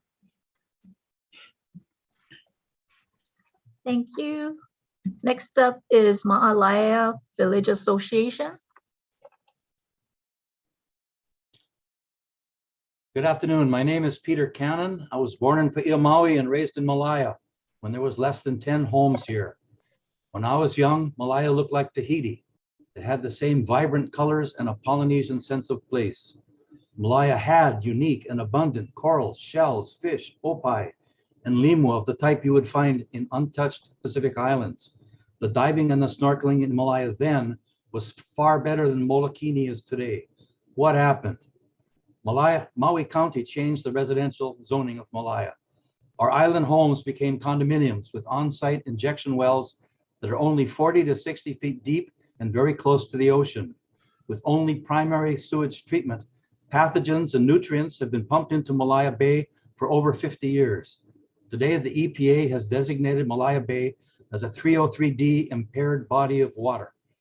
Only the Malaya community and Poipu on Kauai have such a high concentration of injection wells right next to the ocean. The Supreme Court has ruled against Maui County's injection wells. Do you think that the EPA will continue to allow the 22 injection wells in Malaya to pump poorly treated sewage into Malaya Bay? The Supreme Court has said pumping effluent into an injection well is the same as pumping it directly into the ocean. The Malaya community is very proactive. We want to build a regional wastewater treatment plant and to replace the injection wells and send R1 water back to the community. We have an agreement with landowner Mahipono to lease 10 acres of land for $1 a year to provide for a treatment plant, easements for the conveyance system, and for the absorption of any extra R1 water. Our grant and aid application is the first step in realizing this vision to clean up Malaya Bay. This is like shutting down 600 cesspools. Nature is very resilient. If you will help us with our goal, the unique corals, fish, limu, and the incredible seashells will all come back. Malaya is a major economic engine for all of Maui and for our state. It is critical to return it to a healthy habitat in Malaya Bay. I'm 75 years old. I just hope that I can see this again in my own lifetime. The Malaya Village Association will work very hard with all stakeholders to make this happen. Mahalo. Mahalo. Next one is Makana o Keakua. Aloha mai kako, mahalo nui for this opportunity to speak with you today. Makana o Keakua provides clean and sober transitional housing for men in recovery and re-entry into society.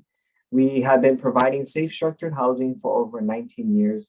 We are in 5 cities on Oahu with 13 locations and a capacity of 154 beds.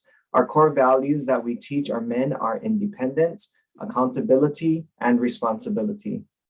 As we all know, men coming out of incarceration need an adjustment period, and we provide not only housing, but peer counseling for other men that have been in their shoes.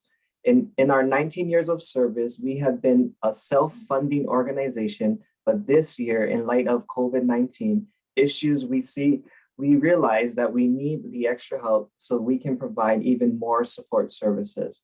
This grant funding of $430,000 will allow us to expand our services to provide financial literacy, more personal care management, individual referrals, in-person classes in each facility, and assist with employment opportunities and mentoring. Right now, we have more than 120 on our waiting list from incarceration. Our ultimate goal is to reduce recidivism by providing the support system they need during their transition. Our vision is to reconnect, reunite, and restore men back to their communities, workforce, and most of all, back to their families.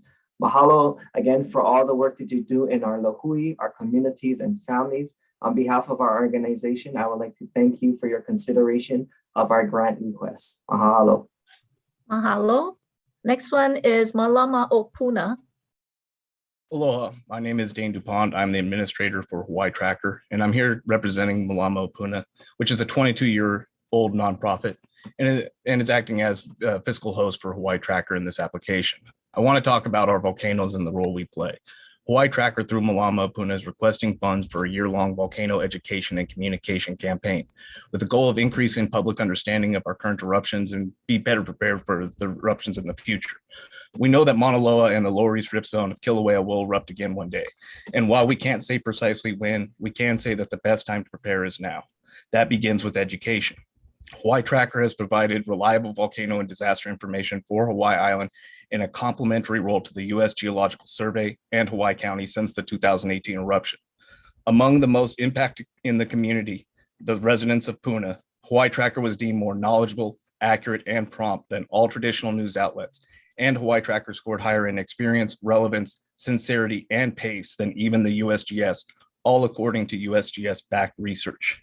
In the absence of timely embedded information, rumors and misled concerns disrupt the local community, the island economy, remember all those vacation cancellations in 2018, and burden the local government.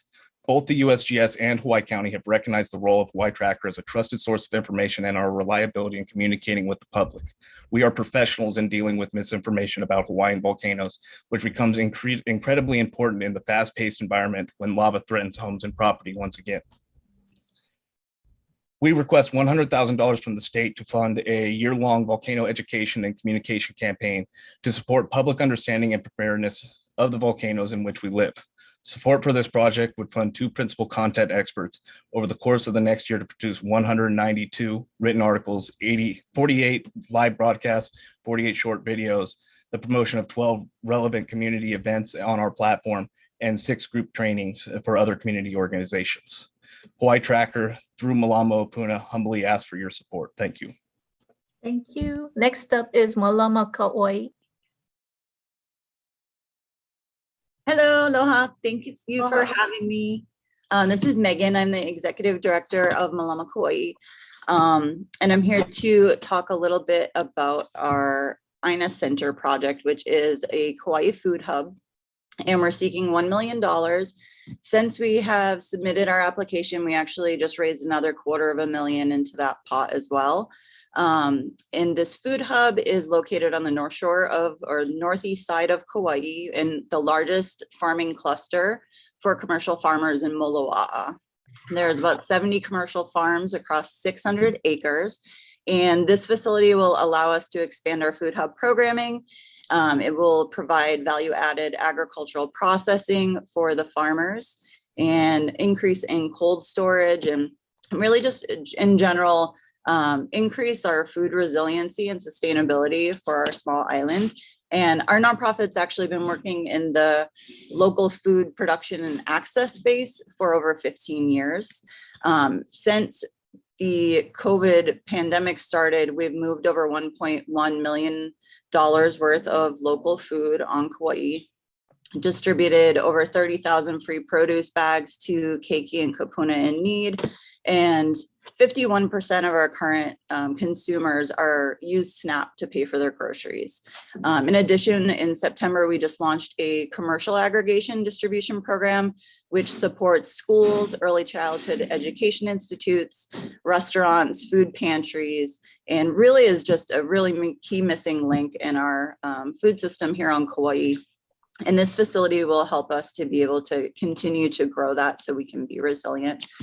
And I will I have some pictures in the design, but I'm very open to questions and discussing the impacts as well. So thank you so much for making time. It's nice to be here from, the neighbor islands and get to see all your faces. So thanks for the opportunity. Thank you. Next up is Malama Pono Health Services.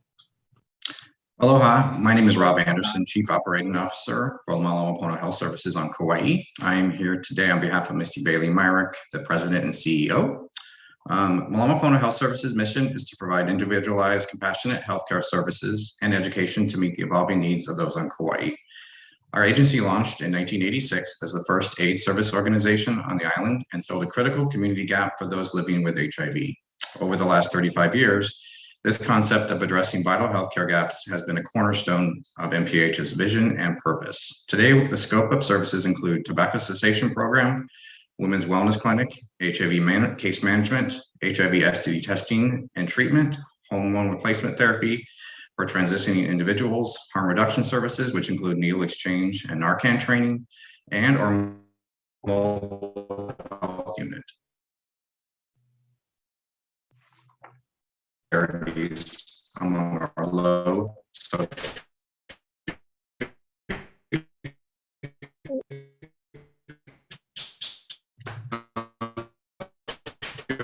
economic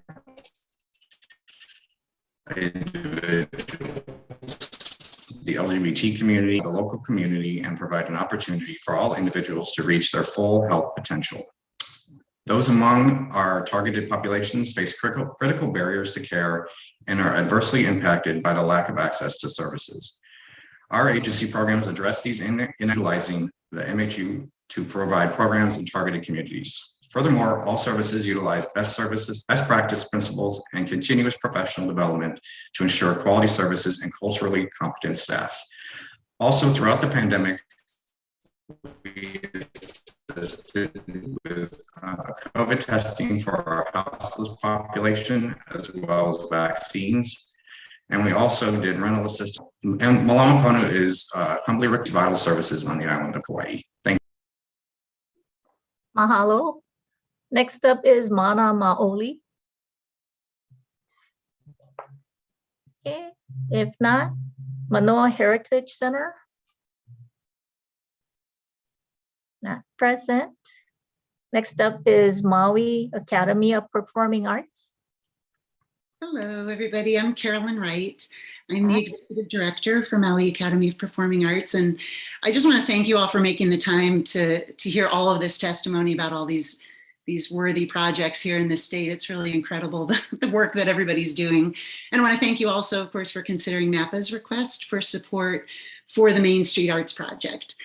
The purpose of this project is to create a gathering space that's going to be located in the heart of historic downtown Wailuku. And it's a space for our community to share our stories through the performing arts.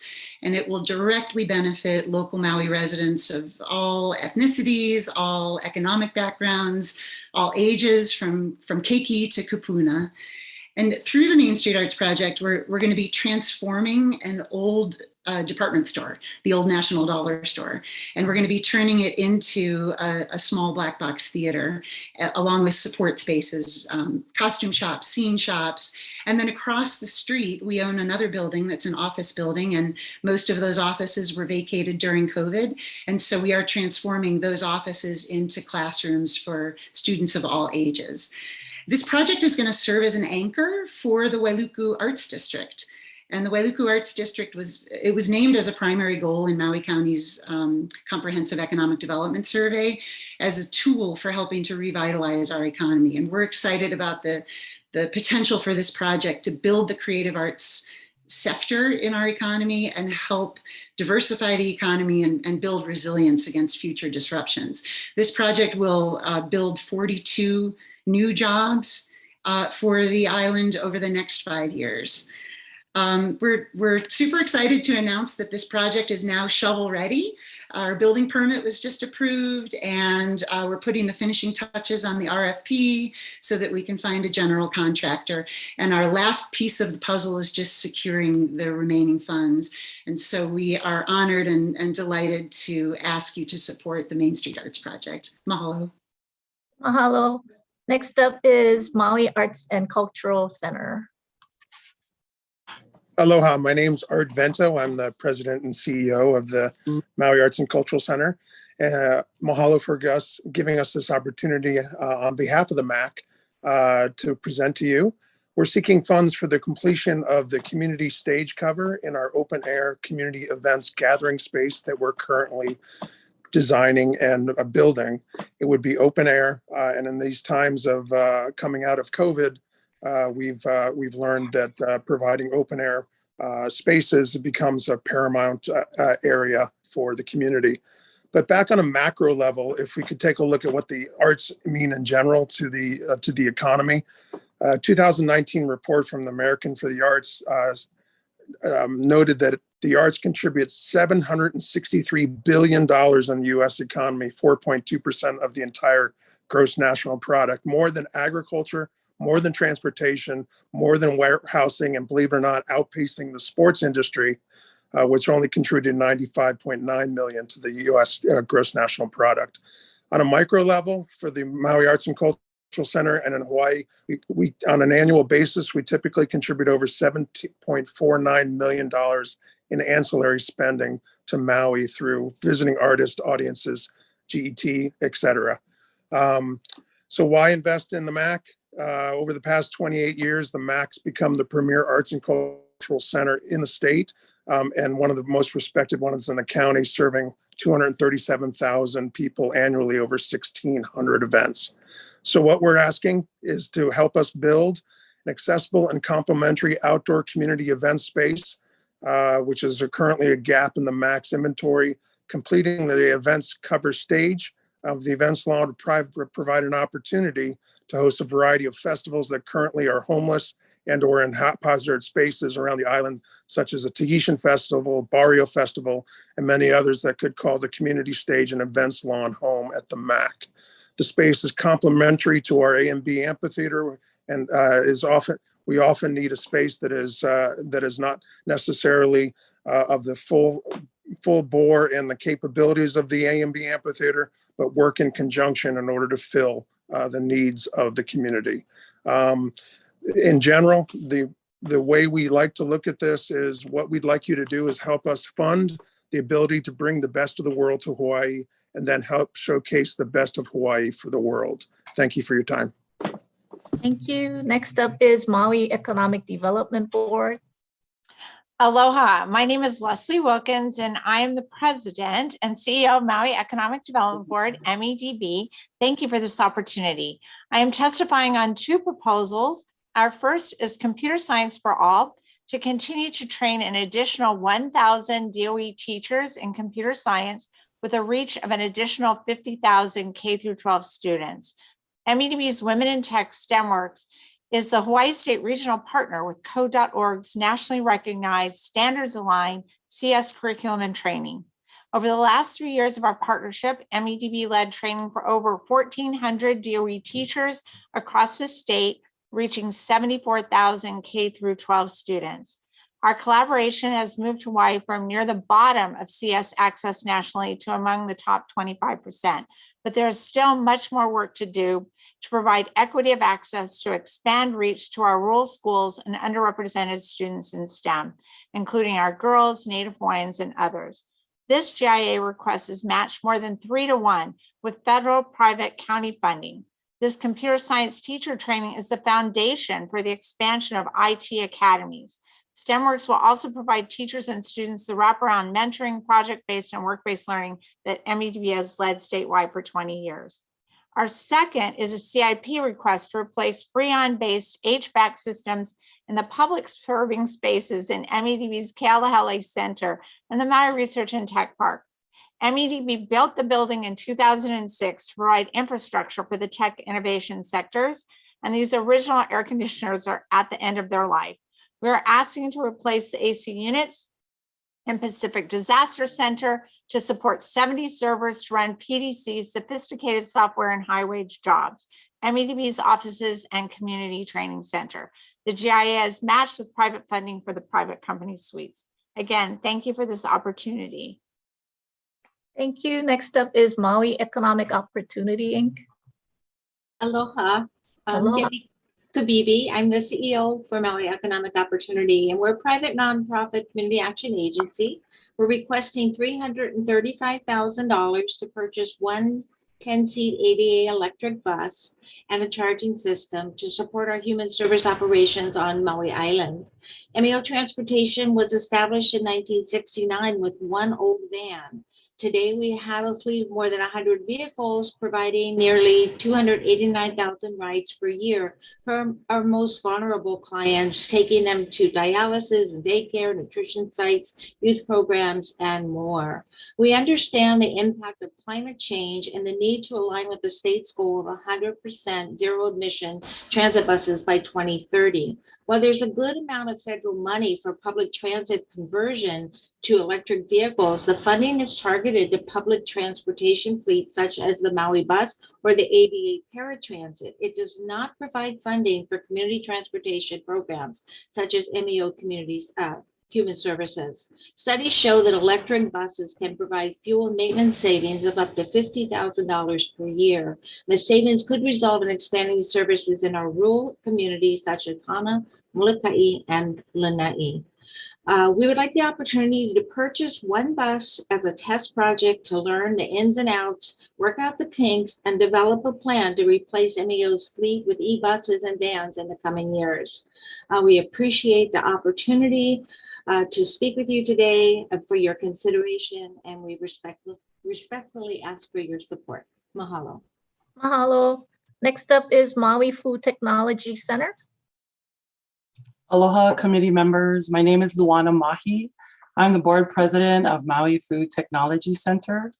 We are a 501c3 organization that has been assisting local food producers since 2004. We have provided services to over 500 Hawai'i value-added food manufacturers. Our technical services include scientific tests, product and process development, compliance with state and federal food labeling regulations, food safety, and sales and marketing services. These services provide manufacturers with information to prepare safe products to compete in the wholesale and retail markets. We've taken over 50 local manufacturers to 4 different trade shows in Japan since 2015, and 7 local manufacturers to attend and participate at the Natural Product Expo show in Anaheim, California. During the pandemic, we utilized food trucks and restaurants on Maui and Molokai to help feed keiki and kupuna. And we have a weekly market for all types of vendors to sell directly to consumers, and recently opened a food truck hub. This is our first GIA application, and it is to renovate an existing food manufacturing facility to provide certified commercial kitchen space, a packaging line, and both chilled and dry storage for manufacturers. This facility will provide opportunities to produce value-added products, which will contribute towards food security and sustainability for Hawaii. And we're grateful for the opportunity to share our testimony and your time and consideration of our application. Thank you. Thank you. Next up is Maui Humane Society. If not, Maui United Way. Aloha, my name is Nicholas Winfrey. I'm the president and CPO here at Maui United Way, where our mission is to bridge resources that enrich and empower Maui County's community. This year, as lots of other testifiers have brought up, has been tough on our nonprofit community. Our typical income streams have been really hit to a massive effect of probably about a 50% cut. Due to our primary funding sources being from workplace campaigns, with the unemployment rates, with underemployment, all of those different factors, we've really been hit hard. We have continued our support of 39 nonprofit agencies in the community to the tune of over $400,000. We've also grown our impact to actually provide over 100,000 locally produced meals via the Cow for Keiki program in partnership with DOE. We've also distributed tens of thousands of PPE equipment. We continue to do all of these things, really kind of running in the red. Henceforth, we're actually requesting a grant to the tune of $86,429 to cover a portion of our administrative expenses. We found it easier to fundraise for direct support for our community. However, this is one of the areas that is certainly a gap for us. As we move forward, this funding will kind of be in support of our continuity of operations, also our nonprofit capacity building within the community, and growth and support in food security. We're very proud that we can leverage these funds to bring in additional funds, not only to us, but also to our nonprofit partners, both locally in the private space, but also at the federal level with appropriations as well. So we appreciate the time to testify. We appreciate everyone's efforts on these long days and your continued support for the Maui County community, but also the entire state. Mahalo. Mahalo.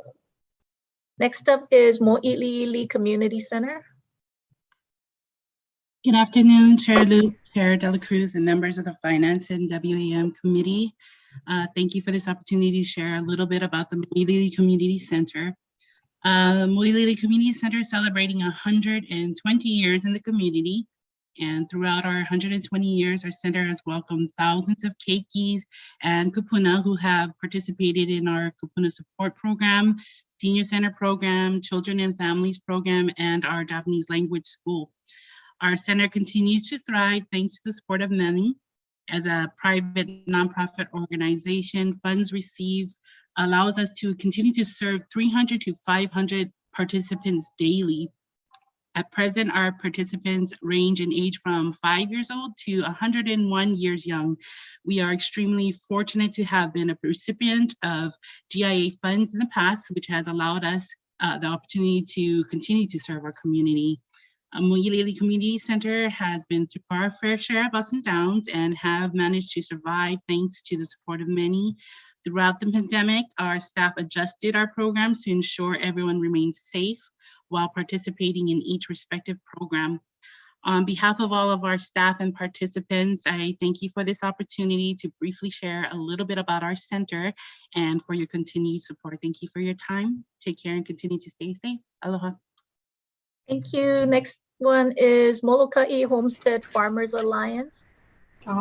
Aloha. Just wanted to say thank you to the Finance Committee for allowing us to ask for support.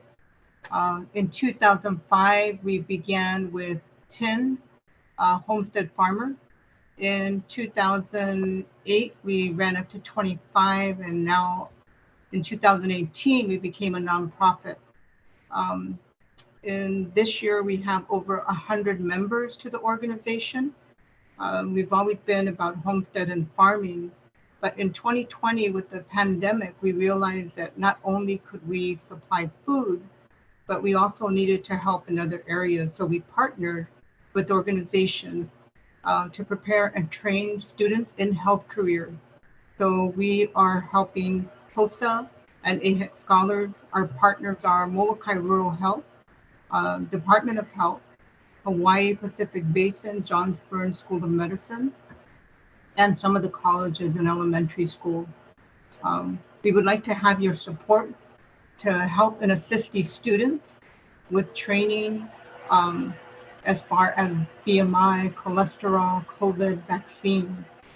We appreciate it, and we thank you for your support. Aloha. Thank you. Next one is Molokai Land Trust. Aloha kako, and mahalo for the opportunity to provide this testimony today and for your consideration of our GIA application. I'm William Haas, Executive Director for the Molokai Land Trust. Our organization was founded back in 2006, and we've grown over the years to become a trusted leader in restoration and land management on the island of Molokai. And we continue our mana'o, and we contribute our mana'o to our industry on a statewide and national level due to the accomplishments of the organization over the past 14 years. MLT provides a unique and important educational component for our community. For the past decade, the organization has provided critical paid internships for our island's youth, which results in important career building experience and continuing education awards for the participants to use in their college path. MLT also provides cultural and STEM-based service learning opportunities for the K-12 school system across the island. Our new plant propagation facility located at our base yard site in Kualapu'u provides Hawaiian plant propagation and ecosystem education activities for visiting school groups to the site. In 2017, MLT closed on a New Markets tax credit investment deal with Wells Fargo Bank and EcoTrust. MLT was able to secure $1.5 million in private investment funding through this complex funding structure, which was used to purchase a 1-acre commercial lot in Kualapu'u and complete construction of phase 1, which is the utility wing of a new operations and service learning center, which is located within 1 mile of 75% of our island student body. MLT secured additional private funding to build out the native plant propagation facility located adjacent to the building. Molokai Land Trust is applying for a $3.4 million grant and aid application to assist in the completion of phase 2 of this important facility. The second phase will complete the build out of the site and provide event and classroom space for educational activities and event space for cultural arts, workshops, and special events. The facility will provide additional office space for other businesses, as well as part of the financial self-sustaining model for operating and maintenance. The facility will include a standalone PV power system and electric vehicle charging stations as part of the organization's commitment to a sustainable carbon-free future for our island. Phase 2 will also include space for a resource library, which includes historic maps, reference books, and other information about the cultural and natural history of the island, which will be available for interested researchers. MLT is also working on 2 new endeavors to assist our community with conservation practices. One is an island seed bank facility that will make local native plant genetics available to any group interested in reforestation efforts across the island. The second is a workforce development and training program centered around an advanced 3D printer which will be able to provide cost-effective construction components and parts for both the organization and community members. MLT will provide internship opportunities for the local schools as part of both of these endeavors. I'm sorry, would you be able to summarize? Yeah. We would like to take this opportunity to thank you guys at the legislature who support important endeavors like this and hope to be able to partner with the state through the grant and aid program to complete this important facility. Mahalo. Thank you. Next is Molokai Wildlife Management, Inc. Aloha, my name is Desmond Manabang. My company is Molokai Wildlife Management. I want to thank you for this opportunity to testify. Our company provides deer management services to ranchers and farmers that have been affected by the overpopulation of deer in Maui County. In this business, we have learned that there is a lack of quality processing facilities to get our meat to the marketplace, not only for deer, but also for the beef industry. This project that we are presenting is not only to support deer harvesting, but also to support cattle ranchers in Hawaii by providing a state-of-the-art facility for processing meat. Today, 70% of locally grown cattle is shipped to feedlots in the mainland. They are finished and slaughtered and processed and then imported back to Hawaii, which means much higher prices for the beef in Hawaii and the consumers. On Hawaii Island, ranchers have 6 to 12 months waiting list just to get one cow to the slaughter floor. Hawaii only has enough slaughter and processing facilities to take on 30% of the cattle grown in Hawaii. This lack of facilities has caused our local Hawaii beef producers to be unable to compete with the prices of beef that is imported from New Zealand and the mainland. Our proposal requests funding to provide state-of-the-art facility to support mobile slaughter plants that are already in place but aren't being used because of the lack of processing facility to support it. This proposed facility will also include the most up-to-date machinery that would allow local beef producers to compete with the quality of processed meat that is imported. This project could make a huge difference in supporting local ranchers by allowing them to finish their cattle here in Hawaii and then process it for sale locally and nationally. As the effects of the pandemic has shown us, it is important that Hawaii be food secure and self-sustainable. The project provides us the opportunity to support local, bring meat prices down, and make Hawaii food secure. We thank you for your support and have a nice day. Thank you. Last on this group is Naho Aloha. Hey, aloha, senators and representatives. I'm King Van Nostrand from Naho Aloha. Naho Aloha is a volunteer-based nonprofit serving Maui County for 27 years. Our goal is to keep homebound seniors and persons with disabilities safe, free from isolation, and out of long-term institutional care. Naho Aloha serves the islands of Maui, Lanai, Molokai, and the Hana community.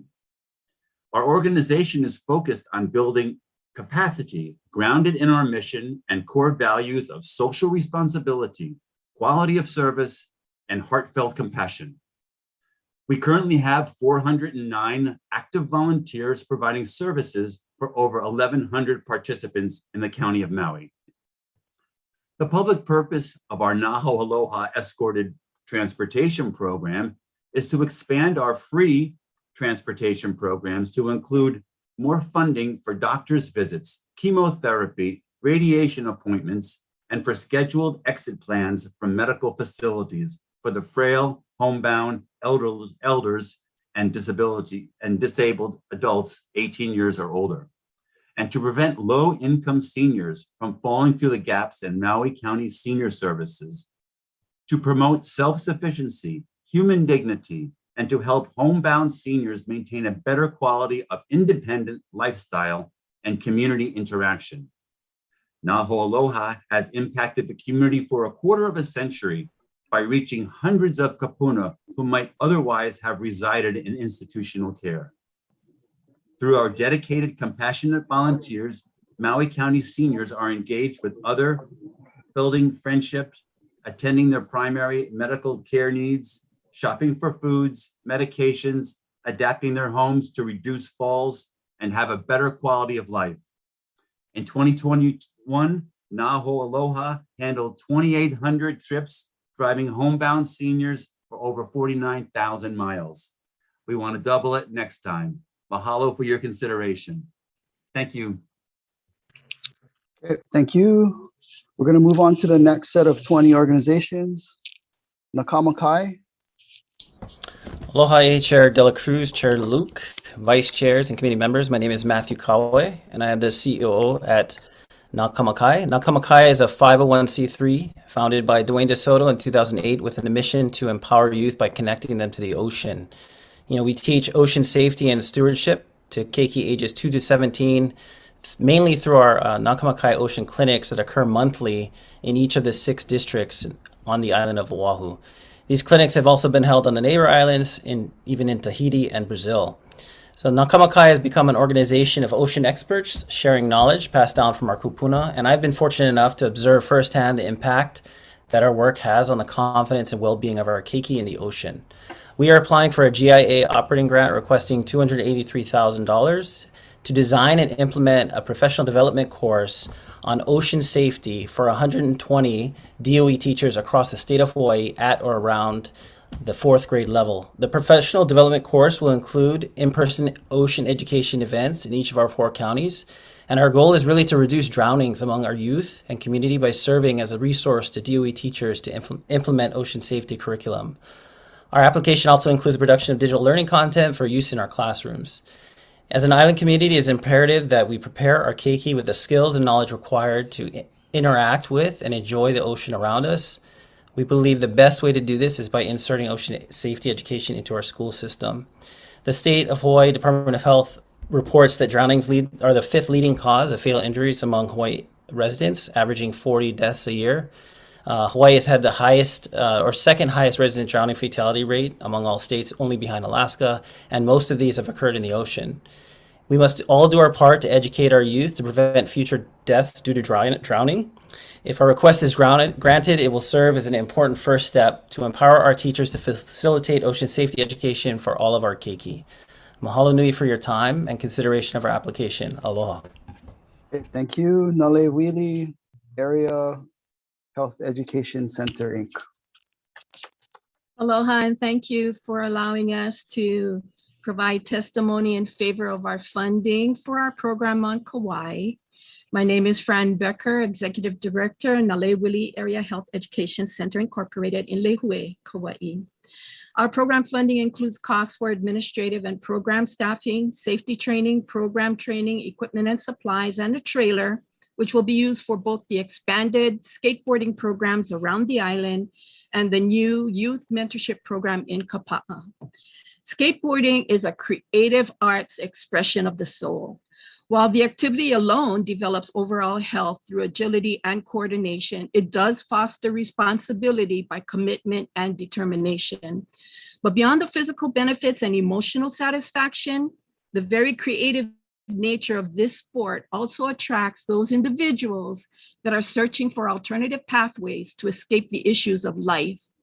Because they find their way to the Kapa'a skate park, skateboarding is a perfect pathway, because even though it is an individual space for one's own creativity, it can also be the catalyst for enhancing social skills.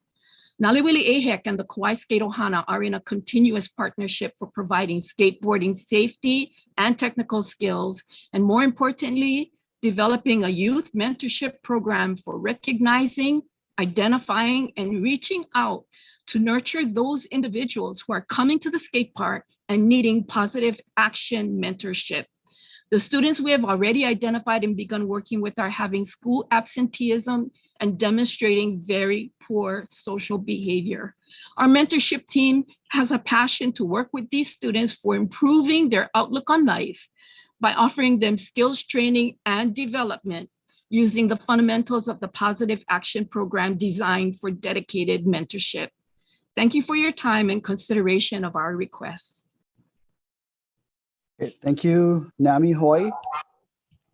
Aloha, I'm Kumi MacDonald, Executive Director of NAMI Hawaii. And we know that since the pandemic started, so many people have been struggling with stress, mental health issues, depression, anxiety, and the list goes on. And we at NAMI have seen it firsthand. We were one of the first in the nation to start up support groups and classes on Zoom. And because of that, we were able to reach a lot of rural communities, like people on Molokai, Lanai, even people on the North Shore who were never able to drive into town before. And a lot of callers were calling us and saying, I can't see a therapist for 3 months or 6 months. A lot of moms were calling, teachers were calling, asking us to do workshops and presentations. And NAMI provides free classes, support groups, presentations across the state. And as we are going into face-to-face programming, we really need a support in developing our local affiliates. So we have 4 affiliates: Kauai, Maui, Big Island, and Oahu. And then the state provides the rest of the statewide programming. And so we want to expand services to youth, such as Ending the Silence, which is we get a young presenter to go into a school and share their recovery story. We go to CIT police trainings. We do family-to-family education, which is an evidence-based class that teaches family members how to take care of a loved one or a child who's struggling with their mental health. So we are so grateful that you are considering our grant, and we thank you for your precious time, and aloha. Okay, thank you. National Guard Conference Corporation. Good afternoon, Chair Luke, Chair Agaran, and members of the Joint Committee. My name is Rusty Spray, and I want to thank you for the opportunity to speak today. I'm the Executive Director for the National Guard Conference Committee. We have our nonprofits date back till 1964, and this is truly the first time that the National Guard is applying for a grant. The National Guard Conference Corporation is a 501c3 organization that is responsible for training and education. And we are very fortunate enough to own a property and have dedicated $92,000 for renovations. However, we are requesting $360,000 in capital improvement. The facility we're fortunate enough to take over is in very poor condition, and the previous owner did not put any funds into capital improvements, facility repair, and maintenance. Our main concern is the roof. The roof is over 50 years old and has over 100 leaks identified at this time. Our organization has over 25,000 members. However, the property will service the community as a whole and is welcome to everyone. We are confident that once these capital improvements are made, this facility will be self-supportive and we can open up for business. Anyway, thank you for your time this afternoon and appreciate your consideration. Okay, thank you. Nisei Veterans Legacy Center. Aloha, my name is Burns Himashita, representing the Nisei Veterans Legacy. The Nisei Veterans Legacy is a local nonprofit organization dedicated to preserving the story of the Nisei soldiers of World War II, and their contributions both on the battlefield and after they returned to Hawaii after the war. The Nisei Veterans Legacy is different from the other Nisei Veterans organizations here on Oahu in 2 important ways. One, since our inception 10 years ago, we've been focused on the educational mission to teach Hawaii's youth about the contributions of the Nisei soldiers. Secondly, we honor the service of all the Nisei soldiers, regardless of which service or organization that they participated in. Each year, we sponsor and host the memorial service to all Nisei soldiers at Punch Bowl. In 2020 and 2021, when the event had to be canceled due to COVID concerns, we pivoted to creating videos to help commemorate the events. During the pandemic, in lieu of providing exhibitions and presentations at live events, we also pivoted to creating videos to help tell the story.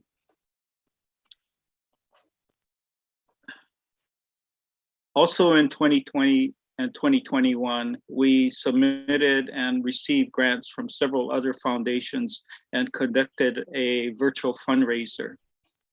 We can expect to do that again this year, so we have reduced our request, our GI request, to $90,000 to allow us to continue our mission of educating people in Hawaii about the Nisei soldiers. We hope that you will continue support in the past, and we thank you for your consideration. Aloha and mahalo. Okay, thank you. North Shore Community Land Trust. Omaku'u Ke Kahua Community Center. Oahu Coral Society. Oahu Society for the Prevention of Cruelty to Animals. Yes. Aloha chairs, vice chairs of the Senate Ways and Means and Finance Committee. Mahalo nui loa for this opportunity. I am speaking on behalf of Stephanie Ryan, the president and founder of Oahu SPCA. The Oahu Society of Prevention of Cruelty to Animals, Oahu SPCA, has submitted this year's CIP grant application as a capital request for minor interior alterations and equipment at the organization's new facility. The Oahu SPCA is the first no-kill animal shelter in Hawaii. From 2016 to 2021, Oahu SPCA saw an 80.8% increase in animal intakes. Therefore, the organization is literally out of space to serve Hawaii's feral, stray, and abandoned dogs, cats, puppies, and kittens. To address this issue, the Oahu SPCA is moving to a new 12,500 square foot, two-story warehouse. This facility will be a world-class no-kill shelter serving all Oahu and will also offer training and event space for neighbor island programs. The Oahu SPCA is requesting funds in the amount of $350,000 for minor interior alterations and clinical equipment, as well as a new state-of-the-art dog and cat condos. In 2022, the new facility, the Oahu SPCA, will support 17,000 families, animals statewide. The Oahu SPCA offers statewide low-cost, no-cost sterilization veterinary services, which has mainly reduced the number of homeless animals across the state by 60%. Thus, Oahu SPCA is seeking support for its new facility to increase sterilization rates and reduce the number of homeless animals, which previously rose every year for more than 100 years, until Oahu SPCA expanded services to the community. This request will help Oahu SPCA continue to meet the community demand for sterilization services. We thank you for your time and consideration of our request. Thank you, Ohana Arts. Hi, aloha, and thank you for the opportunity to testify today. My name is Jenny Tyra, and I am the Executive Director of Ohana Arts. Founded in 2010, Ohana Arts is a 501c3 nonprofit organization with a mission to cultivate an international ohana in the Pacific by promoting world friendship and peace through the universal language of the arts. Ohana Arts provides high-quality educational opportunities in the performing arts for youth through its summer intensive program and its youth theater company. We are requesting state GIA funds to help support the expansion of the Ohana Arts Youth Theater Company, which commissions, produces, and tours original stage works focused on telling stories from the youth perspective and experience based on themes of cultural, ethnic, BIPOC, disability, and LGBTQIA diversity. There is a dearth of theater specifically written for youth performers, and fewer still that give voice to stories of underrepresented minority groups. There is a need to tell the stories of the people who truly represent the diverse makeup of the world we live in. Hawaii's culturally rich history and population make it an ideal home for creation and cultivation of new works. Bringing these stories to the stage with youth performers and presenting them to a family audience not only provides an important educational component, but it offers a visceral one. Our requested GIA funds will assist with making it possible to program a full season of new works with community outreach performances at reduced admission and school performances free of charge. The requested funding will also support a Neighbor Islands tour of the Ohana Arts original musical Peace on Your Wings, which is based on the true story of 12-year-old Hiroshima atomic bomb victim Sadako Sasaki and her 1,000 paper cranes. We project that the Ohana Arts Youth Theater Company season will serve 20,000 people in the community, including participating students and audience members from Oahu, Kauai, Maui, and the island of Hawaii. We truly believe that establishing a home for these new works with youth at the center will help carve a path towards a more peaceful world, as children of today are tomorrow's leaders. Thank you so much for your consideration. Thank you, Ohana computer. Here we go. Just 1 second. Okay, go ahead. Okay, just 1 second. Here we go. Okay. Aloha, my name is Gigi Davidson. I'm the founder and executive director of Ohana Computer, and I would like to thank you for your time and allowing me to testify today. Ohana Computer prides itself in having developed and implemented a technology program that uses a hands-on, thematic, project-based curriculum for all ages 5 to 90. Throughout the past 22 years, we have successfully implemented our curriculum to thousands of students in Hawaii's public and private schools, community centers such as Palama Settlement and Papakolea, and other nonprofits, as well as help train adults and kupunas in learning computer applications to help them procure meaningful employment. Our experience indicates that although today's keiki are adept at texting, manipulating the internet, playing games and music, these skills are very different from using computer applications appropriately and efficiently. We see middle schoolers who cannot format a Word document, and this is not acceptable in today's world. Throughout the years, we have updated our in-classroom model to keep current with technology several times, and our next step is in the works to develop an online, interactive, engaging curriculum for all. The need became more imperative due to the pandemic. We have 3 years of rotating curriculum: Explore Hawaii, Journey to Hawaii's Past, Blast Off into Hawaii's Future, divided into levels, grades K to 2, 3rd to 5, 6 to 8, encompassing 45 units, 7 weeks each, including pre and post assessments to measure the student's progress. Additionally, there are 15 adult units incorporating 10 hours per unit, also including pre and post assessments. Accomplishing this online migration is labor intensive as it requires many hours to make the videos and voiceovers and incorporate the skills that support the online activities and themes, as well as check-in questions along the way so students cannot skip ahead. Enhanced technology education benefits our entire community, especially in the education and employment sectors. We are a small and mighty nonprofit that has had a significant impact with the communities involved. I don't think any of us could imagine a world where computer application skills are not needed. Thank you very much for your consideration of our proposal. And I have been really thrilled to see all the worthwhile requests that others have submitted. Please feel free to contact me if you would like a demo of a version of our online curriculum that's complete. Thank you. Okay, thank you. Ohana Pacific Foundation. Representative Nishimoto, senators, and representatives. I'm Wesley Lowe. I'm a board member of Ohana Pacific Foundation and the CEO of Ohana Pacific Management Company.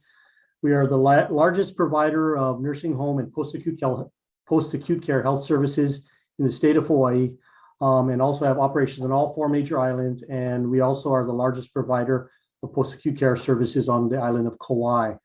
I'm here to ask for a $250,000 GIA to build a comprehensive strategy for Kauai to identify gaps in healthcare and developing a roadmap to build a sustainable healthcare workforce and a sustainable healthcare delivery system.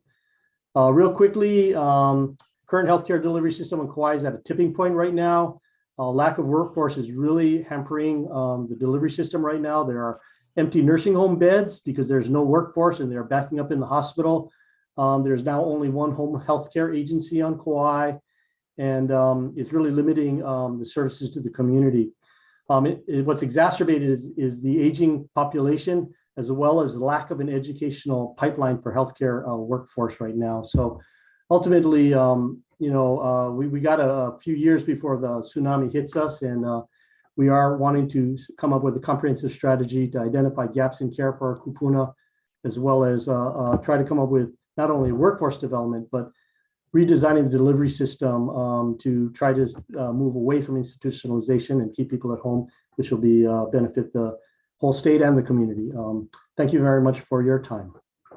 Okay, thank you. Orchid Land Neighbors.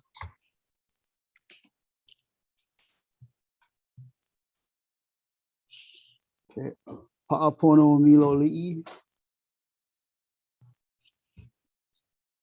Pacific Fleet Submarine Memorial Association. Aloha and good afternoon. I am Chuck Merkel, Executive Director of the Pacific Fleet Submarine Memorial Association. We are grateful for past grants and aid, that contributed to our $20 million campus renovation that we completed in February of 2021.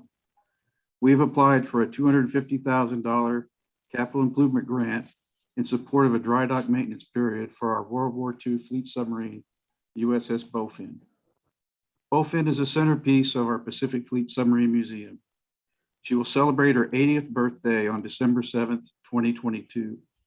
She has been open to the public here at Pearl Harbor since 1981, and late last year, we celebrated our 10 millionth visitor.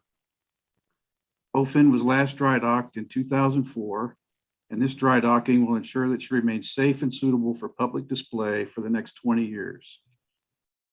The association has received bids from the 2 public shipyards here that are capable of performing this work. We will make a selection later this month. This work will generate over $2 million for our local economy. Thank you very much for your time and consideration. Okay, thank you, Pacific Gateway Center. Okay, Pacific Historic Parks. Aloha Senators and Representatives. My name is Eileen Etterdijk. I'm the CEO and President of Pacific Historic Parks. We are a nonprofit with a mission of supporting educational initiatives. Thank you for providing the opportunity to testify on our GIA application, which would create digital technology multi-purpose rooms at our corporate offices, which are currently undergoing renovations in Waipio. We want to offer the use of rooms free of charge to school students, their teachers, as well as nonprofits and charitable organizations with a priority to teaching and educational usage. We will open these multi-purpose rooms up during select weekdays, weekends, and working hours. They'll be used for meetings, trainings, video, audio productions, educational interpretive lectures. The space can serve up to 45 people per event. We believe this will serve as critical need as there are a limited number of high-tech locations throughout Central Oahu to assist students and teachers with free access to high-end digital equipment and the latest in technology. By way of quick background, PHP is a nonprofit that was established 43 years ago. Our mission has long focused on reaching out to school-aged children and adults in order to help educate and interpret the history of our state during World War II. In pre-COVID years, our programs reached over 40,000 students a year. We are steadily rebuilding with resumption of our History Talks webinars and new state-of-the-art VRs aimed at the young generation. This grant will complement those moves by providing students and teachers in our community with a safe, professional, and convenient learning place to provide necessary skills needed to succeed in today's digital world. Thank you for considering this application. Thank you, Pacific Survivor Center. Pahoa Lava Zone Museum. Paia Youth Council, Inc. Okay, that closes out that set of 20. Moving on to the next set, Palama Settlement. Aloha, Chair Nishimoto, Chair Luke, other members of the legislature, thank you very much for giving us this time. Other staff members, thank you for all the work that you're doing. It's a daunting task to decide who gets these GIEs and CIPs, so thank you for the work you're doing. My name is Sam Iona, the Executive Director for Palama Settlement, a 125-year-old organization starting in 1896. We actually celebrated 125 last year.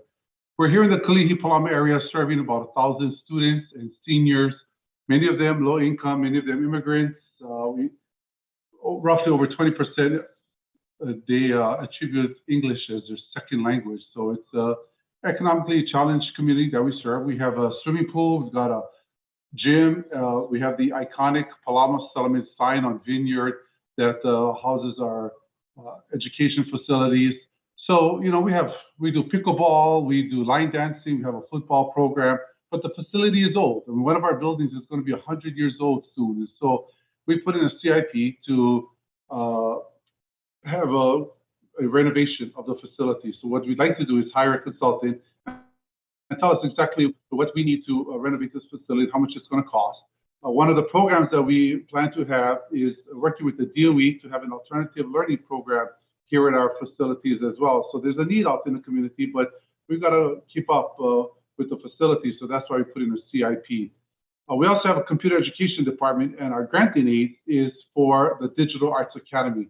We are currently working with Jasper Wong of the Powwow fame and trying to have we already have a Digital Arts Academy. We'd like to really grow that so that the kids in this community can be prepared for the future and the digital arts age that we're in right now.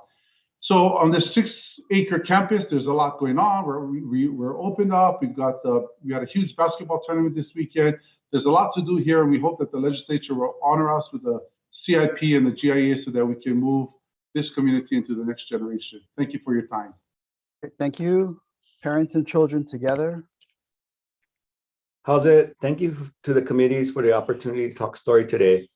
This year, we submitted 2 GIA requests because we had a unique opportunity.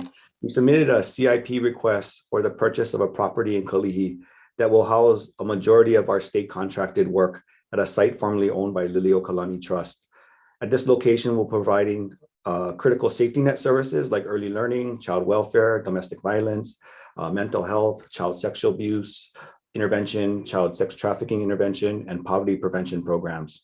This site will also provide support for our work on the neighbor islands, as it will allow us to shift the rent payments to more direct support across the state. And this site will also help us deliver services, especially when the needs have increased, and allow us to perpetuate the vision of Queen Liliuokalani, which is the reason why this space was originally built and which our mission aligns with. The other is an operating request for our after-school youth program in Kuhio Park Terrace. PACT was started by the residents of KPT, and we feel deeply connected and accountable to the families in KPT. This will help us bridge the gap for these youth by providing positive activities like tutoring, sports, arts, and socializing for youth to engage in that will reduce risky behaviors, crime, the educational gap, and behavioral health challenges. Mahalo for the opportunity to share with you today. Thank you, Partners in Care. Good afternoon and aloha, and thank you for the opportunity to testify on our grant aid application. My name is Laura Thielen, and I'm the Executive Director of Partners in Care. Partners in Care has long been the lead for homeless system data collection for the issue of homelessness here on Oahu, as well as analysis and distribution for Oahu, as well as coordination of resources such as housing. Since the beginning of COVID, we have ramped up these efforts and have helped more than 300 people get housed in the last year through our Oahu Housing Now project. That includes 790 individuals that have moved directly from the streets into housing during the COVID pandemic and housing crisis. Partners in Care has a solid history of utilizing funds to help improve our community and the homeless service system. Through continued and expanded data analysis and coordination, we can continue to bring quality work to our community. Homelessness is one of the most pressing issues for Oahu, the state, and beyond. While in the point in time count, we had more than 4,400 people counted on a single day in 2020. More than 10,000 individuals go through the homeless service system over the course of any given year. Partners in Care is responsible for all the data collected on these folks and helps to facilitate their pathway into housing and resources. Partners in Care, through this grant and aid, is committed to continuing the hard work to end homelessness in our community. Thank you so much for considering our grant proposal. Thank you, Partners in Development Foundation. Aloha mai kako. My name is Allison Masatani, and I'd like to thank you for the opportunity to provide testimony for Partners in Development Foundation's request for Kupa'aina Natural Farming Project. Kupa'aina is a farm that is part of the Kawailoa Youth and Family Wellness Center Consortium located in Olomana on Oahu. Kawailoa is dedicated to providing safe, culturally restorative environment for justice-involved youth to overcome traumatic life events. Kupa'aina is where these youth come to learn natural farming and gain work readiness skills that they can use for future employment in ag or any other job. The staff and the youth work as an ohana and create bonds that gives youth a sense of belonging that boosts their self-esteem and decision-making skills. When we started this project, we recognized that people did not see farming as a viable means to support themselves, and we were concerned that Hawaii was importing nearly 85 to 95% of our food. We wanted to show that the natural farming method could work on a commercial scale as it uses less water, no imported pesticides, herbicides, or chemical fertilizers, and creates less waste while restoring the land to its natural, healthy, and productive state. We humbly ask for your support on this request so we can continue to develop this sustainable food production and land rehabilitation model, and to work with our youth to give them life skills, a sense of self, and the future.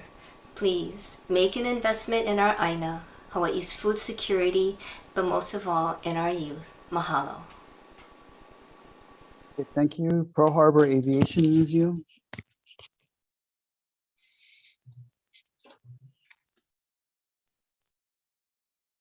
I think you're muted. Got it.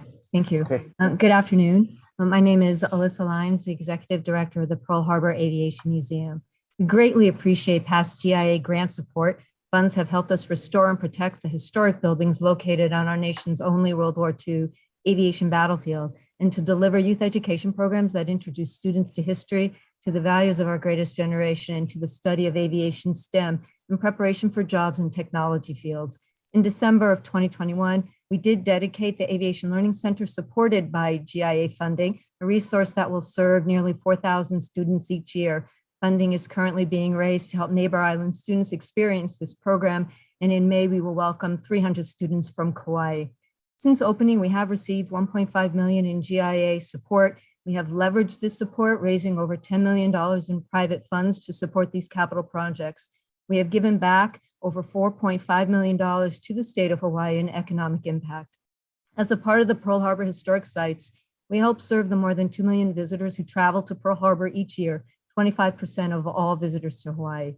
We are seeking $440,000 to help complete the restoration of the historic Ford Island Control Tower, 50% of the total amount required to complete this structure. Save America's Treasures and private sources will provide the rest of the support. Since beginning the tower campaign in 2010, projects have been completed in excess of $7 million to open this structure. This final project will address safety, access issues, and repairs of rusted windows, roof decking, and the firehouse. The historic tower cannot fully open to the public until these repairs are completed. Windows are badly rusted, corroded, and missing actual glass. Frames are dangling from attachment points. Concrete window anchors are corroding and chipping away, leaving gaps in the structure. Rust streaks on the exterior of the building deface this historic building, making it look abandoned. Roofing material is also deteriorating, allowing water to seep to all levels of the structure, causing further deterioration. We really hope that you will consider this project.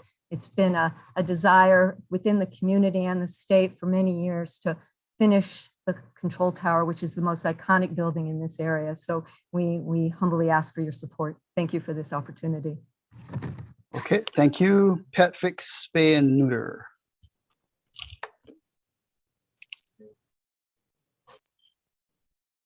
I think you're on mute. If you're Pet Fix Spay and Neuter.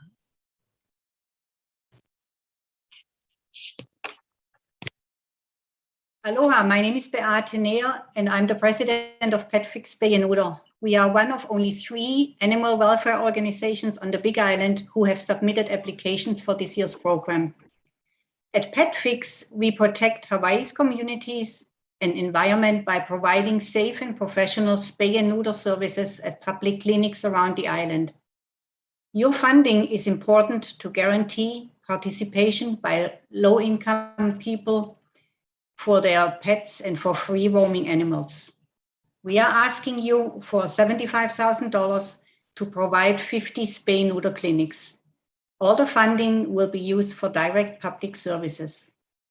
Unwanted animals are causing serious problems around our island. Feral dog attacks have sent people to the hospital. Cats are producing offspring constantly without intervention. The problem is getting worse since the 2018 eruption of Kilauea and has increased significantly with the COVID pandemic.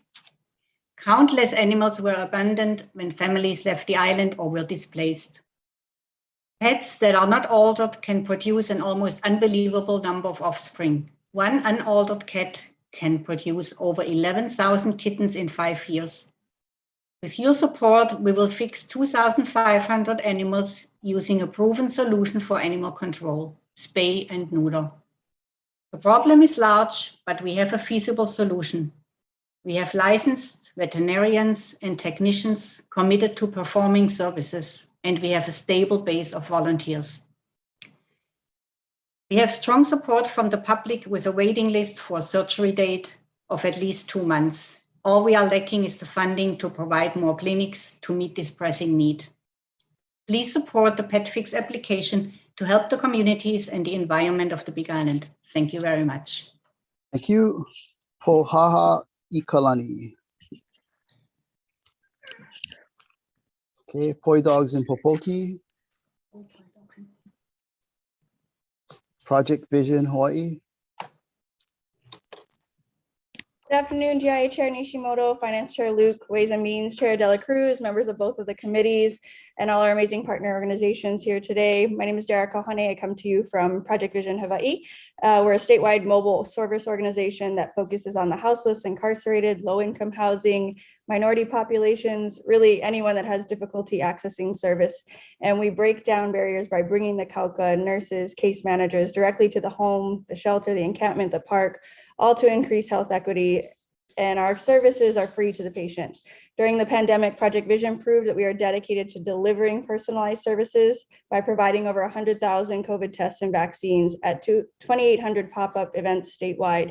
And based on that proven success of our medical team, and due to the annual 6,000 hot showers that our hygiene teams provide at over 700 separate homeless outreach events annually, we show that our HANA is guided by data and prevents hospital visits, increases public safety, and gets people off the streets. So Project Vision's team has mobile units and mobile clinics on all 4 counties that target our areas of most need, where we partner with our clients and our partner organizations to create those cohesion. We're asking for support of this GIA funding to grow our program this year. We're asking for your kokua to add new preventative and treatment services to our street outreach team that includes mental health, substance use, legal aid, prenatal and maternal health, dental and housing placement services for our homeless population, and that's statewide. An increased number of consistent weekly events that act as a one-stop shop for efficiency purposes would make quite a difference for our clients. Our program is also an opportunity to provide jobs to those that others will not hire. Many of our staff were incarcerated or living on the streets before and are now stable, independent, and providing that personalized service to the clients that they can now identify with. So I know we all share that ultimate goal of getting people off the streets safe and healthy. I'm asking for your support and appreciate you for our street outreach efforts. Mahalo. Okay, thank you, Protectors of Paradise. Reuse Hawaii. Aloha. Hi, thanks everyone. Appreciate all this time. I'm Quinn Vidham, Executive Director of Reuse Hawaii. As a lot of you already know, we're a nonprofit organization dedicated to waste reduction and cultivating the circular economy in Hawaii. We have, as you also probably know, 30% of our waste stream in Hawaii comes from construction and demolition debris. So there's a great opportunity to harness resources there. So we have 2 core programs, our deconstruction services, where we offer an alternative to conventional demolition by disassembling buildings in the opposite order that they're built, saving up to 70% of the overall volume of a building. Then our second core program is our redistribution centers in Kaka'ako and also in Kailua Kona, where we redistribute salvage and surplus material to the general public as an affordable community resource. The announcement of the landfill closures, especially here on Oahu, is a concern, but also an opportunity to increase our capacity to do more. So our GIA request is for $200,000 to for some crucial capacity expansion to confront the community's waste reduction needs. In particular, the support will help us bolster our workforce development programs. We're training and employing folks in the industry through partnerships with Kupu and the Youth Services Center. We're also hoping that the GIA can support our second phase of expansion on Hawaii Island, where we'll get a covered warehouse and serve that community more. So thanks so much for all the time. Really appreciate the support. Mahalo. Thank you. Ritumi International Foundation. Recycle Hawaii. Aloha chairs and committee members. I'm Shannon Matson, Vice President of Recycle Hawaii. It was very inspiring hearing all the requests today. So I'm very hopeful that you'll consider ours. But either way, I was very grateful to get to listen in on a lot of these requests. Recycle Hawaii began in 1989. Our mission is to collaborate with island communities on education and effective climate action to transform a culture of waste into one supporting a vibrant planet. Our GIA requests are focused on a critical need in our small rural communities. These funds will aid us in creating recycling infrastructure that can become an environmental and economic example for the rest of the islands. This need has never been more urgent or timely. The CIP request is for equipment and vehicles for use in the recycling pilot program. The operating expense request is for staff to run it for a year. Within 1 year, we anticipate this program will be diverting 20 tons of waste from our landfills monthly and will be self-sustaining financially. Small rural communities of our islands have limited or no recycling infrastructure. Having infrastructure means being able to effectively divert resources from going into overflowing landfills, process and clean highly valuable materials, and be able to sell these commodities to brokers or end users such as Trex Decking. This reduces our footprint, creates microeconomies, builds workforce development opportunities, and green, sustainable jobs. Recycle Hawaii is piloting a mobile recovery center, MRC, to fill in the gaps of recycling infrastructure for the very rural and low-income communities of Napopo and Hononau, among others. The MRC is a mini materials recovery center. It gives small local communities the infrastructure, resources, and power needed to make a viable alternative to dumping into the landfill. Similar MRC solutions are successfully used in rural Australia and Europe for large sporting or entertainment events. The MRC is a trailer-based mobile unit. It's inexpensive to build, use, and maintain. Moreover, it can support several small communities at one time. Additionally, we're in a position now to attract more federal money by tapping into the $275 million under the Recycling as Infrastructure 2 initiative from the federal bipartisan infrastructure law. By funding our GIA requests, the state helps us be competitive for federal funding opportunities that will allow us to expand this and other recycling programs statewide. Mahalo nui for your consideration and support. Okay, thank you. Responsive Caregivers of Hawaii. Aloha, Chair Luke, Chair Dela Cruz, Vice Chairs, and members of the House Finance and Senate Ways and Means Committees. I'm Michael Marsh. I'm the President and CEO at Responsive Caregivers of Hawaii, a nonprofit organization founded in 1975. We serve over 100 adults with intellectual and developmental disabilities on Oahu. Our founding director, Dr. George O'Meara, was instrumental in dismantling the Waimano Homes Institution, and many of our program participants are former residents of the Waimano Homes facility. We believe that adults with intellectual and developmental disabilities do not belong in institutions and should be integrated into the community. Responsive Caregivers of Hawaii operates through a person-centered approach, allowing the focus of our services to be about the people we serve and not their conditions or disabilities. At our main program site in Kapolei, Kaleloa, we offer adult day health and community learning services programs for adults aged 18 to 80 with intellectual and developmental disabilities, including those who are medically fragile and persons with other special needs. Responsive Caregivers of Hawaii has owned and operated 2 group homes since the late 1970s, including one in Aiea and one in Kapalama. Over the past 4 years, we have invested over $100,000 of our own extremely limited resources to make improvements at our 2 homes.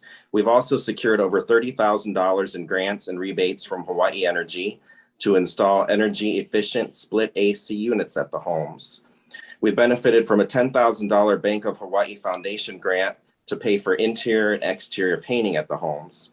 Responsive Caregivers of Hawaii respectfully makes its first time legislative GIA request of $166,000 in funds for capital projects to offer health and safe living opportunities for adults with intellectual and developmental disabilities at our 2 group homes to better serve our residents and support their self-sufficiency.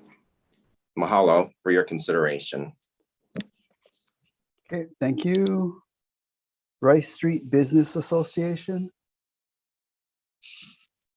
Salt Makers of Hawaii. Sea Rider Productions Foundation. SHAC Foundation. This is the SHAC Foundation. My name is Gordon Inoue. I'm a director of the SHAC Foundation. The SHAC, SHAC, stands for Synergistic Hawaii Agricultural Council, is made up of 4 industry groups: the Hawaii Floriculture and Nursery Association, the Hawaii Coffee Association, the Hawaii Papaya Industry Association, and the Hawaii Macnut Industry Association. All 4 of those associations account for over $200 billion in farm gate farm value, and most of their business is export, which represents about a $600 million impact to the economy of, statewide. In 2018, the Kilauea lava flow inundated the Kapoho area. The Kapoho area, unknowns to most, was the heart of the orchid growing industry on the Big Island.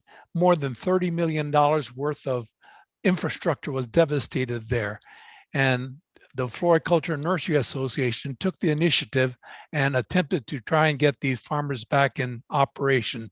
In 2019, a co-op was founded called Puna Flower Power, and it was able to receive a grant of about $500,000 from the emergency Hawaii County Emergency Program, $479,000 emergency loan from the state of Hawaii, and it is an operation. What we're faced with right now is water. It's in an area where we don't have any water, so we're seeking $90,200 to drill a well so we can serve the nursery as well as the adjacent cattle fields and the papaya fields in that area. We hope you'll favorably consider our request to put the industry back in operation. Thank you very much. Okay, thank you. Sounding Joy Music Therapy Inc. Yes, aloha, honorable Joint Committee members, and mahalo nui loa for your tremendous efforts throughout the grants and aid process. My name is Nina Guerrero, and I am the Clinical Director at Sounding Joy Music Therapy. As the only nonprofit music therapy organization in Hawaii, celebrating our 20th anniversary this year, Sounding Joy has served over 4,000 clients in collaboration with over 200 community agencies. Yet, our current waiting list of 635 individuals and families statewide who seek but cannot afford therapy shows the need for increased access to services for the most vulnerable populations who could benefit most. We thus humbly request funds to support weekly group music therapy to enhance well-being and quality of life for 75 children, adults, and elders with a wide range of disabilities, as well as a capital grant for a property to accommodate expanded operations. Because individuals with disabilities may be at high risk for complications of COVID-19, many of their usual opportunities for social engagement and stimulation have been limited during the pandemic, adversely affecting their well-being and quality of life. As Hawaii strives to recover from the pandemic, resources are needed to cultivate emotional resiliency, renew interpersonal connections, and rebuild personal autonomy in individuals with disabilities, especially within underserved communities, which have been hardest hit by the stress and isolation of the pandemic. Our service project will address this need through weekly music therapy support groups offered at collaborating community facilities. No musical training is required to participate, as the purpose is not technical instruction, but creative self-expression and connection with others through singing, movement, and improvisational instrument playing, using music as a rich cultural resource for the healing and empowerment of Hawaii's diverse communities. Mahalo nui loa for your time and consideration. Okay, thank you, Special Education Center of Hawaii.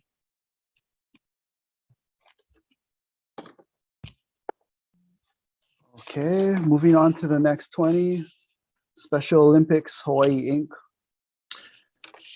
Good afternoon, chairs and committee members. We want to say thank you guys very much for listening to our testimony for a great number of amazing projects that are out there in the community. So thank you very much. Special Olympics Hawaii actually provides year-round sports training and competition for over 3,400 individuals with intellectual disabilities here in the state of Hawaii, including athletes of all ages. But what many people don't know is that we also provide a school-based leadership program in over 70 different schools. And we have a heavy emphasis on our health and fitness programming, providing medical screenings and fitness programs to our Special Olympics athletes throughout the state. We moved to our sports and wellness campus last April, and we built an administration and classroom building and a grass playfield, which our athletes have been using now that we've been able to come back from COVID, which has been amazing watching our athletes train outside of our doors. We are requesting $1.1 million in CIP funding to build a health and fitness building and an outdoor play court on our campus. The building will be utilized for the following. We have semi-permanent exam rooms so that we can do exams in 7 different disciplines for our Special Olympics athletes, including checking their hearing, vision, and oral care, as well as having physical therapists checking flexibility, strength, and balance. We will also have an outdoor play court to do basketball, volleyball, pickleball, and youth activities. We'll have an area where we can have free weights and machines for our athletes to come in and do fitness workouts. And we can also set it up so that we can train our coaches so that they can take that training and learn methods back to their home islands and communities across the state. And we are also going to be having an area that we can also provide storage so we can get rid of our existing storage facility where we're paying rent in Kalihi. We have over $500,000 of in-kind support committed through the Innovative Readiness Training Program, which is a DoD program offered statewide. And on average, just so folks know, persons with intellectual disabilities right now die on an average 14 to 17 years earlier than the general population. And that's why Special Olympics has put such an emphasis on sports training, health, and fitness. I know I'm out of time, so I just want to say thank you all very much for listening to all of our testimony today. We greatly appreciate your support. Okay, thank you. St. Francis Healthcare Foundation of Hawaii. Good afternoon, and thank you to the members of the House Finance and Senate Ways and Means Committee for giving St. Francis the opportunity to request help for our seniors and caregivers. I'm Jerry Correa, president of St. Francis Foundation, Hawaii. I'd like to thank you for always supporting St. Francis to be well prepared with our Kupuna village and all of the needed services that we work on for our Kupuna and caregivers, especially during the pandemic. Services like meal deliveries for those who are isolated, transportation for Kupuna to get their COVID vaccines and doctor visits, and care coordination services to help the Kupuna and the caregivers. Now we realize that there's a need for additional assisted living facilities on our campus to complement the current services, particularly in memory care. We're requesting funding for planning, design, demolition, and clearing to expand our assisted living facilities to seniors needing special health care services, as well as workforce housing in those facilities. We receive calls every day from sons and daughters of Kupuna who need a safe place for their parents to live. Many are just unable to live at home anymore with 24/7 care. Our expanded assisted living facility will give sons and daughters peace of mind, knowing that their parents are well cared for and that they can live their lives with dignity as they age. Now more than ever, as our population ages, we need to ensure that they have a place to enjoy and be well taken care of in their golden ages. We appreciate your consideration for our requests. Thank you. Okay, Steadfast Housing Development Corporation. Surfing the Nations. Susanna Wesley Community Center. Good afternoon. My name is Joni Chun, and I'm the Executive Director of the Susanna Wesley Community Center located in Kalihi. Susanna Wesley has been proudly serving the community for over 122 years, and our mission is to serve as an instrument of God's love to nurture, offer hope, and enhance the well-being of our community. With a small workforce of 21 employees, we provide family and youth services, education advancement support, opportunities to earn a high school equivalency, home-based parenting, case management services to victims of human trafficking, and emergency food and housing assistance. Prior to COVID, Kalihi had among the highest rates of families struggling with poverty, and the pandemic widened the economic and educational gap, creating further stress on families. Parents struggle to make ends meet and have difficulty understanding and navigating the educational system to support their children. Throughout the pandemic, with creativity, we provided in-person support to our families and youth and intensified stabilization and educational support services. Last year, with limited funds, the program achieved 100% of our families who participated who were at risk of hunger and homelessness were provided with food and housing assistance. 82% of our participating students met attendance standards. 100% of our students earned satisfactory grades or better in core subjects.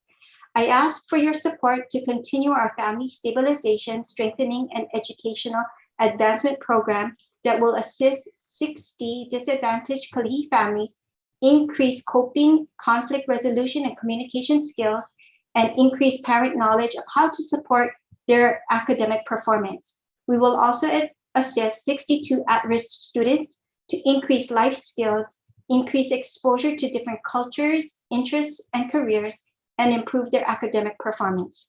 Thank you once again for this opportunity to share our programs and agency.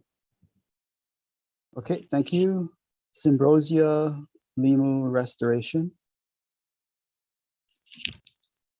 Okay. Synergistic Hawaii Agriculture Council.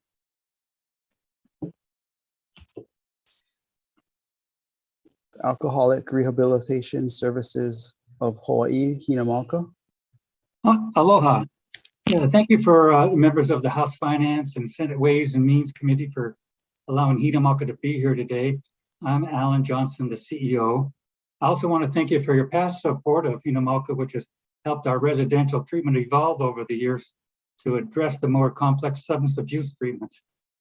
While crisis treatment and outpatient treatment are part of the solution in helping those with substance abuse, there are a few thousand patients each year that need intensive residential to treat. Hinamalka would use this funding for the most chronic, the most severe people with substance abuse. So severe, all but a very rare few could find recovery without residential. Most of them will have co-occurring disorders like depression, PTSD, anxiety. The meth users have drug-induced psychosis. Many have severe traumas, and unique to Hawaii in this program, we would also treat at the same time diabetes, hypertension, COPD, heart, kidney, liver disease, cancer survivors. Our grant and aid request is for program support that Hinamalka provide treatment for the uninsured and the underinsured.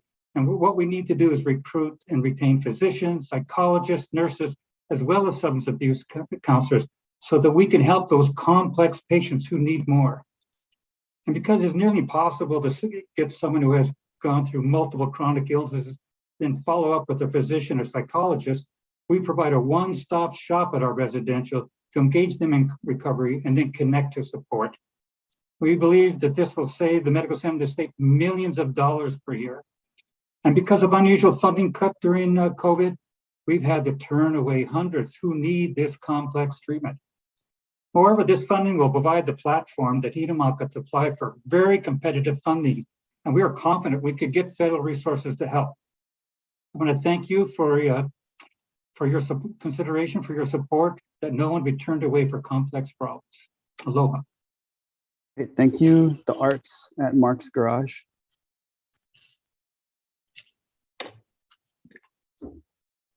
Hi, here. Sorry. Can you hear me? Yep. Okay. Aloha, and thank you in advance for your time and your consideration. My name is Elizabeth O'Brien, Acting Executive Director for the Arts at Mark's Garage, a nonprofit arts organization located under one of the busiest parking lots in downtown Chinatown, Honolulu. Over 20 years, we've become the most inclusive and diverse community space for our size. And pre-COVID, we welcomed over 45,000 visitors into our space, including both locals and tourists of all ages, ethnicities, and socioeconomic backgrounds. We had about 12 major gallery exhibits and over 150 events, activities, and performances annually. During the pandemic, our attendance was reduced by just over 80%, and we are now rebuilding so we can continue to provide a safe and inclusive creative space for the thousands of emerging and established artists, technicians, and other nonprofit organizations who utilize the space and to continue engagement with our neighborhood and our community. We're asking for just over $365,000 in funding specifically to upgrade and or replace our antiquated electrical system and bring it up to current code requirements. The Arts at Mark's Garage has never owned its own technical systems, relying instead on organizations that house their equipment temporarily in exchange for storage. Until last year, through funds received through grants and donors, we were able to purchase and install an audio system, but have been unable to do the same thing with our lighting. So our goal is to have full ownership over a programmable remote system that we can use for technical training, professional mentoring, and for consistency in events and activities. We'd like to replace all of our electrical wiring, the housing, cabling, lights, projection networks, and emergency safety systems in the gallery, also in the theater and in all of the common areas of the space. And by replacing the halogens and fluorescents with LED lamps and fixtures, we also hope to reduce our energy consumption over time. So in order to continue growing as an affordable community arts incubator in Honolulu, we need your support. So on behalf of all of us at the Arts at Mark's Garage, thank you again for this opportunity. Okay, thank you. The Filipino Community Center, Inc. Good evening. Thank you, Representative Nishimoto, Honorable Chair Senator Dela Cruz, Senator Keith Agaran, Representative Luke, and Representative Yamashita, and committee members. My name is Donnie Wan, and I'm the Executive Director with the Filipino Community Center, and I appreciate the opportunity to submit some testimony. We are the largest Filipino community center outside of the Philippines. Our mission continues to be to preserve and perpetuate the Filipino culture and customs in the state of Hawaii, and to provide social, economic, and educational services. The center continues to be a gathering place for Filipinos, the state of Hawaii, and visitors from around the world. The GIA request from Philcom focused on some infrastructure improvements to our facility, such as upgrades and necessary renovations, along with improvements to our ballrooms and other needed repairs to protect the health and safety of our guests and patrons. Our operating grant requests for our programs at Philcom are for the various activities such as that occur during the year, ranging from immigration and citizenship services on the leeward side, sharing of our culture through events such as Filipino for Kids summer program, Philcom Sundays, the Cicada Day celebration, Banda Kawayan, Eskrima martial arts, and the Filipino Fiesta. Further, we continue to engage community organizations to volunteer, such as HIMAG at Indoc, the Knights of Rizal, and Alpha Phi Omega for labor-intensive projects such as restriping of our parking lot and other smaller paying projects, while still maintaining the beautiful foliage and roses at Philcom. All of these are all volunteer projects that Philcom continues to seek out. Trying to be self-sustaining the best that we can over the last few years, Philcom has increased our CAM charges to our tenants by 10%, converted certain areas used for smaller gatherings for commercial tenant space, such as for Hawaiian Humane Society, who spoke earlier, and the Waipahu Behavioral Health, which are both essential services on the leeward side. Philcom, along with many nonprofit organizations, were significantly affected by COVID, especially the uses of our ballroom. Yet we continue to push forward with the revenues that we were able to obtain during this difficult period. During COVID, Philcom focused its efforts with the Philcom Cares program, which provided COVID outreach, COVID testing, and vaccination sites, and educational service with translations of the Filipino dialects. Thank you for your time today, your public service, and your patience with the many grant requests that are before you. Thank you for your consideration with both of Philcom's grant requests. Maraming salamat po. Thank you. Thank you. Friends of the Palace Theater. Hello. Good afternoon, and thank you for your time today.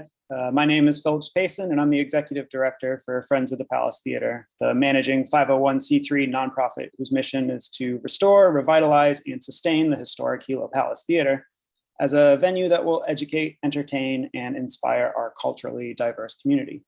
Thank you for considering our grant application for grant in aid request for $150,000 for phase 2 of air conditioning installation. Phase 1 of AC has been installed with the previous support of GIA capital of $130,000, and support for phase 2 of the project will enable the theater to provide a safe and comfortable performance space for the growing patronage.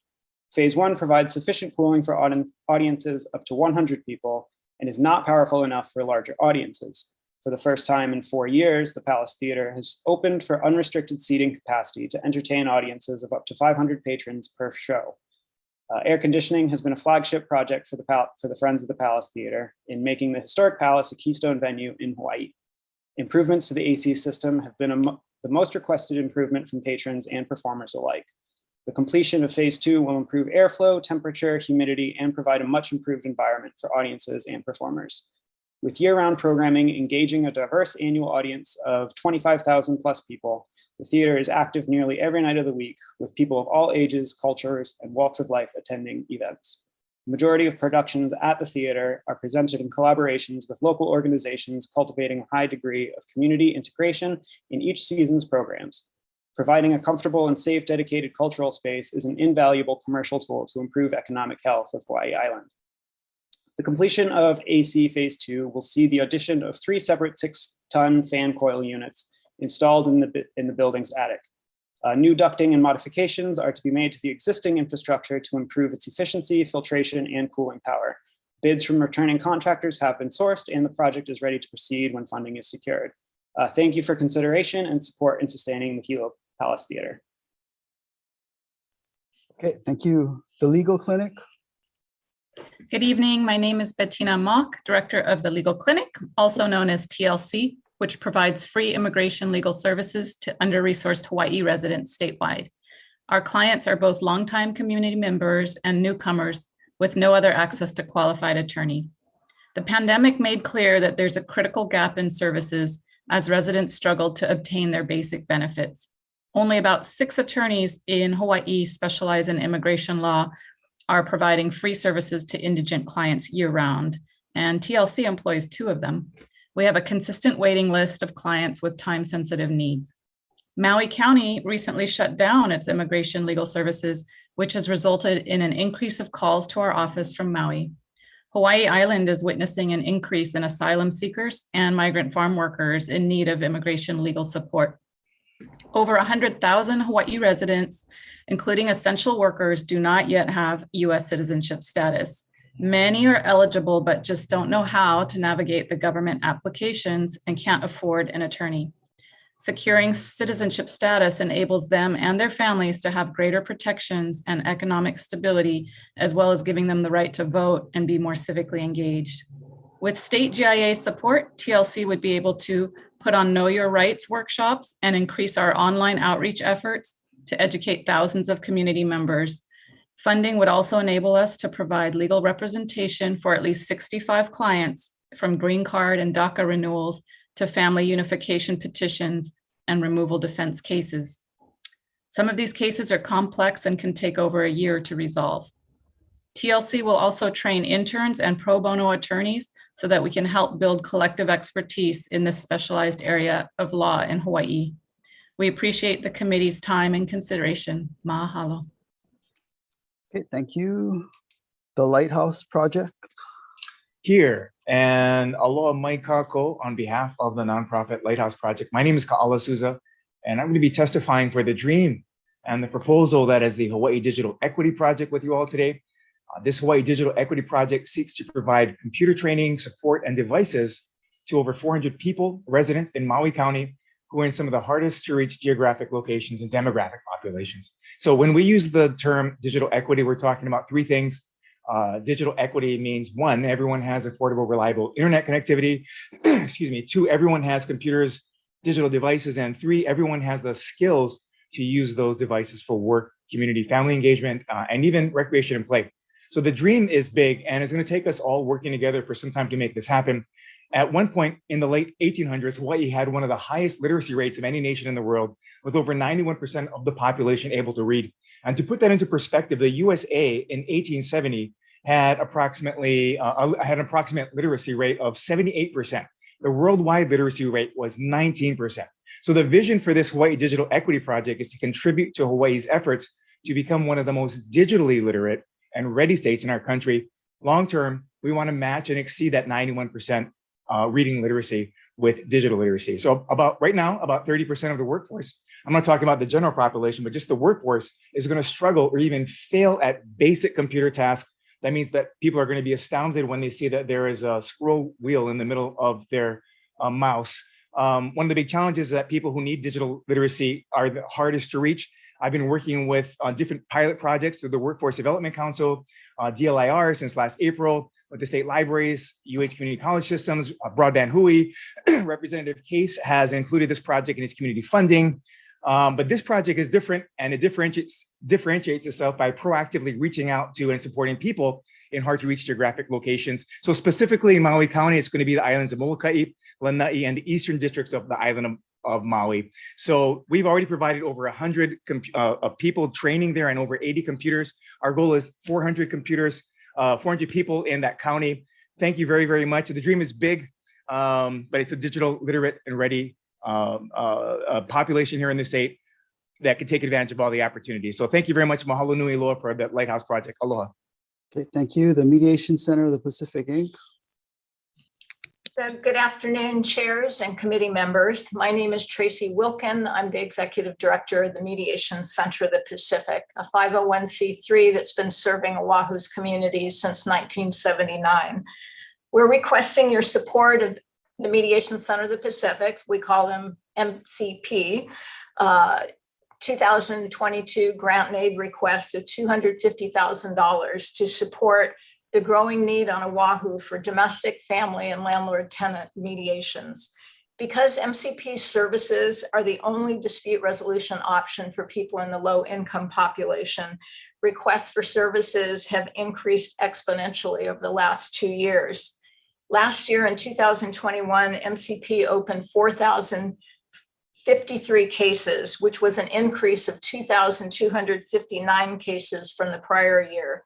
We conducted 1,642 mediations, which was an increase of 961 cases from the prior year, primarily in the landlord-tenant, in the domestic and family arena. Another example of the value of MCP services is the newly created eviction mediation program under Act 57. Over the past 7 months, we have mediated over 830 cases, meaning with 87% reaching agreements, meaning that more than 1,600 landlords and tenants have not had to go to court. Due to the hardships created by the pandemic, the large number of cases filed in court, and the fact that mediation is a preferred process, we anticipate our numbers continuing to rise. The GIA funds are needed to help MCP meet this high demand over the next year. So we're requesting $250,000 to support these services. We appreciate your time, and I'm grateful for you considering this request. Mahalo. Okay, thank you. The National Federation of the Blind of Hawaii. Okay, Rehabilitation Hospital of the Pacific. Good afternoon, chairs and committee members. Thank you for the opportunity and consideration of our request. I'm Laurie Suan, the Chief Development Officer of the Rehabilitation Hospital of the Pacific. For over 70 years, rehab has been dedicated to rebuilding lives, providing excellent care for those with physical and cognitive disabilities. We are recognized as a community leader in advanced rehabilitation treatment, being the only facility in the state to offer access to a full continuum of care, from inpatient acute rehabilitation therapy to outpatient therapy to wellness programs benefiting adolescents to kupuna. Without rehab, residents would need to travel over 2,500 miles to the mainland for services. Receiving care right here at home offers the opportunity for our patients and families to keep strong connections with their family, caregivers, and community network for their optimal potential. Over the last decade, rehab has strengthened our hospital infrastructure and renovated parts of our aging facility, focusing on the most critical patient care areas to ensure not only the health, safety, and comfort of our patients, staff, and visitors, but also remedy much needed clinical infrastructure resources. Our need, rehab's current electronic health record and revenue cycle system is outdated and burdened with inefficiencies. It currently requires reliance on manual processes and partial hard copy of medical records. This is a one-time request to the state for $1 million in grant and aid funds that would serve as a catalyst for this project. We project the cost to be over $5 million, but no additional funding will be sought from the state toward this system. Rehab will complete funding for this project with hospital funds, as well as soliciting donations from private and philanthropic partners over the next 2 years. Our expected outcomes for this project will directly benefit patient care in the following ways. We anticipate it will enhance continuity of care across providers. Patients will get to rehab more quickly and efficiently to begin their recovery sooner. We'll be able to offer a patient portal. Patients will have direct access to health information and communicate with providers at their convenience. Enhance patient safety. These new systems offer improved medication safety, ensuring medications are not duplicated or negatively interacting with other medications, and offers different decision-making support tools and warnings and alerts that make patient care safer. And of course, telehealth. Remote telehealth options have especially been useful during COVID, but will remain essential in the future to serve patients who cannot get appointments due to medical, transportation, or other issues. Again, we appreciate your consideration for our request. Thank you. The United Korean Association of Hawaii. Aloha, Representative Nishimoto, Chair Luke, and Chair De La Cruz, and members of the respective committee. My name is David Seo, and I serve as a volunteer officer of the United Korean Association of Hawaii. The United Korean Association of Hawaii is a main Korean community and cultural organization that exists to serve the needs of the ethnic minority members and to contribute to the colorful and diverse cultural richness in Hawaii. Over 40 years, we have been providing language support services, virtual classes, and senior programs. During the COVID crisis, our focus shifted to procuring and distributing personal protective equipment, fresh groceries for kupuna by way of monthly food distributions and deliveries, and holding several pop-up vaccination clinics for the underserved population. And recently, our association conducted fundraising events to raise over $28,000 to support the recovery efforts in Tonga. With the COVID-related restrictions being lifted, we are hoping to return to and expand the core of our outreach classes, community programs, and cultural preservation activities. This grant request is for capital improvement to repurpose portions of the former community library building at the Makiki District Park to establish a new community center there to carry out our missions and accommodate senior and youth activities, literacy and cultural programs, and community events and gatherings. Over 2 years ago, we made a request to the City and County of Honolulu that owns the building to allow our association to manage and facilitate the community-wide use of the building.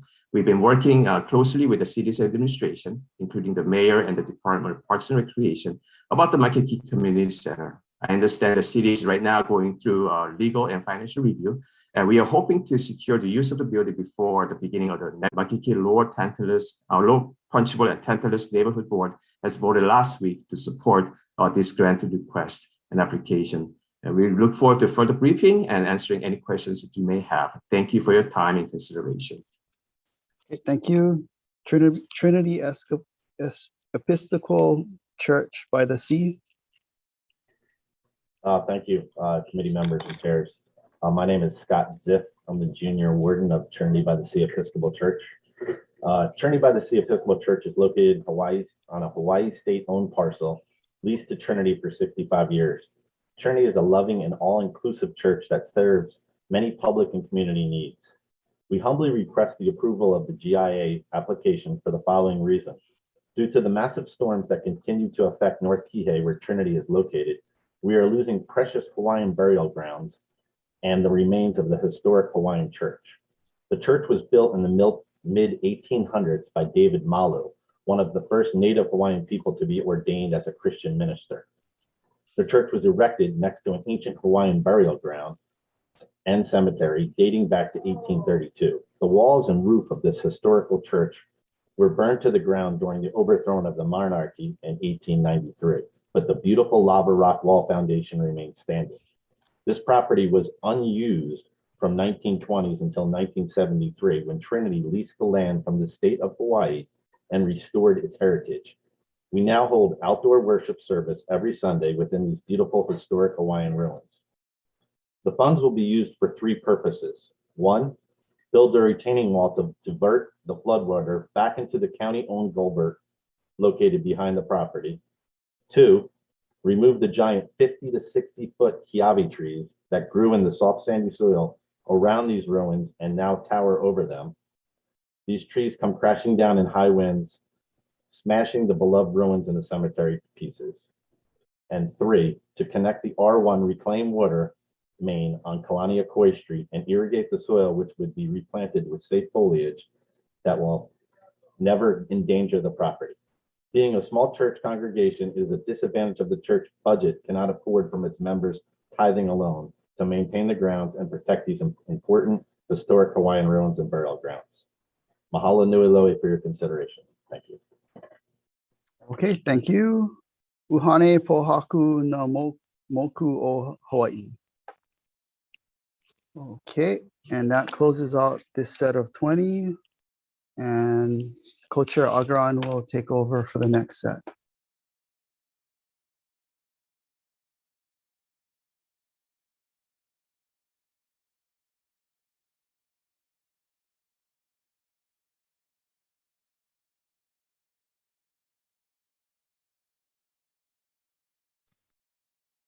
Chair Agaran, I think you're on mute.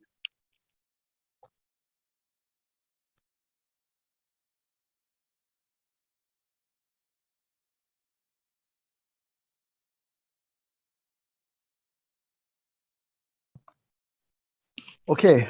I can take it. No, moving on. Okay, to the next set of 20.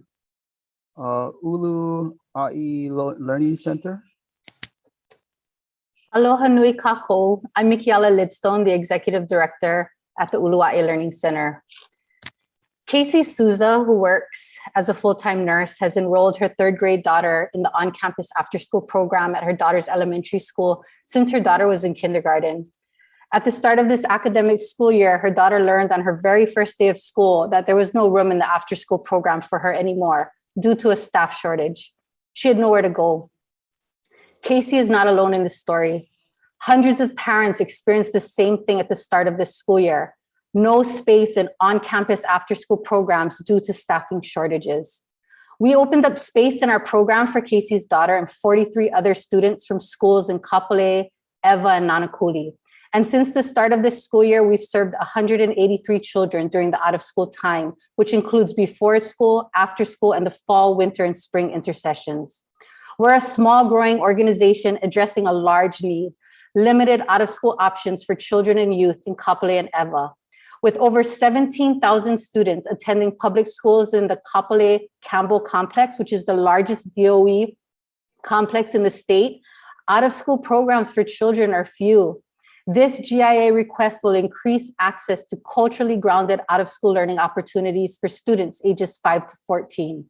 At the Uluwai Learning Center, our programs include free after-school transportation to our learning center and to stewardship sites. It includes homework help, tutoring, and enrichment activities that are culturally grounded and place-based, growing the knowledge and love and pride in our youth for the place they live.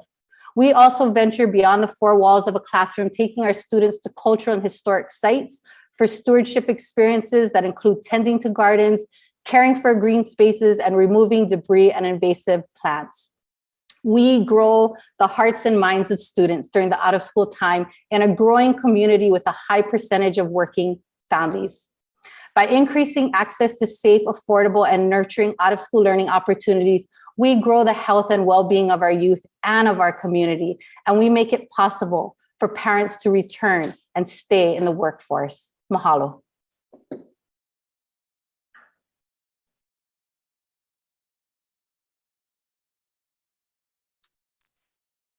Okay, thank you. All right, moving on. Volcano Art Center. Volunteer Legal Services Hawaii. Aloha, my name is Rachel Figueroa, and I'm Executive Director of Volunteer Legal Services Hawaii. Volunteer Legal provides civil legal services to Hawaii's low and moderate income residents statewide. Volunteer Legal's grant request is $250,000 that may continue our work and expand services statewide. In 2021, Volunteer Legal conducted close to 3,000 intakes and provided legal services ranging from advice and consult meetings to full representation at court. All this with only a staff of 7. We also held almost 200 virtual legal clinics statewide for individuals. Volunteer Legal does not receive any federal funds, but continues to pursue private donations for foundations, firms, and/or individuals from the state of Hawaii. We're grateful to receive funds from ILEF and IOLTA. However, the above mentioned combined is not enough to sustain and expand our services to rural and neighbor island communities. Thank you to the Committee on Ways and Means and Committee on Finance's time and consideration of our application. Thank you. Wahiawa Center for Community Health. Aloha. I am Dr. Cindy Indrazal, representing the Wahiawa Center for Community Health, also known as Wahiawa Health. First, we want to mahalo our late Senator Danny Noi for his vision of our health center. In August of 2016, Wahiawa Health achieved designation as the newest federally qualified health center in Hawaii, serving Central Oahu and North Shore. Wahiawa Health is an FQHC lookalike. This means while we must meet all HRSA healthcare requirements, we are not afforded the same federal financial support as all other FQHCs in the state. By December 2021, our COVID-19 positivity rate was 37%. As of January this year, our vaccination rates are hovering around 35 to 45%. The COVID pandemic created fear and isolation in all of our residents, and we want to build back those relationships with families and their keiki. We are asking for support to increase our capacity for services and partner with all schools in the Wahiawa Mililani Wailua complex. That's roughly 14,000 keiki. With this grant, our objectives are to increase access to COVID-19 prevention and mitigation measures, including vaccinations, screenings, and testing in the school. We would also like to address the health inequities by implementing health screening and referral processes for all keiki, addressing any medical, behavior health, and/or any wraparound services needed, such as addressing food and housing insecurity. Wahiawa Health is essentially an unfunded federal program. While we continue to write grants and look for support, we are the only source of comprehensive medical, behavior health, and enabling services in Central Oahu and North Shore. Frankly, as much as we ramped up to the needs during the pandemic, we have maxed out our resources, provider panels, and ability to hire more staffing. We believe our proposed COVID-19 prevention mitigation program, coupled with our healthcare screening for all keiki in the school, will reconnect us with our community and ultimately providing access to comprehensive healthcare. Mahalo for your time and support. Aloha. Thank you. Y.org Inc. Aloha, chairs, vice chairs, and committee members. My name is Stuart Coleman, and I'm the Executive Director of VI, Wastewater Alternatives and Innovations. We are a nonprofit that's dedicated to reducing sewage pollution from cesspools across the state. As you all know, we worked with you all to pass a number of laws, Act 120, Act 125, to ban all cesspools across the state by 2050. And then Act 132 to create cesspool conversion working group on which I serve. And we are the only local nonprofit that is focused on this issue and is looking for solutions. And we are in the middle of a historic and honestly once in a generation opportunity with the passage of the bipartisan infrastructure law to bring in federal funding, millions of dollars of federal funding to convert the substandard these substandard systems that cesspools really are. We were the last state to ban them by decades. We have 88,000 across the state that discharge more than 53 million gallons a day of untreated sewage into our groundwater. That's larger than the massive sewage spill that we had in Waikiki in 2006, to give you an extent of how large it is. So we hope to use these funds to leverage more federal dollars to do workforce development and to create more jobs to help convert these cesspools across the state, to continue doing town hall meetings in priority areas, and to help Hawaii get rid of these cesspools and restore our waters to their pristine qualities. Mahalo for your time. Okay, thank you. Waianae Community Redevelopment Corporation. Okay, Waianae District Comprehensive Health and Hospital Board Incorporated. Hi, can you hear me? Yep, we can hear you. Great. Aloha, my name is Alicia Higa. I'm the Director of Health Promotion, providing testimony in support of the Waianae District Comprehensive Health and Hospital Board's GIA proposal for the building of a much-needed emergency food warehouse in partnership with the Hawaii Food Bank on our planned Community Food Systems campus. In 2019, a community needs assessment reported our Waianae community to be 38% food insecure, a number that has drastically gone up since the pandemic. These community members are operating in emergency mode on the daily, and many will not have the recommended 14-day food and water supplies asked of our residents to be prepared for the next natural disaster.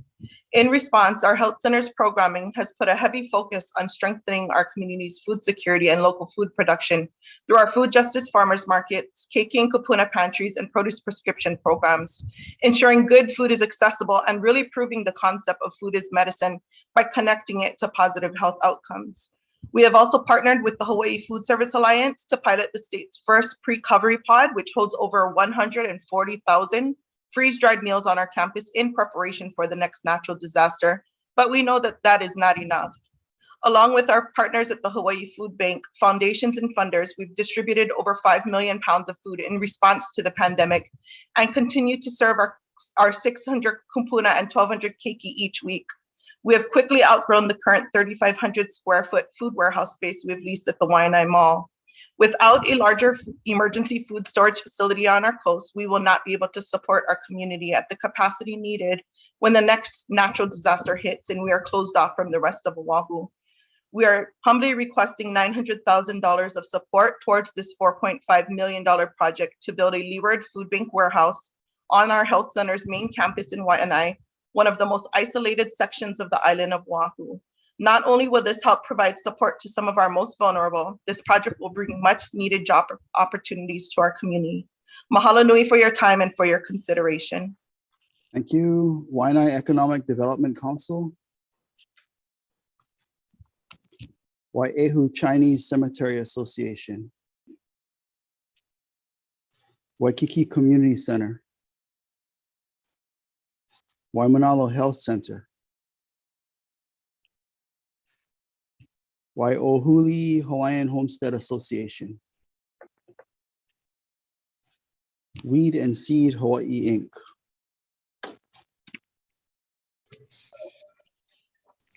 Hello, my kako. My name is Hercules Hui. I'm a 29-year resident of the Pupuole area, right next to Pupuole Park.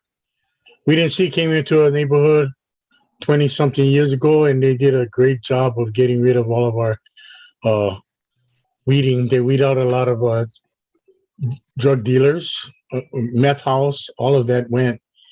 And over the years, it has faded out and just went away. So now, as a nonprofit organization, on their own, they're struggling. And I know they're really needed in the neighborhood. They run after-school programs, read and play with the kids. Officers go into the schools and read and get all the kids wrapped up. It's been around, and it's really shame that it goes away, because then all of drug dealers come back in the neighborhood. We had a gambling house right across the street, which the federals came in and closed that down a couple weeks ago. And it's just well needed. They only asked for 350,000, I think, and that just it doesn't cover everything. But they have a large gamut of programs that they run in the Waipahu area for keikis and adults. And we do a lot of outreach to our seniors as well. So there's a program on every part of the ohana. So here in Waipahu, I think it's very well needed to continue to stop the crime from coming back into our neighborhood. So I really support the work they do, and I just hope that you guys can continue supporting them as well. So mahalo nui loa for your time. God bless. Aloha. Okay, thank you. Women in Need. Young Men's Christian Association of Honolulu. Good afternoon. My name is Jen Townsend from the YMCA. I oversee preschool programs for the Y across Oahu. A little over 2 years ago, we began working with a family, a single great-grandmother who adopted 3 of her great-grandchildren. She was in no position to take the children on, but she did because they were family. The child in our program faces challenges, including developmental delays and behavioral issues, among many others, due to no fault of her own. Through our preschool program, we have not only been able to work with the child and see significant improvements, but we have also been able to work with grandma too, and have connected her with much needed services. I truly believe because of the early intervention, we have put this child on a better path. This story is just one story of why preschool is critical. The demand for childcare is double the number of seats available in Hawaii.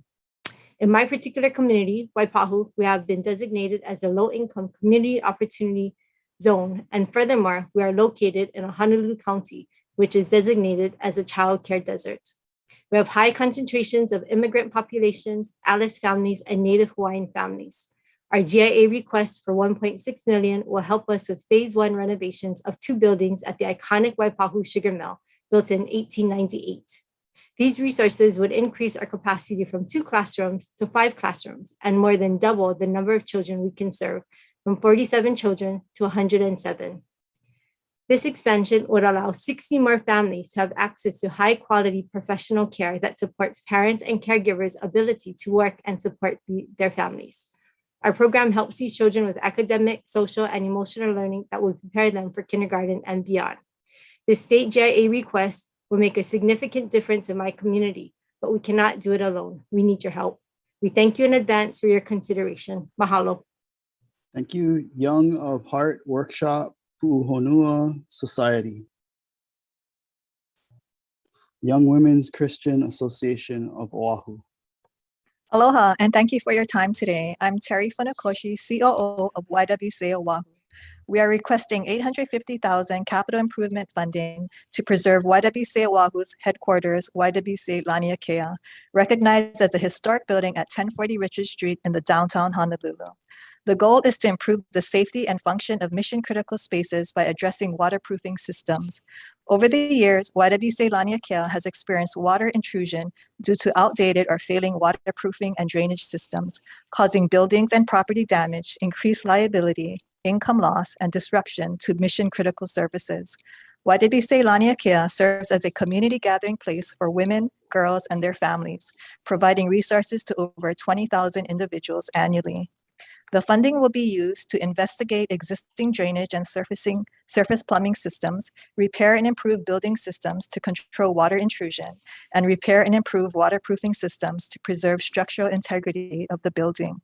We need the GIA help So we are committed to the structural preservation and historic restoration of Laniakea and have invested over $800,000 to the basement and crawl space project permitted this summer, 2022. These areas have been compromised by flooding. The requested GIA funds, along with our $200,000 we already raised and secured, will help us maintain the safety and function of mission critical spaces. These spaces are the basement, home to our Dress for Success Honolulu Career Center, providing job readiness, life skills, mentoring, and coaching to socially and economically disadvantaged women. The pool, which helps physical therapy and swim classes. Our courtyard, home to special events, one of few outdoor open spaces downtown for community events that is sought after for our historic agricultural splendor. Over 20,000 people use the facility a year. All these spaces create value and revenue for our nonprofit. With this GIA funding, we'll be able to address the waterproofing needs and improve the safety and functionality of mission critical spaces. Mahalo for your time and consideration. Okay, thank you. And that is the last GIA on the list.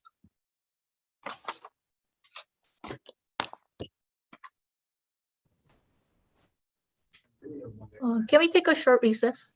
Okay, recess subject to the call of the chair.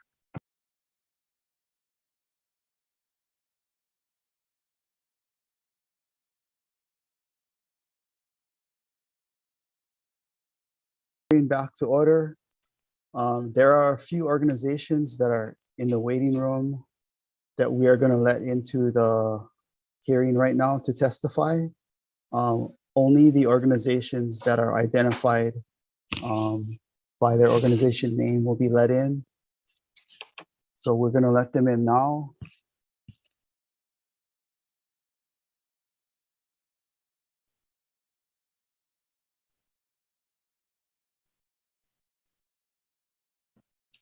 Okay, if you've been let in, if you can introduce yourself and the waiting room that we are going to let into the hearing right now to testify are identified. Okay, so I see some people that have come in from the waiting room. I will just start by calling out your organization. You have 2 minutes to testify. Hawai'i Island Humane Society. Please begin. Hi, I'm Scott Dodd. To the hearing right now to testify. Are identified. Okay, so I see some people that have come in from the waiting room. I will just start by calling out.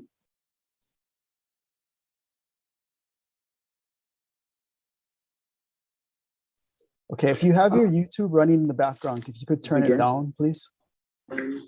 Hi, I'm Scott Dodd.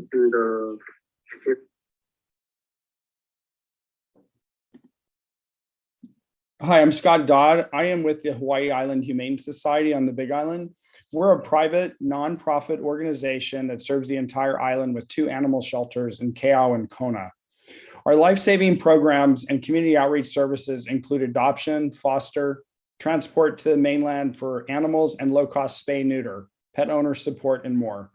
We are in our phase 3 of our Animal Community Center, which is a state-of-the-art animal hospital and currently in construction. We're completely funded by private donors. However, we need to have this animal hospital to provide the community benefit of low-cost veterinary care and spay-neuter services.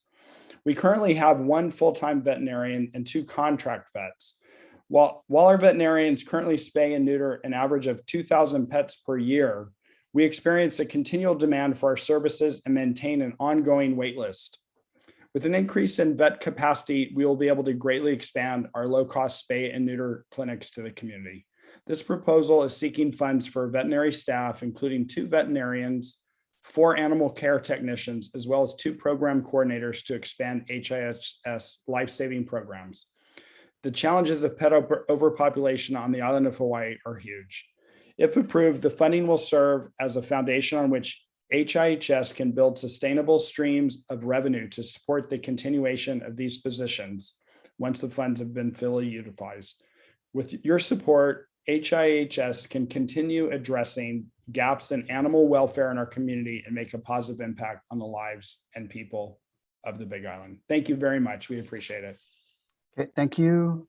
Lanai Kinoole Inc. Good afternoon, Chair, and thank you very much for allowing me to testify. I am honored to be here. Thank you for hearing my testimony on behalf of Lanai Kinoole Incorporated, a 501c3, and for your consideration for our submitted GIA and CIP. My name is Valerie Janikowski, and I'm the program administrator and full-time nurse.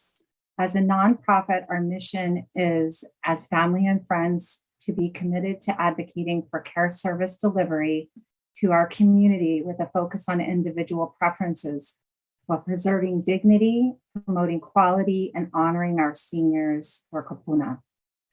First, I'd ask, as I speak, I'd ask that you please think of where your frail, perhaps ill, or aged family members are while you've been at work all day in this long haul, listening to all this testimony while we are together.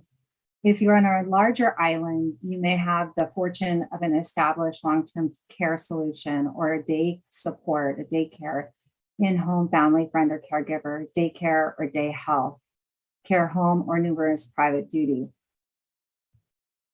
On Lanai, we have a crisis. There's over 30% of our small population is over the age of 60 without such diverse options. Lanai Kinoole is requesting funding to continue the valuable work we provide that is life and limb saving services, and that is not being dramatic. As the only licensed home health agency for the island, with the client's permission, I can share with you that we have been providing services for one gentleman for over a year with complex wound management, and he has probably survived as a result. The funding, if awarded, may also support allowing us to train and hire more staff so that we can enroll more clients and potentially implement more programs for our community. We are working with partners to increase our home team services, supporting workforce development, and working on expansion of services for adult daycare or day health on the night. Thank you for your time and consideration. Okay, thank you. Waianae Community Redevelopment Corporation. Go ahead.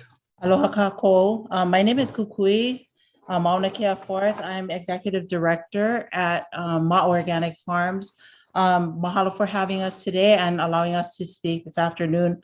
The overarching goal of our request is really to ensure that we can continue to do the good work of providing nourishing food for our community. We are in a unique position in which we have land and a successful program from which we can train young people into our food producers. The goal is twofold. The first is to increase our produce volume. And in 2023, that is critically important that we are able to put to work automated wash equipment. This equipment is expected to help us increase our throughput of healthy, organic, food safety certified and organically certified food to our community. And our projection is to grow 726,000 pounds in 2023. We know that we can do this, as in the past, we have been able to grow our produce 43% just last year alone. We also look forward to continuing to work with the young people in our program. Today, for example, we had over 60 people that are in their post-secondary college careers, as well as part-time working on the farm. And so we believe this to be a multiple impact investment with workforce training, creating the new generation of farmers for our community. Our hope is to also realize the community benefits that some of the speakers on our coast and working together with HGFA Elipayo Services, and other community organizations to meet our food self-sufficiency goal. Mahalo. Okay, thank you. Hawaii Academy of Science. Aloha, my name is Neil Atibara. I am an emeritus chair of the Hawaii Academy of Science. Thank you very much for allowing me to testify on behalf of the Hawaii STEM Coalition, which represents the 5 leading STEM enrichment programs for Hawaii's youth. Our common goal is to inspire Hawaii's youth to love STEM, science, technology, engineering, and math. We want more Hawaii students to go into STEM fields to strengthen Hawaii's workforce. The U.S. Department of Commerce recently released a report that showed that STEM enrichment programs like ours lead to higher test scores and students more likely to pursue careers in STEM. The 5 STEM programs that are part of our collaborative application include the Science Olympiad, Science Bowl, FIRST Robotics, VEX Robotics, and Future Farmers of America. Each is run entirely by volunteers. When I myself was a student on the Big Island many years ago, I benefited from programs like these, and now my 2 sons are too. The volunteers run impressively organized programs, but they don't have time for fundraising. That's why we put this coalition together. These programs benefit a lot of people, 10,000 students and volunteers. Students are grades K-12, all Hawaii districts, including Title I schools. Our application will support operating expenses for the 5 programs, which currently survive hand to mouth. The requested amount is $260,000. This is seed money that will strengthen infrastructure as we solidify plans for self-sufficiency. All are entirely run by volunteers, and so all funds go directly to the students. We all know that Hawaii's future is in our youth. Thank you very much for supporting our GIA application. Mahalo nui loa. Okay, thank you. If there's anyone else wishing to testify, please turn on your camera so I can see that you're here. Okay, Boys and Girls Club Maui, go ahead.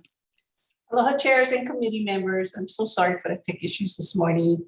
My name is Kelly Maluo Pearson, and I'm the CEO for the Boys and Girls Clubs of Maui. For the past 22 years, we have carried on our mission of inspiring all young people to become productive, responsible, and caring citizens. Much of our success is due to the collaborations we have with our county, our state, and community partners. The $195,000 we're requesting is to support the operations of a much-needed one-stop resource center for youth and families. Through community support, we have been able to make the necessary modifications to the facility located in central Maui. We were able to open the doors of the standalone facility, and although activities have been very limited due to the pandemic, we had a couple successful community events the past months.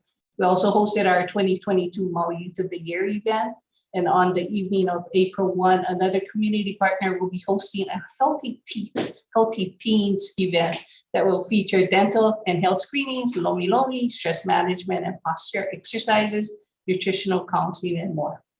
This is the main purpose for the One Stop Resource Center. It's a central hub for our community youth and families to access vital services. It is our vision to have as many organizations as possible utilize the facility for events, for health and educational workshops, to share information, and to have that first introductory meeting with families in need. That first connection with families who need assistance is critical, and the One Stop Resource Center can be that safe and comfortable place to make this happen. We want our families to have easy access to, seek, and receive the support and help they need. This funding will help us with 1 year of operations, with my team working diligently to secure future funding. Whether a parent is seeking a funded educational program or counseling services for their child or teen, our community resource liaison will get that family connected to the appropriate resources and to get the support they need. Thank you for your time and consideration. Okay, thank you. Synergistic Hawaii Agriculture Council, go ahead. My name is Eric Tonoe, and I'm president this year for Synergistic Hawaii Agriculture Council. Thank you to Chair Luke, Chair De La Cruz, and the committee members for our opportunity to present today. SHACS consists of 4 statewide agricultural associations, Hawaii Papaya Industry Association, HPIA, Hawaii Floriculture and Nursery Association, HEFNA, the Hawaii Coffee Association, HCA, and the Hawaii MacNut Association, HMNA. These four organizations represents approximately 1,000 agribusinesses and 90% of their respective industries, production and sales. This application to provide funding for SHAC to partner with agricultural economists from UH-CTAR is to perform a statewide agricultural economic assessment. A comprehensive assessment would evaluate impacts of COVID on production, financial health of crops, current market projections, and general trends for the agricultural industries. This would provide an overall state of the industry that will help to facilitate decision-making for growers, researchers, and legislators. Thank you for your time and consideration. Okay, thank you. If there's any other GIAs wishing to testify, please turn on your camera so I can see that you're in here. Okay, going once, going twice. Okay, we have come to an end of today's hearing. Thank you to all the grant and aid organizations who testified today and all the committee members for hanging in there. Chair Luke or Chair Dela Cruz, you have anything to say? No, I just want to thank you and the members of the House and the committee for all of your hard work and diligence and the many hours that you guys put in, not just in today's hearing, but reviewing all the applications. So we really appreciate what you're doing on behalf of the state. So mahalo. Yeah, thank you both. Okay, before we sign off, I just want to thank the staff for all their hard work on today's hearing. Holding it virtually was a lot more work for them, but I think it gave them an opportunity for more organizations to testify, particularly the organizations on the neighbor island. So mahalo to the staff for their support. Okay, if there's nothing else, we are adjourned. Thank you.